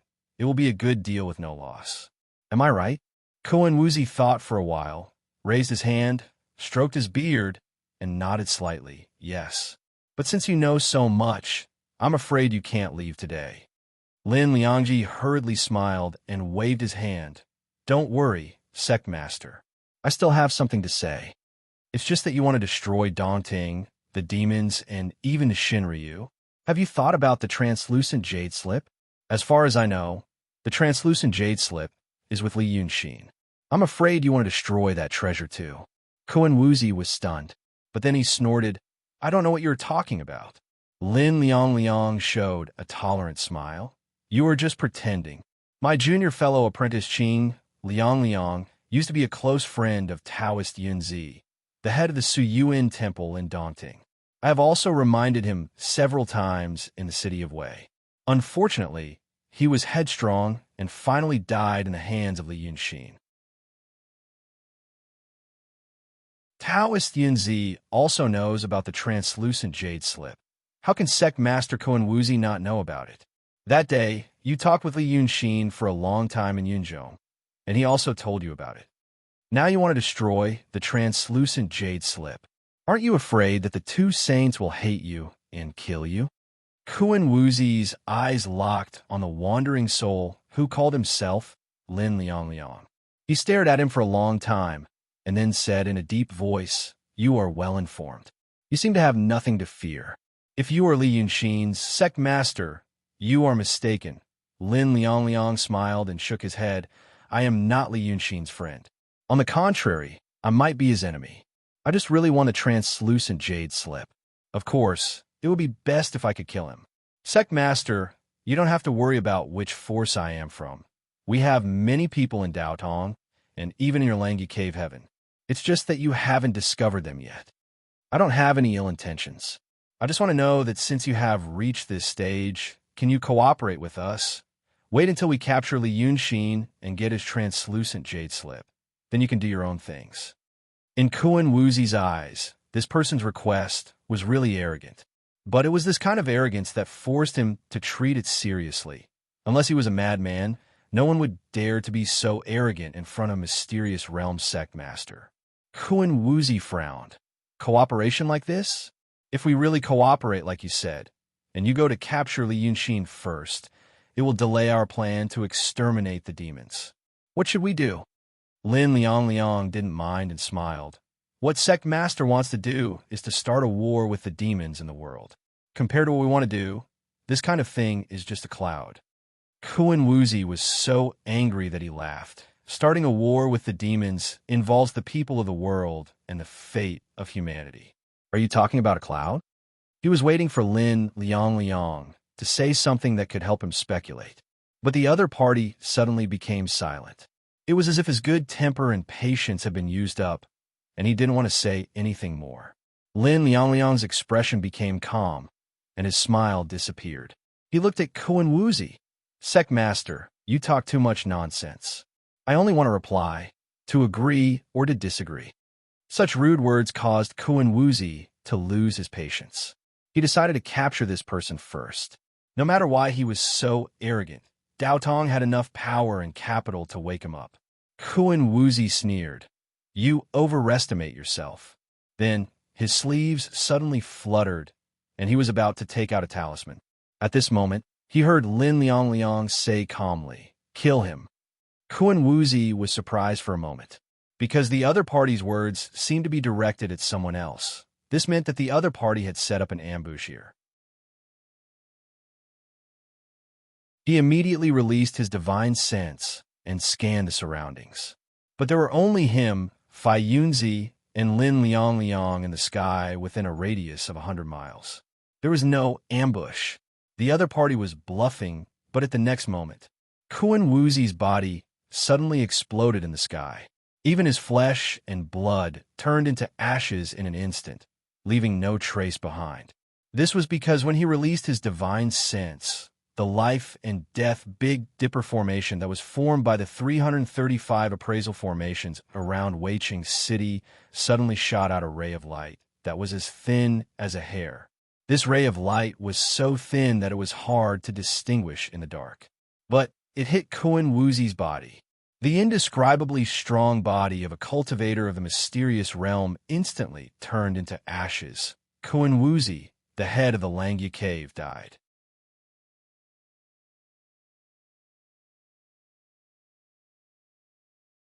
Chapter 249. The gale caused by the explosion of Kuan Wuzi's body lasted for half an hour before it dissipated. If it was on the ground, this gale would have destroyed all man-made structures within a radius of 100 miles, leaving not a single trace behind.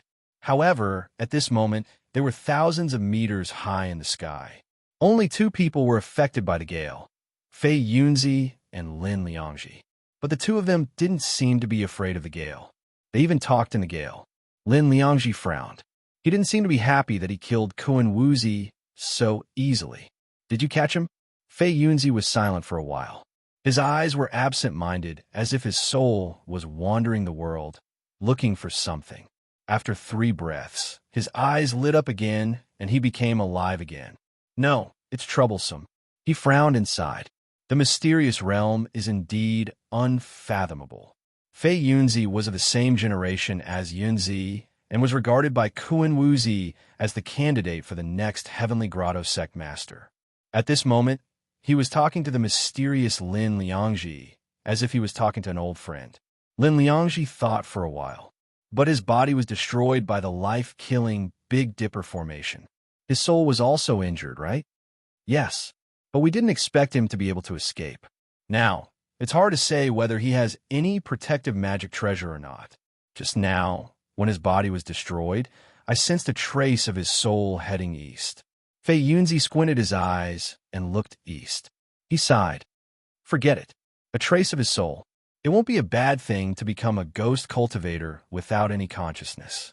These days, I had to help him with the formation and also did something under his eyes to accumulate power for this attack.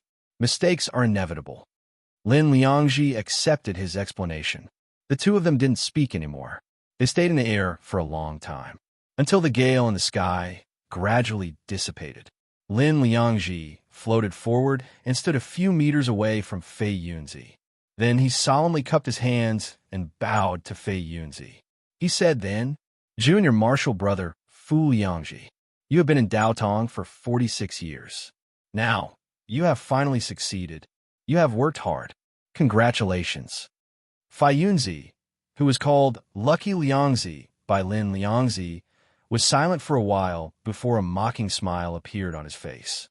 Is this considered a success? According to the elders, this was only a small step.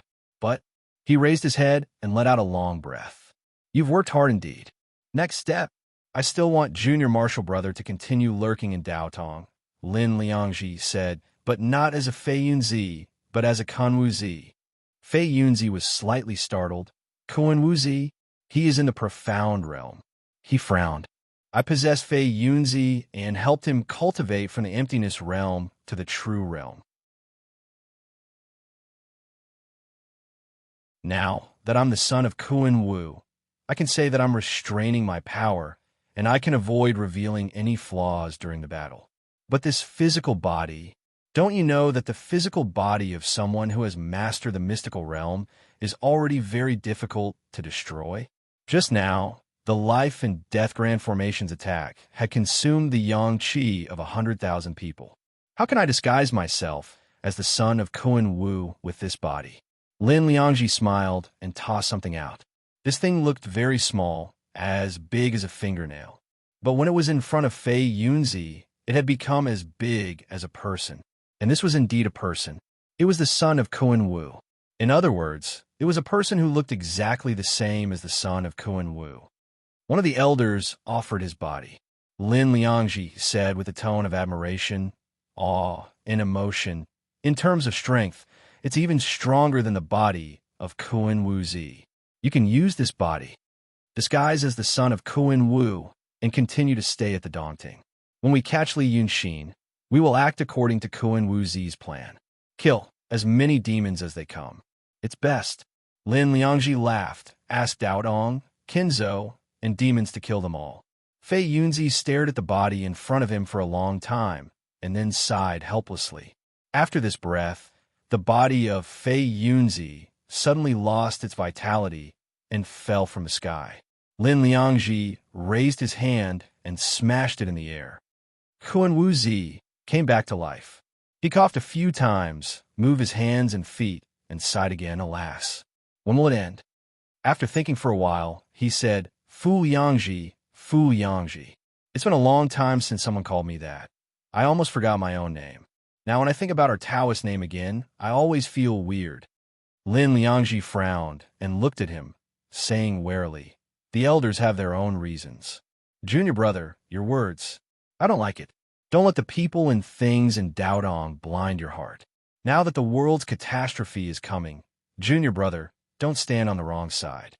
Fei Yunzi was stunned. Catastrophe? Didn't the elders say there's still? Lin Liangji didn't want to talk about this topic anymore. He smiled coldly and said, Do your job. Our time is coming soon. Li Shan was walking in the lake. According to Li Yunxin, his real body was an electric eel, not an ordinary eel. But he didn't care about it. Demons rarely cared about their origin. According to Li Yunxin, he wanted to gather the demons in the lake and then do a big thing. This big thing was a part of Wei River Dragon King's plan. He wanted to unify the demons and then be used by Dragon King. He chose to go to his former cave, Shipwreck Valley. Although most of the experienced demons there had been killed by Li Yunxin, there were still some small monsters who had just matured. He gathered these small monsters and asked them to pass his orders to the lake. It would be much easier than doing it himself. After all, the big demons in the lake had been plowed clean. His reputation as the 10th young master was even more well-known than that of Wei River Dragon King in Dongting. He first ordered an eel monster with a serious tail called Biju. Its personal ability was not bad, and it could transform into a human shape. It was supposed to be a monster general, but it was just too lazy to pay attention to it. He didn't expect that it was still alive. Now it could be used. He first told Biju what he was going to do and gave it a lot of tokens. Then, he ordered some useful little demons to carry out his orders and go to various places in the lake. He only came back when he met some monsters who made trouble. Otherwise, Dongting was so huge and wide that he couldn't do it alone in a month. Biju left after getting the order. It disappeared at the bottom of the dark lake in the blink of an eye. Li Shan waited at ease. He waited until 2 days later. All the demons in the lake that could be counted had gathered together. Lord Dongting had been operating in the lake for thousands of years, and the lake was rarely disturbed by Taoists and swordsmen. Because of the dragon's soul and Lord Dongting in the lake, the monster energy was naturally strong. Therefore, there were a lot of water monsters in Dongting. Not counting those killed by Li Yunxin that night, there were 300 demons who could transform into a human shape gathering in front of Li Shan now. It was a terrifying number for the world of Dongting. Li Shan used to want to see this result the most. Let the demons in Dongting surrender to him. Now, half of this wish had been fulfilled because the other half belonged to the Wei River Dragon King. When he got out of his Shipwreck Valley, he saw those aquatic demons gathered together and whispered to each other. He didn't know what they were talking about. He also saw the eel monster called Biju came to him and said, 10th young master, everyone is here. Just wait for 10th young master's instruction on what to do next. This Biju was eloquent. He was even clearer than those small monsters who gave orders before. Li Shan thought that he had buried his talent in the past, but now he got what he deserved today. He glanced at the first group of monsters in the water, and then he frowned slightly. What did Toad King and the old turtle say? Biju came forward with a smile and said, 10th young master. 10th young master was right. I went to the 2 kings with your token.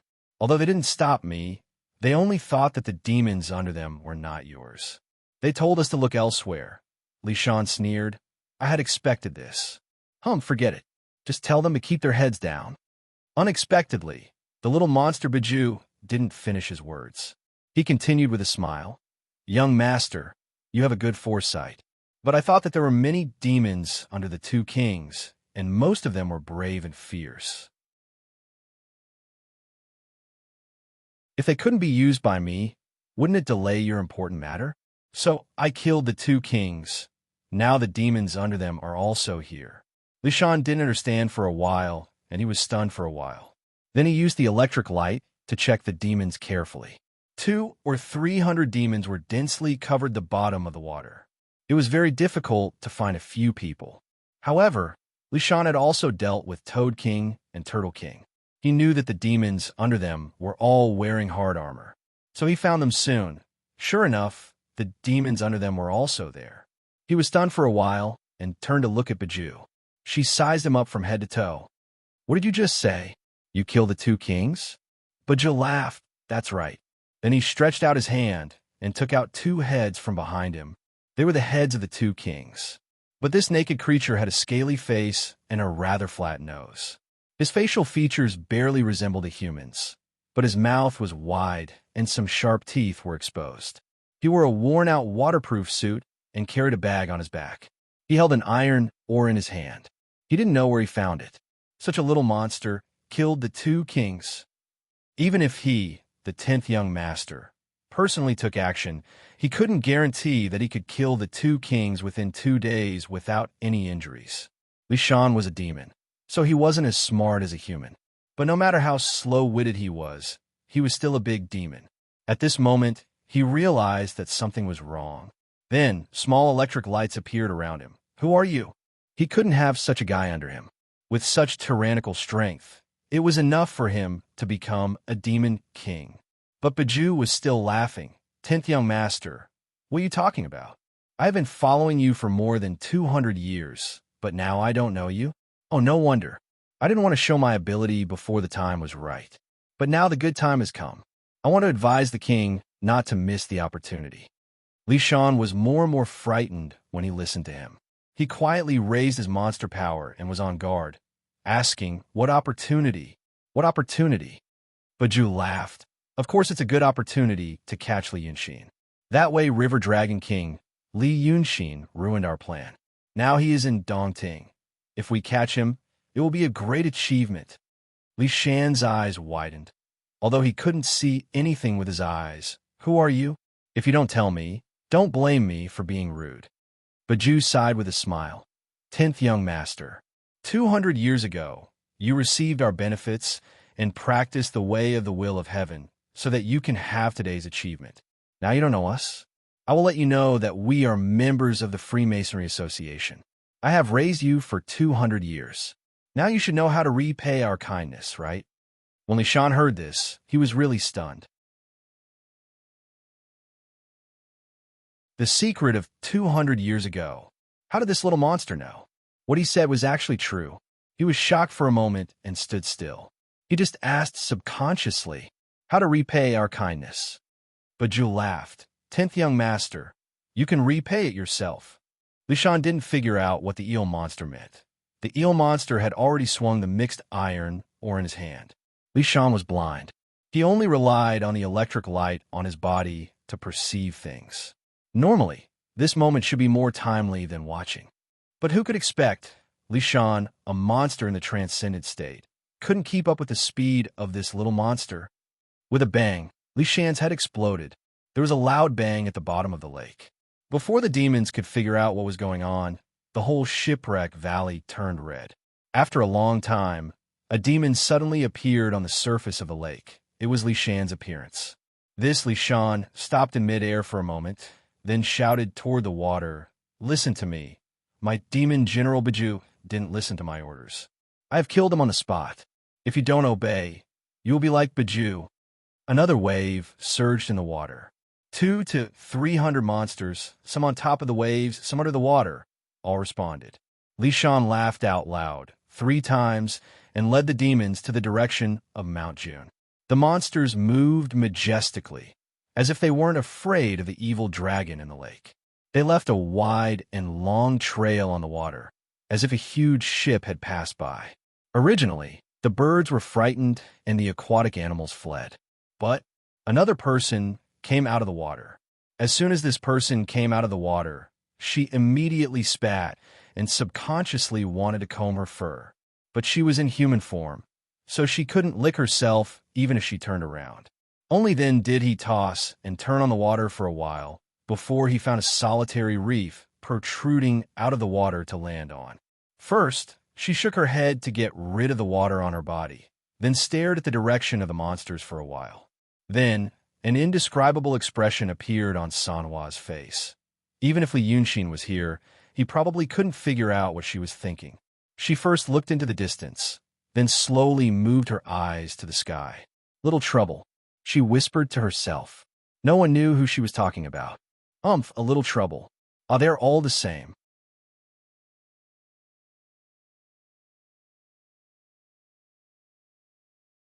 Chapter 250. The Lishan, transformed by the eel monster Nakaho, is also a brave and ruthless character. He leads a group of monsters to Mount June. When he arrives at the water, his face changes and he shouts, my king, I brought them all." Just now, when Nakaho killed Lishan, it was at the bottom of 100 meters deep. At that depth, it's dark, and there are many aquatic plants in Shipwreck Valley, so people can't see clearly. These aquatic creatures were born with poor eyesight. Therefore, no one knew that this 10th young Master Lishan was a fake. They only thought that the 10th young Master Lishan had killed him because she was angry that Barisio had done something unpleasant to her. He shouts like this 2 or 3 times, and Li Yunxin appears from the hall.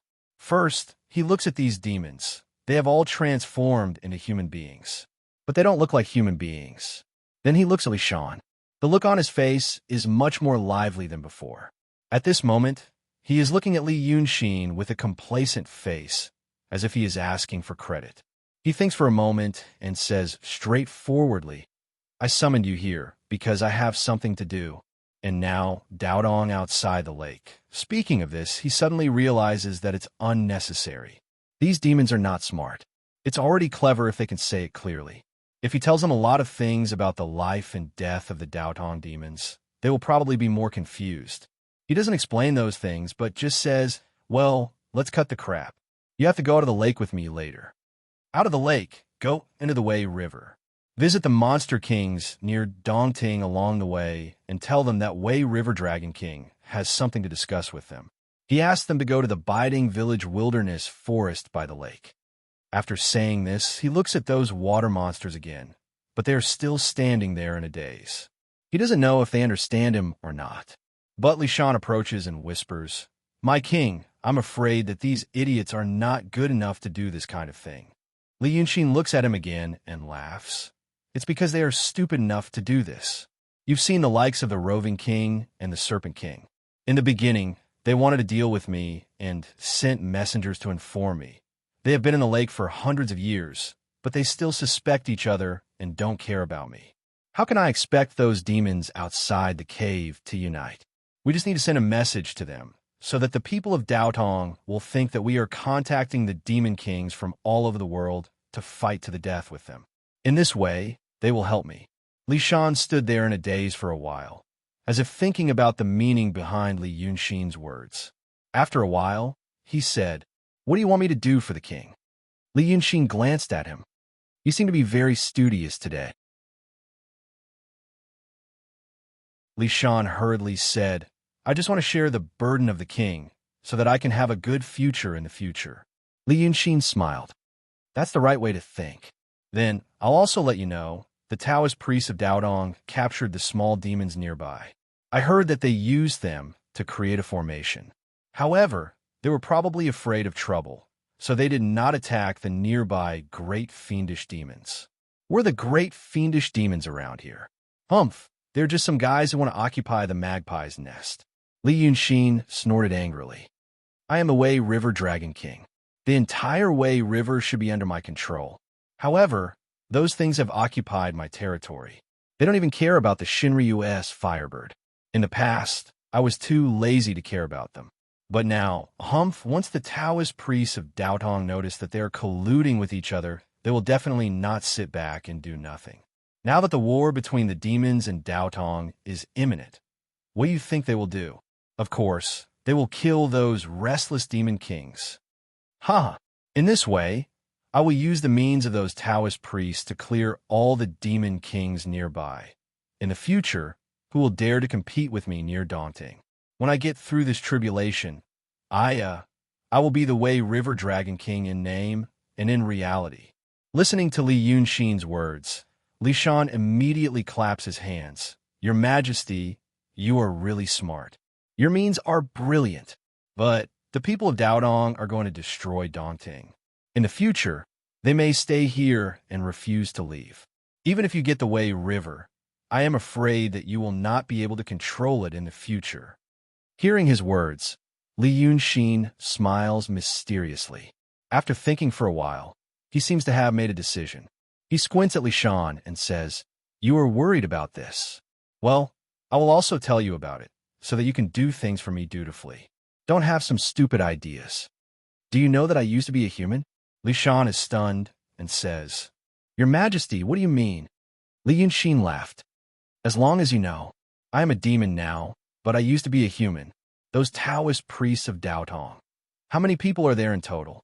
They have residences in the cities in the secular world, but they're just famous big cities. Those small cities and small towns can't even be seen. Do you know? Daodong is short of manpower. It is said that there are many Taoist priests on Mount Yanshan, but they all want to cultivate Tao and don't want to get involved in secular affairs. So, now Daodong is going to conquer the world and take a lot of territory from demons. Do they just ignore it? They can ignore the places where there are people. The government will take care of it for them. There is too much yang energy in the human world, so it is difficult for demons to form. But the places where those demons used to live are mostly barren mountains and rivers. No one goes there. If we ignore it after conquering this place, new demons will appear in a dozen or decades. Hey, what should we do? Of course, we will find someone to manage it. Li Yunxin smiles proudly. For example, the Wei River. I used to be a human. I always understand people's thoughts. When this thing is over, I will find the people of Daotong and tell them that I am still dedicated to Tao and willing to abandon the darkness for the light, to suppress the demons here and take charge of this place for them. As long as one is reasonable and understands the general situation, how could there be a single word no? This will be the general trend in the future. Li Yunxin exhales proudly. There are endless demons. The only people the orthodoxy could kill were those stubborn fools. And others like me will become the agents of Daotong. So what are you afraid of? This Dongting is finished, but it doesn't mean that I will also be finished. Not only will I not be finished, but I will also be happier than before. I don't even need to hide anymore. Li Shan listens to him dumbfoundedly and can't help clapping again. Wonderful, wonderful. Your Majesty, this is really a good plan. Being praised like this, Li Yunxin seems to be excited. Or maybe he thinks that Li Shan is also a talented person, so he complacently says, "Do you think it's just like this?" Although Daotong is strong, it may not be stronger than Shinryu. I will submit to them first and wait. Once they're defeated by Shinryu, it will be interesting. I am the son of a dragon, a demon of noble status. How can I really submit to Daotong? Everything I have done before is just feigning civility and waiting for the opportunity to fight back. At that time, the people of Daotong will get out of Dongting and Weishui River. Won't this place be mine? After saying this, he squints at Li Shan. This is called killing two birds with one stone. Those stupid demons. How can they understand this? Fake Li Shan listens to Li Yunxin telling his plan and sneers slightly in his heart. But he still keeps calm on the surface and only praises Li Yunxin for this good plan.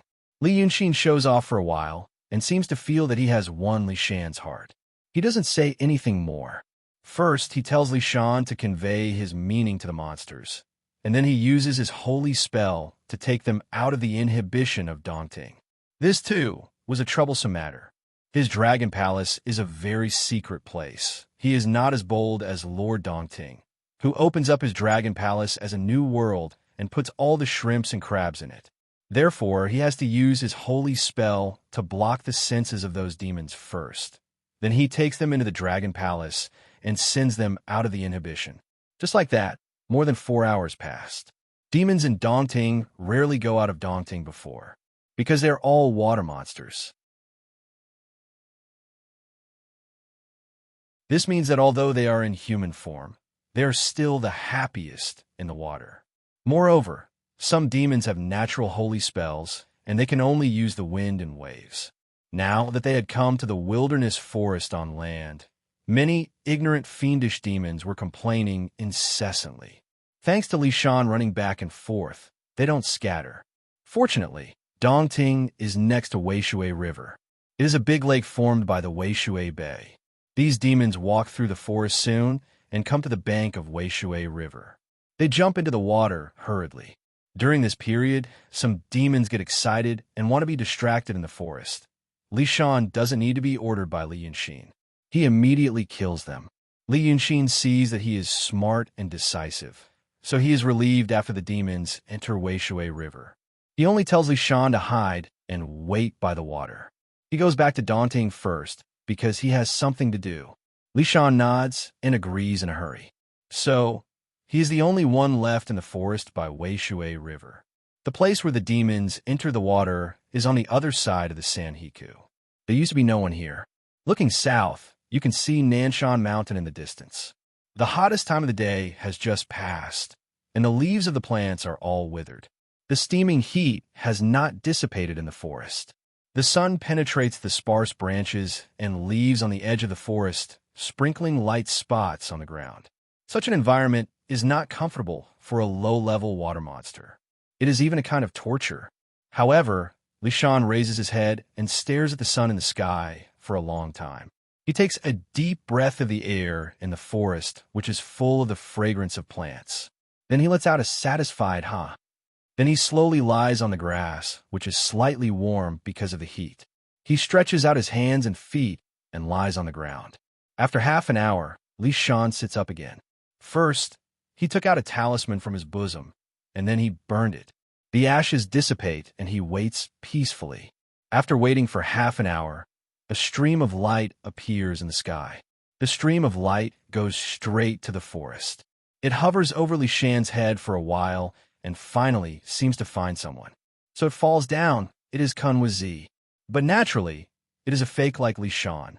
It is Faiyunzi, who is called Fu Liangzi by Lin Liangzi, pretending to be Kunwazi.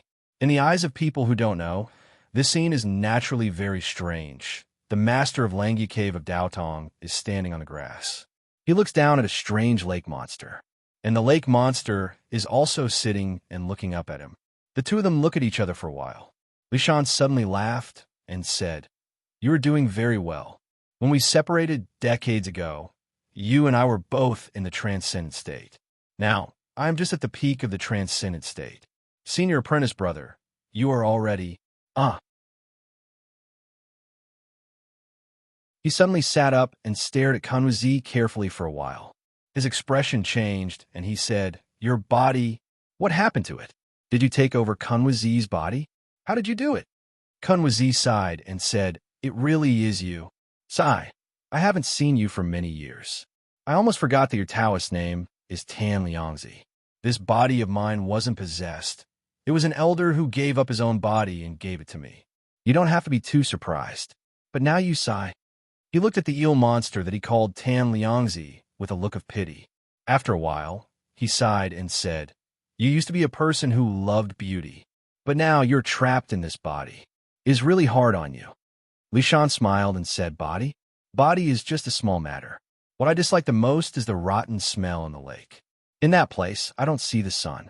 I stay in the water for decades. I eat rotten meat and drink muddy water. I haven't seen such a scene for a long time. I was also obsessed and wanted to be a lake monster. It is good to be a Taoist like you. I eat well, wear well, and my state is also good." Kuan Wuzi smiled and didn't argue with him about this. Or maybe he felt that Li Shan had suffered for many years and did not know how to comfort him. He thought for a while and changed the topic. "Junior apprentice brother, you have suffered. But now, do you have any progress on your side?" Li Shan then said seriously, "I don't have any progress on my side. I just thought of you. I didn't know that you had become Kunwazi, but I knew that you must be by his side. And on my side, that Li Yunxin is planning something. I thought for a while and felt that this opportunity cannot be missed. So I disguised myself as a monster king in the lake. Listen to me carefully." So he told what Li Yunxin did in Dongting these days and emphasized what Li Yunxin said to him before. Kunwazi listened, and his expression changed slightly. Then He was silent for a long time. His words have no flaws. He frowned and twirled his beard. But how do you know that he didn't say it to coax you? Li Shan smiled slightly. First, he doesn't know that I am a fake. Second, senior apprentice, he even said that he used to be a human, so it must be true. Do you know about this? Kunwazi thought for a while. This is true. Kunwazi told me before, but he also told me not to look down on that Li Yunshin. Now that I've heard you say this, he does have some tricks up his sleeves and is courageous enough. He asked Dao Dong to clean up for him, and then he reaped benefits for both sides. I don't know him very well, but if I think about it carefully, Kunwazi said that he is cunning. This proves it. Kunwazi shook his head. If you didn't tell me these, I might have been fooled by him. So what do you think we should do?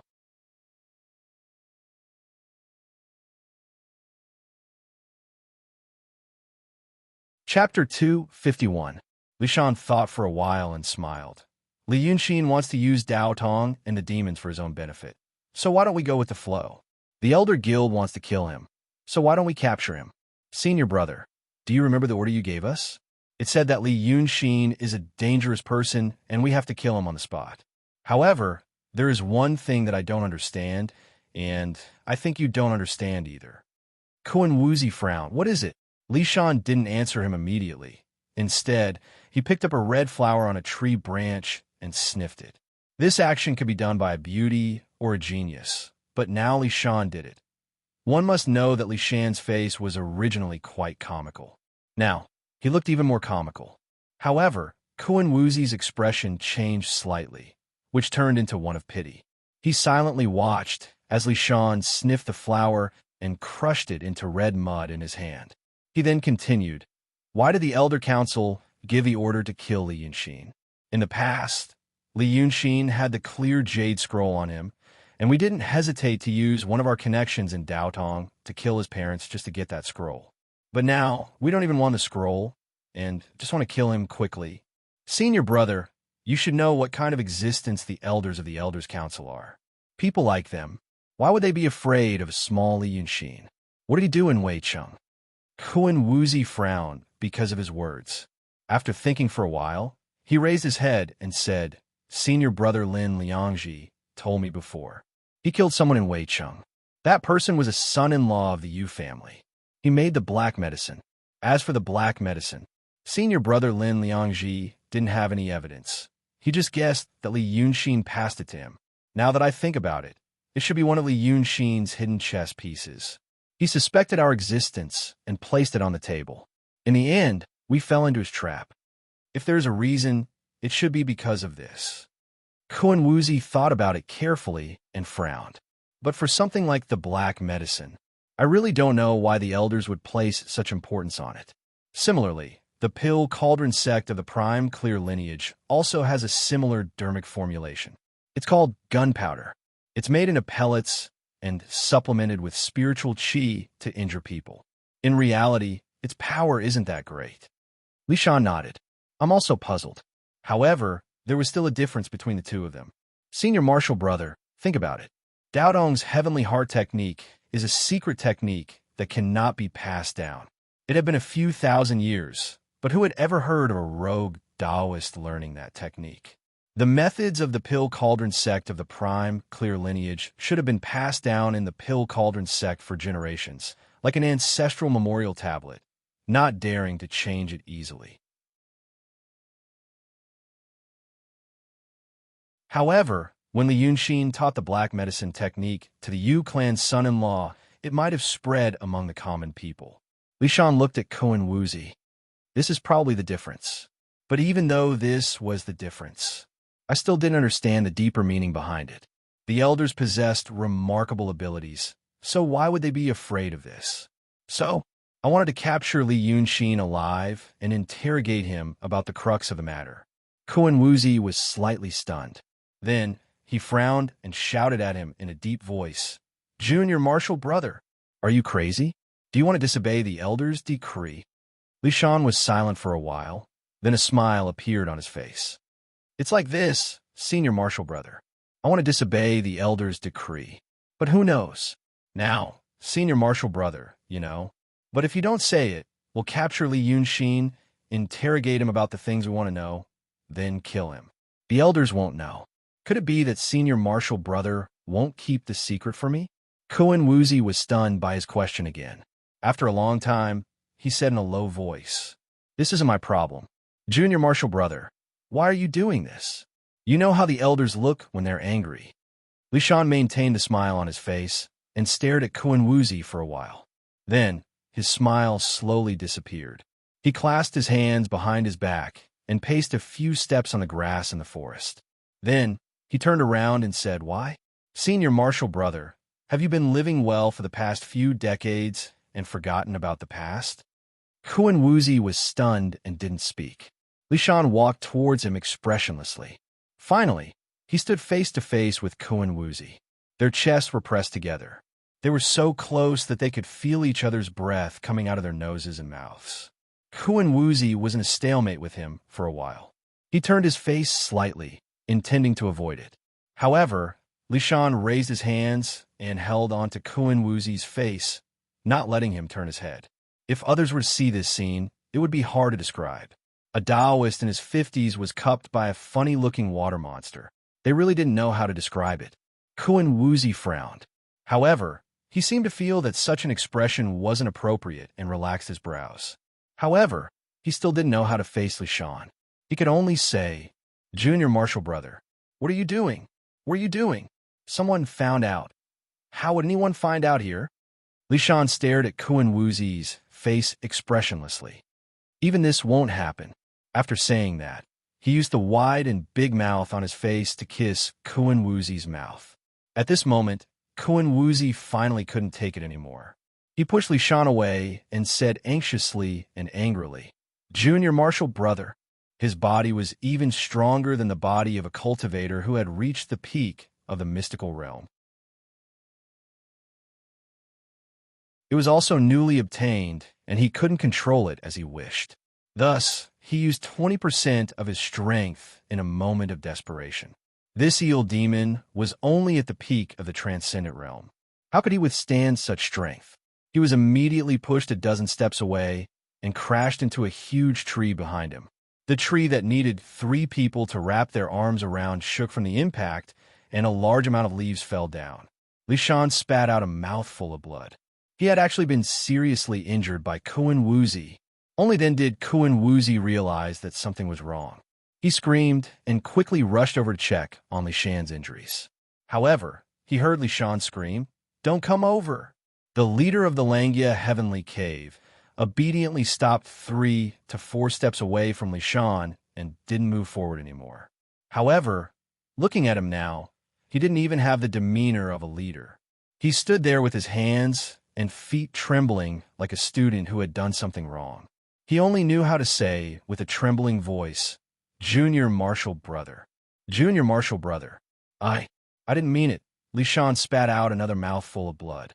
He actually leaned against the tree and sat down. He sneered, "Now do you know why?"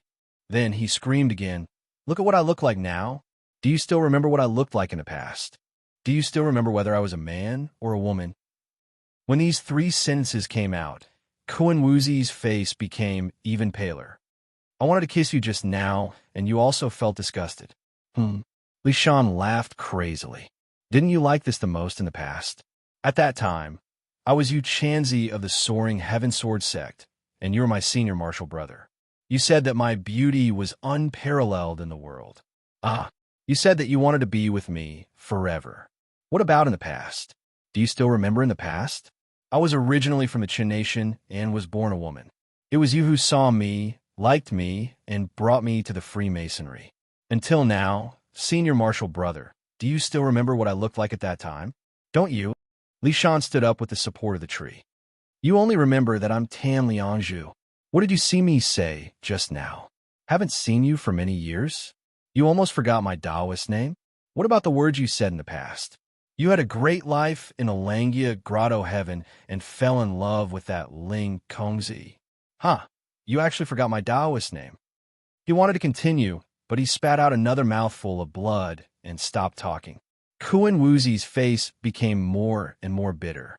After a long silence, his eyes actually became wet. He only said sorrowfully, Junior Marshal Brother, Junior Marshal Brother, it's all my fault. But let me treat your injuries first, and then we can talk about it slowly, okay? Li Shan stared at him for a long time before his face slowly softened and he sighed. Okay. Koen Wuzi hurriedly ran over and circulated his spiritual qi to protect his heart meridians. The two of them were speechless for a while, only watching the fiery red setting sun slowly set over the mountaintop. After half an hour, Li Shankai sighed again and said, Sai, it's not a big deal. Sai, Senior Marshal Brother, this is why. I don't really care about those things in the past. It's just that I'm not resigned to it. You brought me into the Freemasonry, and I gained cultivation. Then I was given a Taoist name and became like this. We both gave up our bodies and became wandering souls. And then we pretended to be one person after another. Who we were, where we were who we were, and what we did with our identities, none of these are things that you and I can decide. I've already been 9 people. As each person, I've lived for decades or even centuries.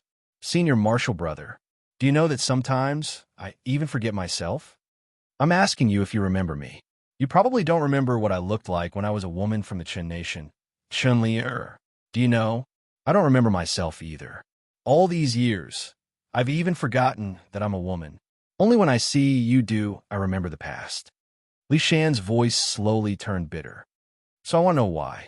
The elders always say that the great calamity is coming and that we're going to build a paradise.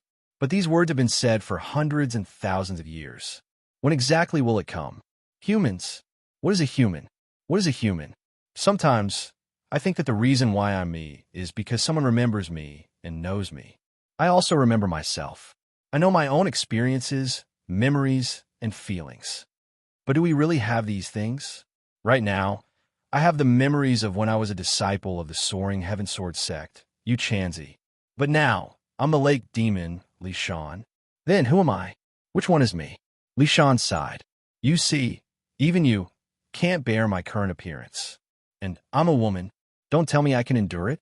At this point, his emotions finally calmed down, but he began to sob softly.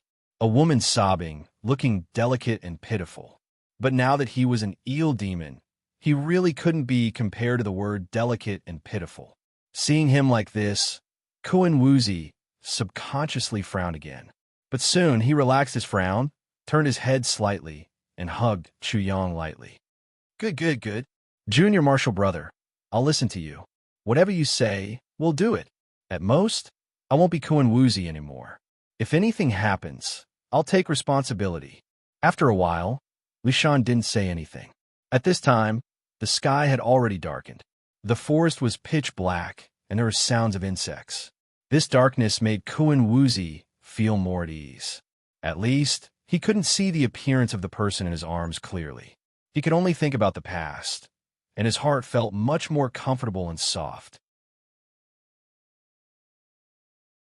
Then, Li Shan pushed him away and stood up. Senior Marshal Brother, so I want to know what the elders are afraid of. We've worked for them for so long, but they only gave us a promise that we don't know when it will be fulfilled. This promise was also vague and unclear. So, I'm not afraid of working long and hard. I'm afraid that I'll be happy for nothing. Li Shan's voice gradually became firm. If I can't always be myself, then at least I need to know what my goal is. Koen Wuzi was silent for a long time in the darkness. Then he sighed. All right, I know that you've suffered these years. But, Senior Marshal Brother Lin Liangzi sighed. We can't let him know. Li Shan's voice became serious. We don't know what he's thinking, so we can't take any risks. But he told me previously that he wanted to capture Li Yunxin. Moreover, he was the one who killed the Yu family, so he knows more about the whole matter than we do. Li Shan thought for a while and said, We still can't. But we can do this. We don't know what Lin Liangzi knows, so it's not good to ask him. In that case, we'll ask him to tell Li Yunxin. I have a plan. We can ask Li Yunxin to capture Lin Liangzi and ask him for information. Then, we can capture Li Yunxin. Isn't that killing 2 birds with 1 stone? Koen Wuzi was silent for a while, as if he was making a decision. Then he said, Okay, Li Shan was happy. Then let's do this. Li Yunshin wants to pretend to join Dao Tong, so we'll cater to his interests. But he wants us to get rid of those big demons for him, but we don't follow his way. We can't let him take advantage of us. When he comes to Dao Tong, he won't know that we're on the same side. At that time, he will be in the light and we will be in the dark. We can set a few big magic circles and he will be trapped. He can't escape. Then let's capture him, interrogate him carefully, and then make a plan, okay? Koen Wuzi was silent for a while and said, okay. Li Shan didn't speak. After a few seconds, he asked in the darkness, judging from your voice, you still have something on your mind. Tell me, senior brother. Let me see if I can help. Koen Wuzi was silent for a longer time this time. Then he said, that Ling Kongzi is still in Dongting, right? The insects in the grass near them chirped for a while before they heard Li Shan's voice. Oh, about that. A small beast passed through the grass. The insects were scared and stopped chirping. After a while, they tried to make a low hiss again, and then it became louder. Li Shan said again, okay, I'll help you keep an eye on her to see if I can protect her. Koen Wuzi gritted his teeth. Thank you. Don't mention it. It's getting late. Li Shan walked a few steps away from Koen Wuzi. Senior apprentice, please go back. His tone gradually calmed down. Don't make people in Dao Tong suspicious. We still have important things to do.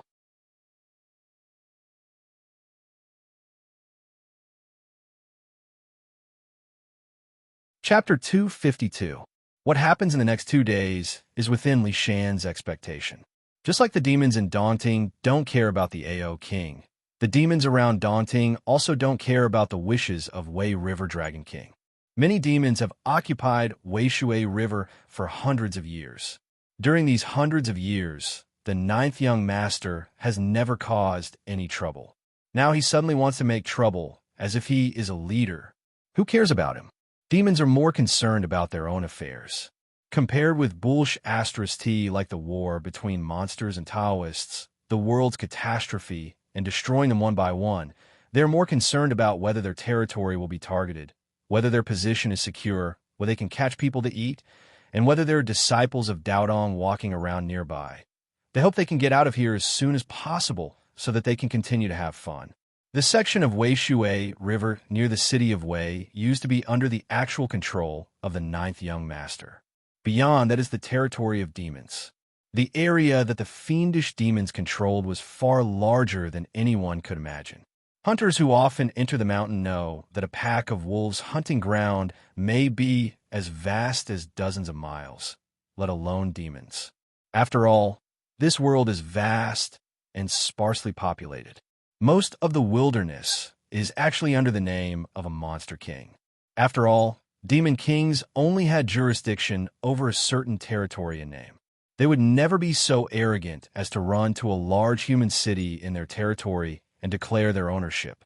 But it also means one thing. Very few demons know that Wei River Dragon King is not the former Wei River Dragon King. That day, Li Yunshin made a magical scene over the city of Wei, which can be seen from dozens of miles away. But the problem is the monster king closest to the city of Wei is also hundreds of miles away. This monster is a big demon with the highest personal ability except for the Lord Dongting in the city of Wei River. No one knows what his real body is, but he calls himself Evil King. He has a rare magic weapon called True Eye in his hand. The old monster Evil King has been cultivating for more than 2,000 years. Before the divine dragon gave Weishui River to his 9th son Chongwen, he had already occupied this place. This was the end of the wilderness forest outside the city of Wei, where the terrain suddenly rose. There were many mountain peaks in the surroundings, but there was very little vegetation. Most of them were rough desert and bluish stone mountains. Up to this point, the Wei River had made 6 or 7 turns. The river narrowed, and the current flowed even more rapidly. This kind of place was inconvenient to transport by water, and the mountain roads were difficult to traverse, so there were very few people. There is only one small city within a radius of a few hundred miles, and it was called Definition City. This city was the westernmost border city of the Daqing State's Wei River Prefecture. Because of this unique condition, even the people of Daotong were not willing to pay attention to this monster. Firstly, his cultivation was profound, and he was in the mysterious state of Shi. Secondly, there weren't many people here. As long as this demon didn't eat all the people in the city, who would be willing to go to war for him? In truth, when Kuan Wuzi and the others came to Weiqing City, they only moved around the periphery of the city because they were afraid of the Evil King. When Wei River was assigned to the 9th young master in name, Evil King didn't care at all. He was a great monster in the real state. If there was anything that he was afraid of, it would be Shinryu. Other people, such as Dragon's Son, came to his territory to fight with him. What could they gain? Fortunately, the 9th young master was tactful. He didn't dare to come and look for trouble, and only stayed near the city of Wei. Evil King knew that it was because there was a more terrifying monster, Lord Dongting, in Dongting. Even the place where Dragon's Son was staying was surrounded by strong enemies, not to mention something that was hundreds of miles away. Therefore, when he got the message from the Dongting water tribe sent by Li Yunxin, Evil King laughed and tore the messenger into pieces. Then he said to the demon general beside him, "What a good Wei River Dragon King he. For the sake of Shinryu, we showed him some respect and didn't make things difficult for him. But he wanted to command the heroes. Why are you saying such senseless things?" He frowned and looked at a piece of fish skin in his hand as he said, "That fish skin was carried by every little monster who came to deliver the message. There was a letter written by Li Yunxin on it. He did this to prevent the little monster from speaking clearly, so that the monster kings could read it. But in this era, there were not many people who could read, let alone the monster kings. Evil King had lived for a long time, so he wanted to learn some human knowledge for a while. That was why he could read it and read it clearly. If the lips die, the teeth will be cold, and fortune and misfortune depend on each other. Well, Evil King frowned and looked at Li Yunxin's words.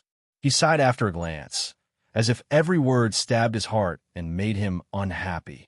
It's all T. We have been operating in Stone Forest Mountain and Juka Gorge for 2,000 years. Who dare to come here? Even the Taoist priests of Daotong and the swordsmen of Kenzo had to land and leave when they flew over my territory. No one dared to disrespect me. I think it was Long Jiao who provoked the people of Daotong. Now he wants to get us involved in this mess. There were monster generals around the Evil King, and there were also monster generals around Lishan in the past. But Evil King was a big monster who had just reached the Xian realm. How could those stupid monster generals around Lishan compare to him? At this moment, the person talking to him was a woman who called herself Qi Duanjin.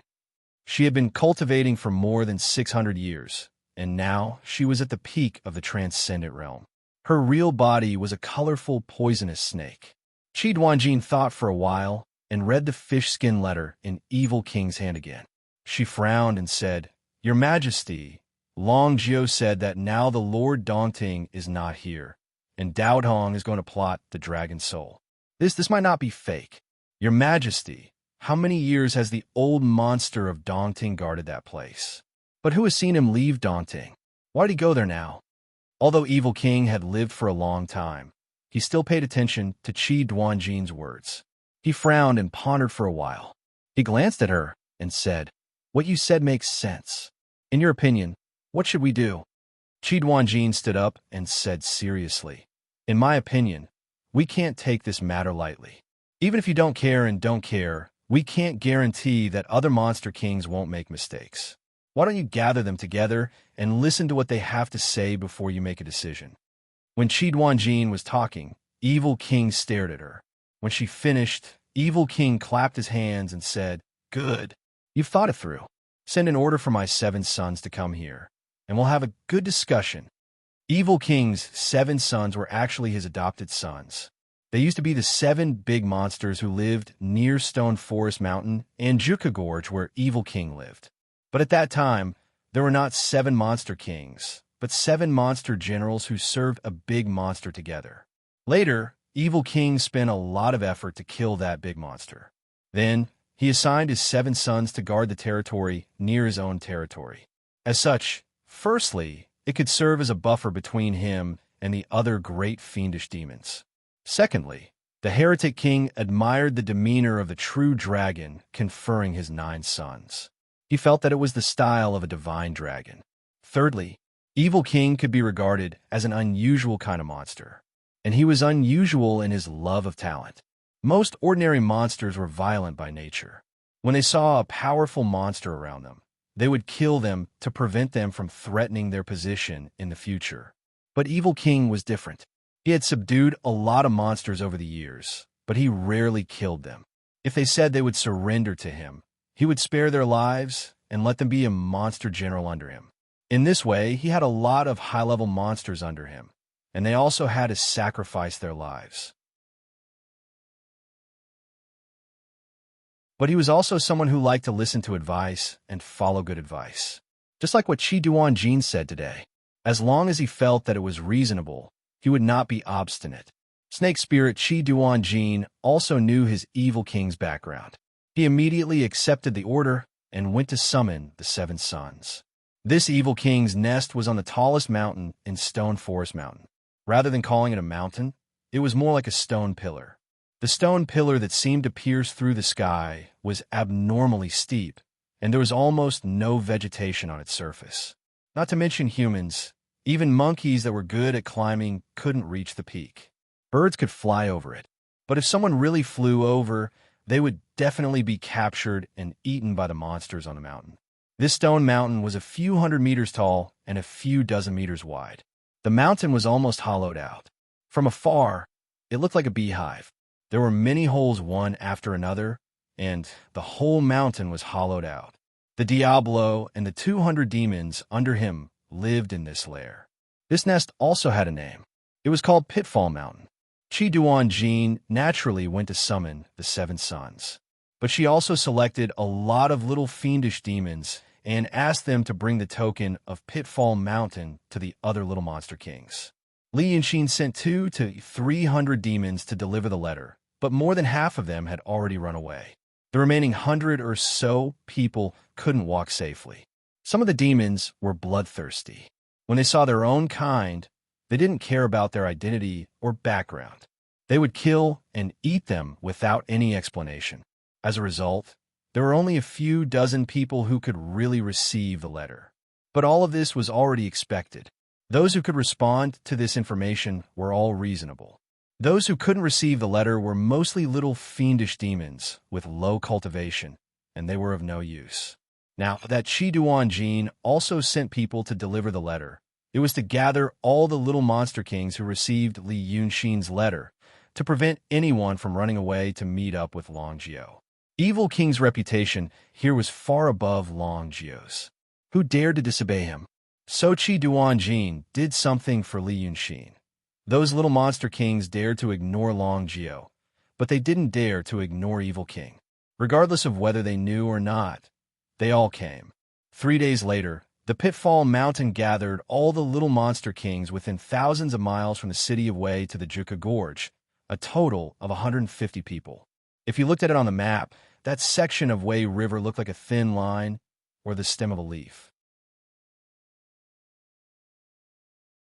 And the territories ruled by these little monster kings overlapped and formed a huge leaf. It included 5 to 6 prefectures near the city of Wei, which was almost a quarter of the area of the Daqing state. If the demons also had a history book, this was indeed a big event worthy of being recorded in the history books.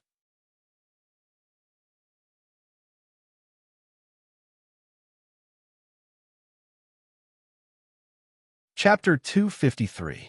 In the past few days, Dongting is not peaceful either. However, the turbulence near the Pitting Mountain is not peaceful. In the Dongting, there are undercurrents. At first, the Taoists near the city of Wei are busy, but they're not busy dealing with the inhibition of Dongting. Instead, they are busy setting up checkpoints. The checkpoints set up by the Taoists are different from the checkpoints set up by the government in the secular world. The government checkpoints are set up on the road. Only those on the ground are allowed to pass. However, the Taoist checkpoints are set up in the sky. All the passage between the sky and the ground is prohibited. Just like the Taoists in the city of Wei who drew the sun in the sky, many cultivators who have reached the transcendent state and can fly in the sky and write all kinds of spells. These spells have the distinctive characteristics of each cultivator, but they can also cooperate with each other. Thus, a huge three-dimensional restriction that covered the entire space appeared. Although this inhibition is big, it is far from being comparable to the inhibition of Dongting. Even a secular person will only feel a little tightness in the chest when affected by the power of this inhibition. Because this inhibition is not used to restrict people's movement. It is to find a wandering soul. Lin Lizhu and the former Fai Yunzi killed Kunwazi. However, the cultivators in the advanced mysterious state have some terrible means. Even the Tiangang formation of life and death killed the unprepared Kunwazi in an instant with the power of 100,000 ghosts. It seems that there is still a trace of his soul left in him. Of course, he can't let this remnant soul go. This inhibition can't restrain people, but it can be used to find a remnant soul. Kunwazi wants to get rid of the trouble as soon as possible to avoid any changes in the future. However, this inhibition is made.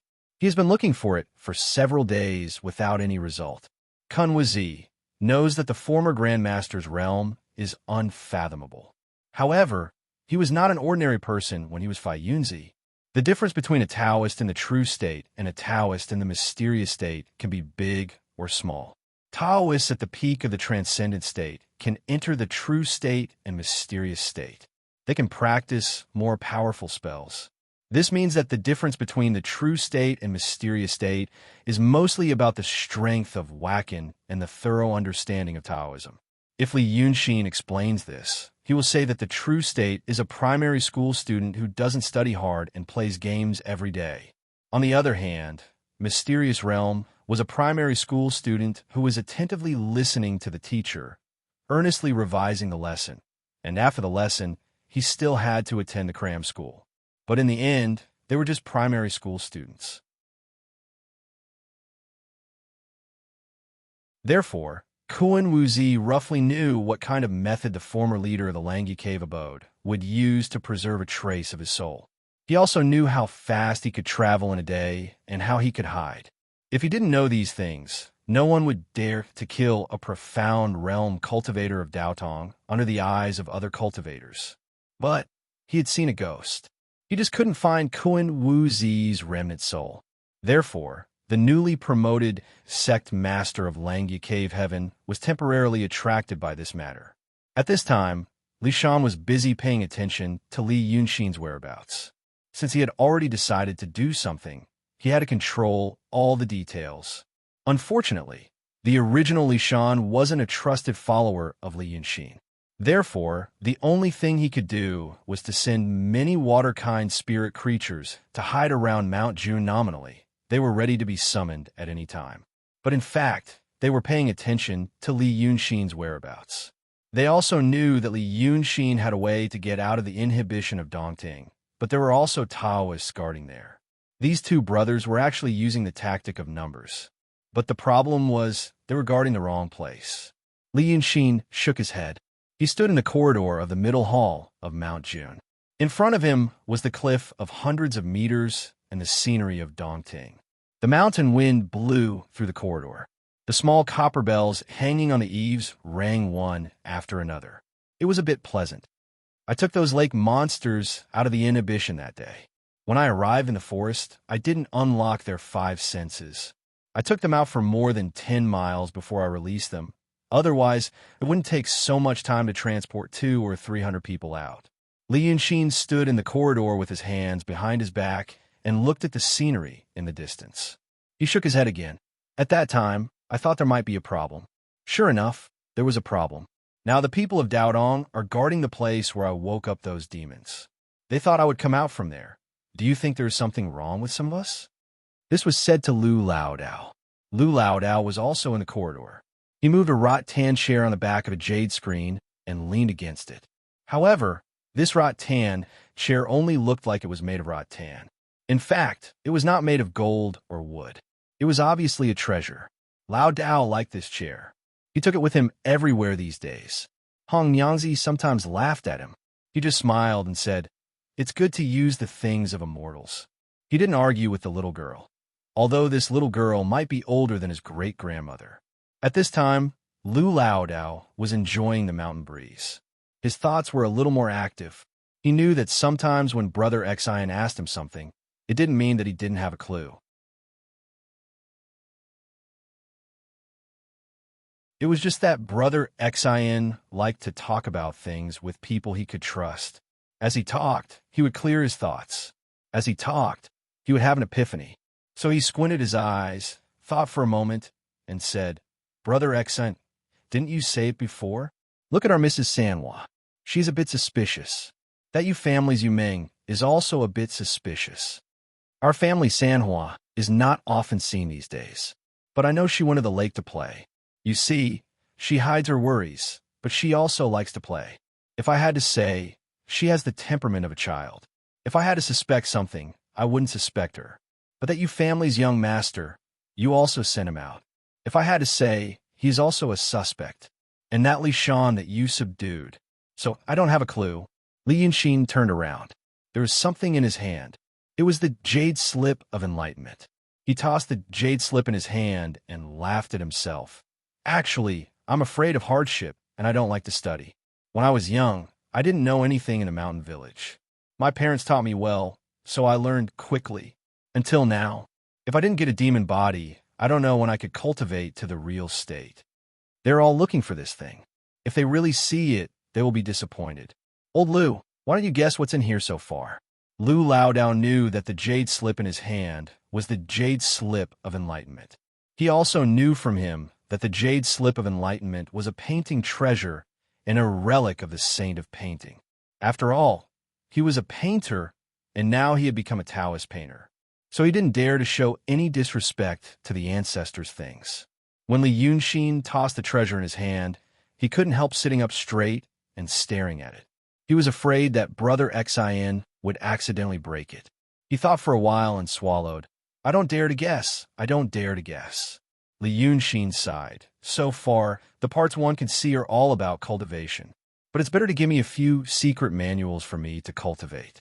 Guess what's the method of transforming the soul into the real body in the truth-telling state?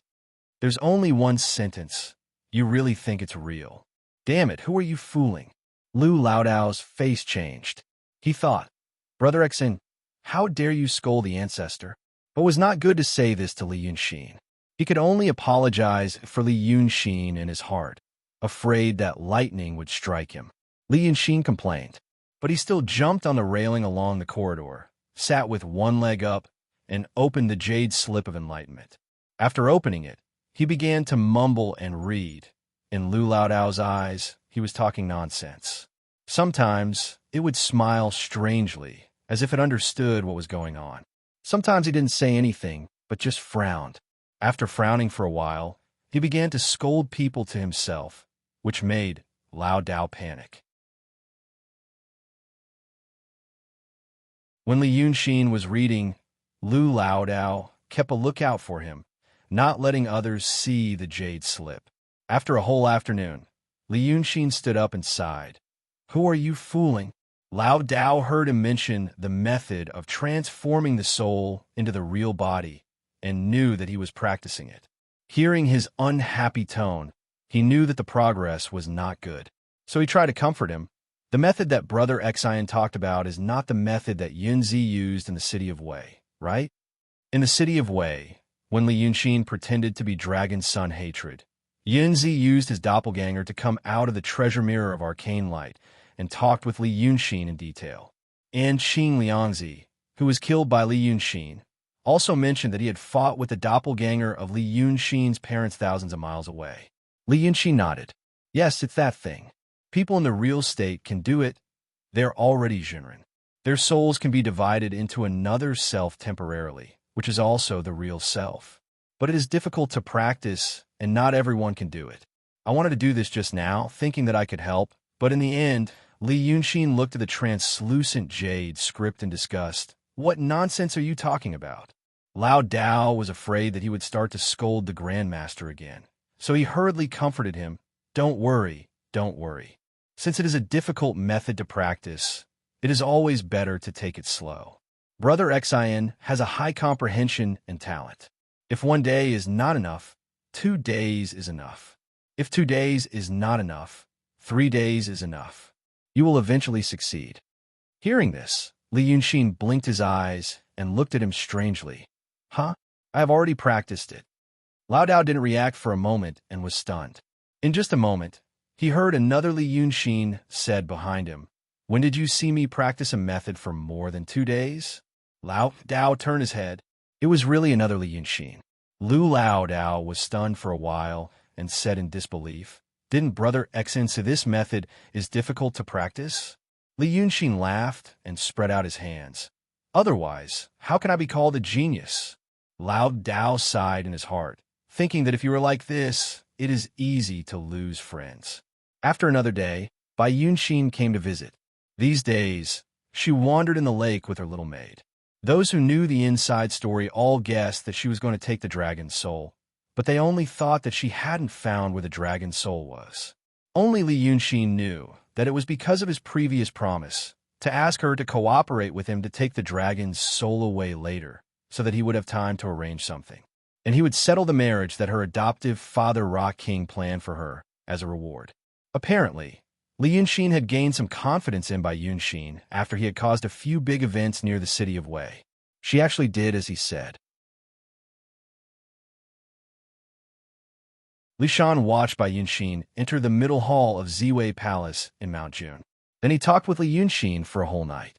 On the second day, Li Yunxin and Bai Yunxin still didn't show up. Li Shan was a little anxious. He was afraid that Li Yunxin had gone somewhere else out of the inhibition of Dongting. But when he was anxious, he saw Red Lady coming out of the front hall of Ziwei Palace.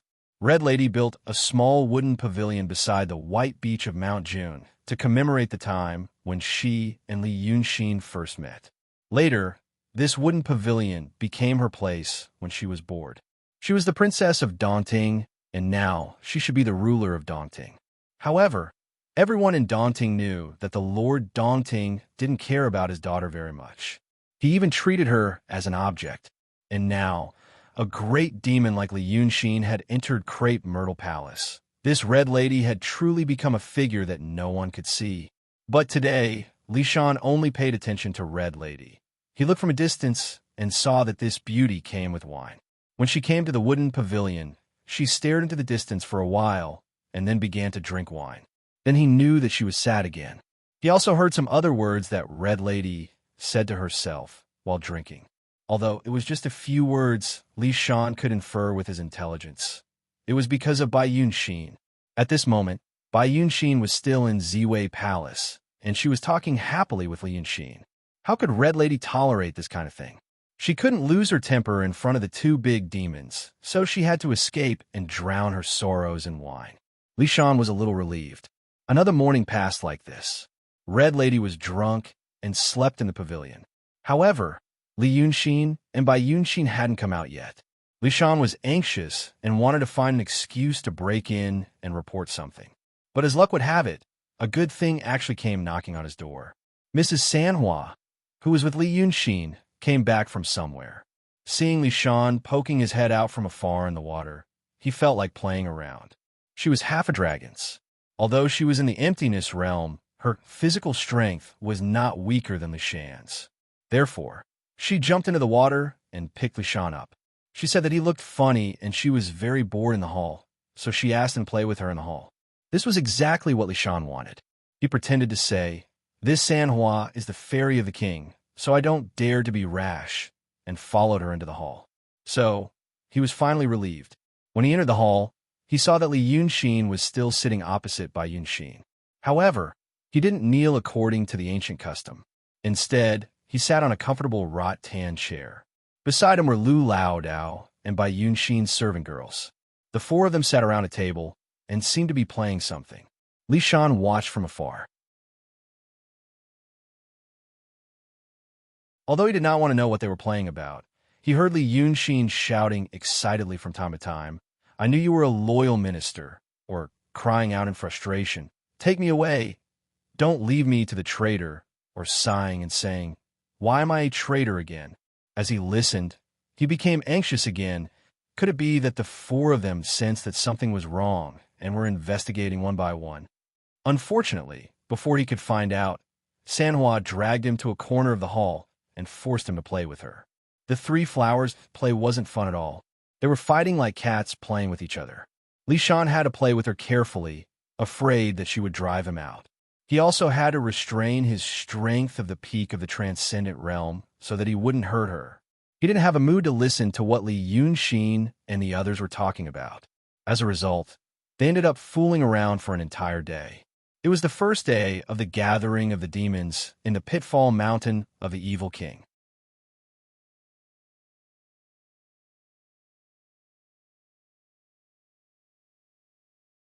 Chapter 254. The Evil King occupied Stone Forest Mountain and Juka Gorge. But in reality, his power covered an area of 1,000 li. He was one of the few powerful demons in the Qin Kingdom. Thus, the rules here were very strict. The various demon kings who came to attend the meeting could not walk into Pitfall Mountain openly.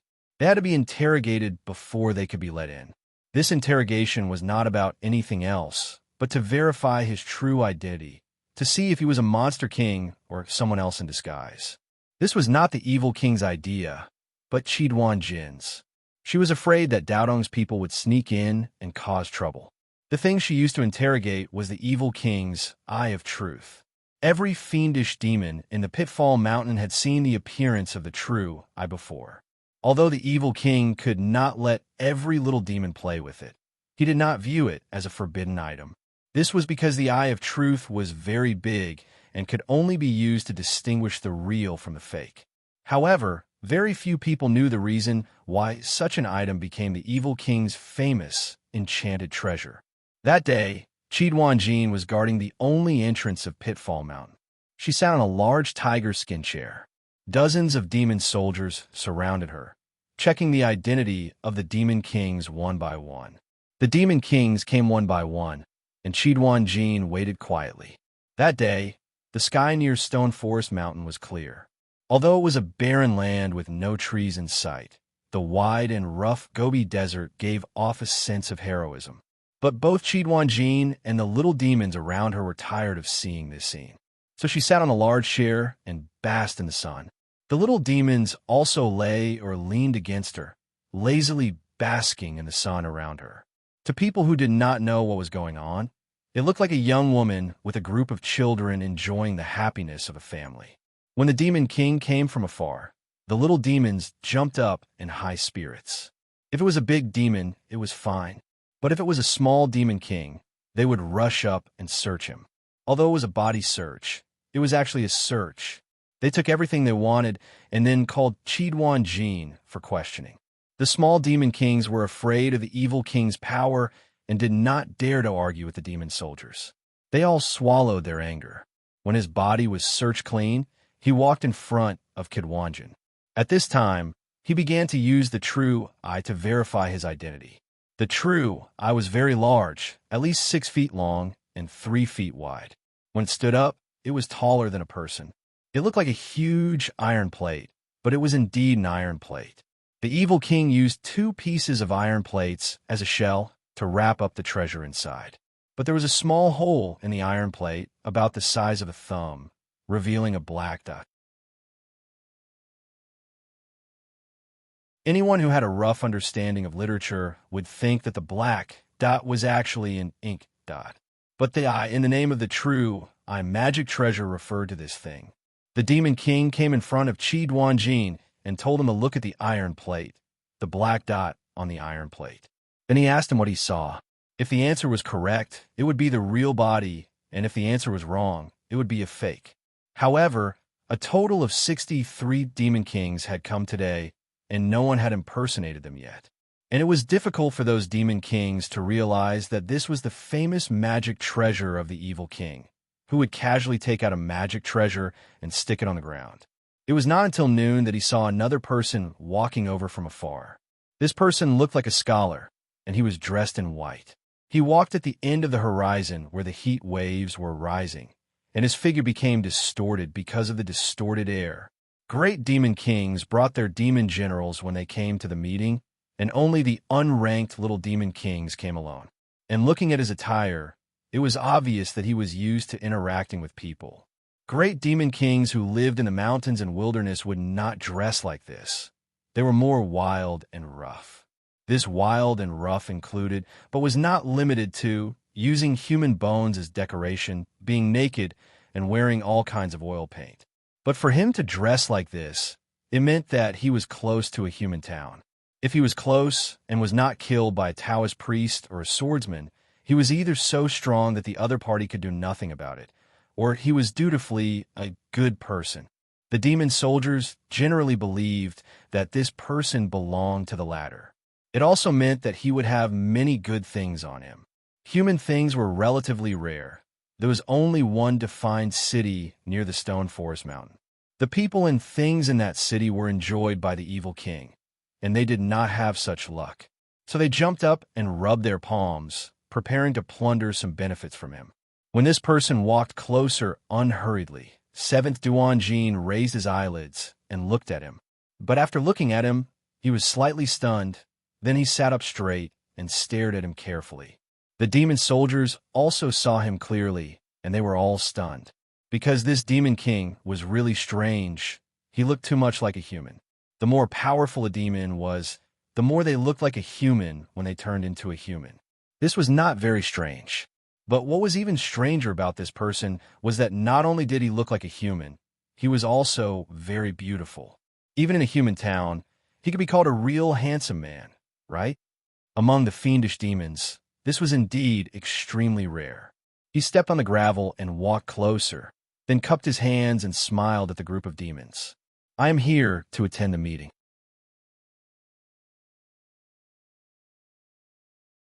Hearing him speak, he actually looked more like a human. The group of demons was stunned by him. After a while, someone asked him angrily, "Which mountain's demon king are you from? How come I have never seen you before?" This beautiful man did not pay attention to the person who spoke, but looked at Seventh Duan Jin and smiled. "I am from the Water Tribe. I used to live near Dongting, and I also have some soldiers under my command.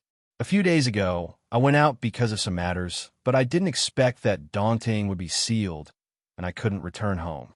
I heard that the evil king was holding a meeting here, so I came to see if I could get a job. Oh, when I was in Dongting, they all called me the romantic jade-faced little silver dragon." Hearing his name, the demon soldiers looked at each other, not knowing what it meant. But Seventh Duan Jin laughed. "Your name is quite appropriate. You really look like a romantic talent." After thinking for a while, he said, "Although you're not the local demon king, your cultivation level is not low. I like you, so I'll let you in. But after entering Pitfall Mountain, you can't walk around randomly in case you get caught." This romantic jade-faced little silver dragon quickly clasped his hands in thanks. "Thank you, fairy sister. My cultivation level is not high, but I have reached the stage of turning nothingness into reality. I will definitely not disappoint, sister." The demon soldiers originally wanted to charge forward, but seeing the current situation, it was not good to do so. They all knew that Seventh Duan Jin liked handsome men. But which handsome man they had seen before could compare to this little silver dragon? Seventh Duan Jin smiled as he received his compliment, then pointed at the large metal plate beside him. "Come look at this." This little silver dragon took a few steps closer to take a look, asking curiously, "What is this?" Seventh Duan Jin still smiled at him. "Come look at the hole on the metal plate. What do you see inside?" The person who came found the hole, and his expression became serious. He carefully looked at it for a while. After 5 or 6 breaths of time, he turned his head to look at Seventh Duan Jin. "I see an eye." Seventh Duan Jin stared at him, asking, "What kind of eye?" This romantic jade-faced little silver dragon thought for a while, then said, "From a rough look, it looks like a cat's eye. But looking at the ferocious expression in its eyes, it doesn't seem like a cat's. If I had to say, it's either a leopard's eye or a tiger's eye." Seventh Duan Jin smiled again. "Good. You're knowledgeable. You can go in." This little silver dragon bowed to Seventh Duan Jin again, then lifted his feet and walked through the door. The door of the Pitfall Mountain was a stone door opening at the foot of the mountain. Originally, it should have been a cave, but the shape was not neat. Right now, there were many human or animal skeletons and skeletons decorating the side of the cave, acting as a facade. After entering the door, he first walked through a deep and serene passage. Although it was wide, it was cold and damp, even dripping with water. This was a completely different scene from the dry and hot weather outside.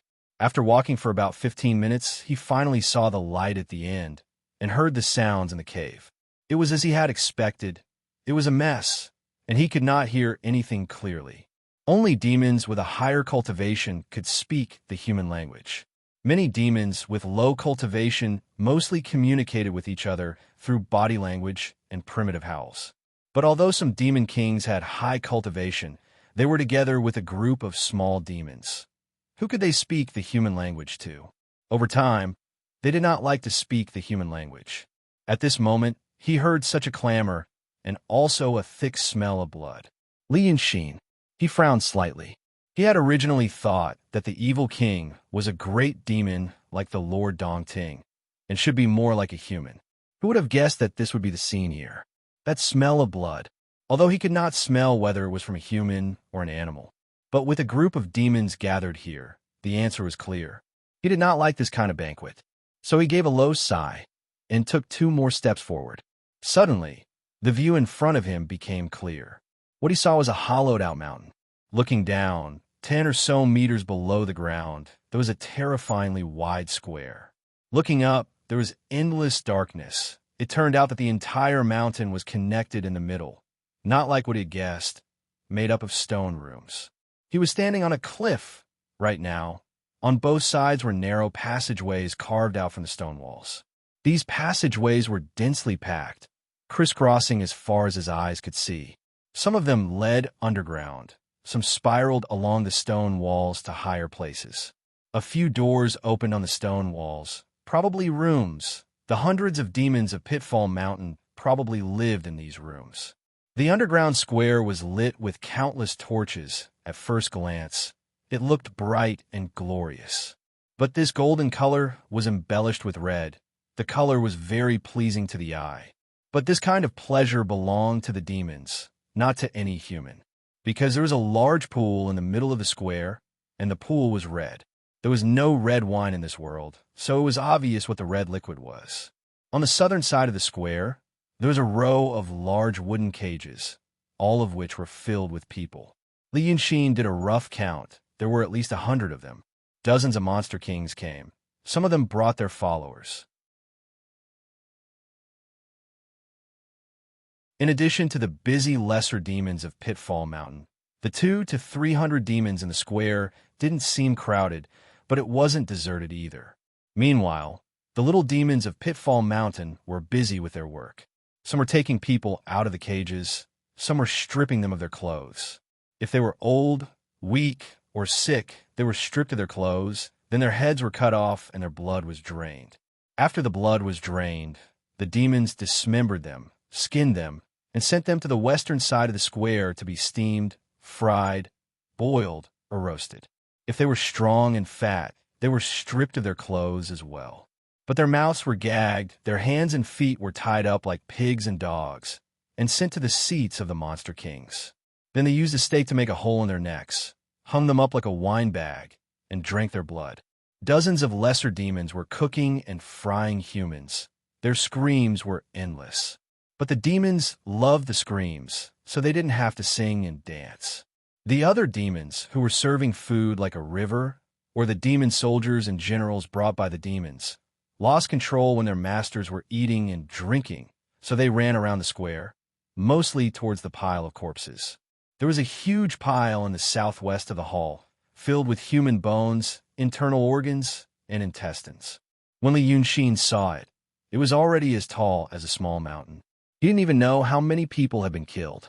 Blood and all kinds of secretions mixed together and flowed everywhere, giving off a strong stench. But the lesser demons loved the smell, so they gathered in groups of 3 to 5. The braver ones would steal the bowls of intestines and eat them until their mouths were full of blood. The cowardly ones would only pick up bones with flesh and blood to satisfy their cravings, but they still chewed them crisply. The lesser demons of Pitfall Mountain would chase them away, but they were not reasonable, and if they fought often, one or two of them would die. The Monster Kings didn't care, and instead laughed. Li Yunxin stood at the entrance of the cave and stared at the scene for a long time. This was the first time he saw such a scene. He had seen demons eat humans before. He saw the 9th young master eat humans, and the Lord Dongting eat humans. But he had never seen so many demons eat so many humans. He wasn't sure what kind of emotion he was feeling, shock, disgust, or fear. He looked down for a moment and noticed 5 more people. Yes, 5 people. These 5 people were not locked in cages, nor were they tied up, nor were they corpses. They were 5 neatly dressed people sitting around a stone table. The stone table was right below the entrance. If Li Yunxin hadn't taken a few steps forward and looked down, he wouldn't have noticed them. They were dimly lit, and there was a torch inserted into the rock wall from afar. There were many wine jars here, some taller than a person. These wine jars were lined up, and there were nearly 100 of them, forming a wall. Behind the wall were some bags, perhaps containing rice, flour, oil, or other miscellaneous items. And these 5 people were sitting at a table in this pile of miscellaneous items. Far away from the demons outside, they were drinking and eating meat. Li Yunxin narrowed his eyes and stared for a while, expressionless. He saw a small demon carrying a steaming hot pot stumble into the room. It placed the pot at the feet of the 5 people, said something to them, and left again. Li Yunxin knew that the soup in the pot was human flesh and bones, and it seemed that the 5 people knew it too. But they didn't mind it at all. They scooped it out happily, grabbed it with their hands, and ate until their mouths were full of oil. After a few mouthfuls, they felt a little tired, so they picked up the bowl and drank some wine before eating again. One of the 5 people was wearing clothes that Li Yunxin had seen 2 people wear before. One was Constable Xing of Qinghe County, and the other was Inspector Yin of Liuhe Prefecture of City of Wei. They wore a square hat with a peacock feather on it. These 5 people were 1 constable and 4 constables. You're tuning into the Romance Rendezvous YouTube channel. We're so grateful for your support, and don't forget to subscribe to join us on this incredible journey through captivating stories. Your generosity through donations truly makes a world of difference, as it's the primary source of revenue that allows me to expand and enhance this channel for you. Thank you from the bottom of my heart for being a part of this adventure.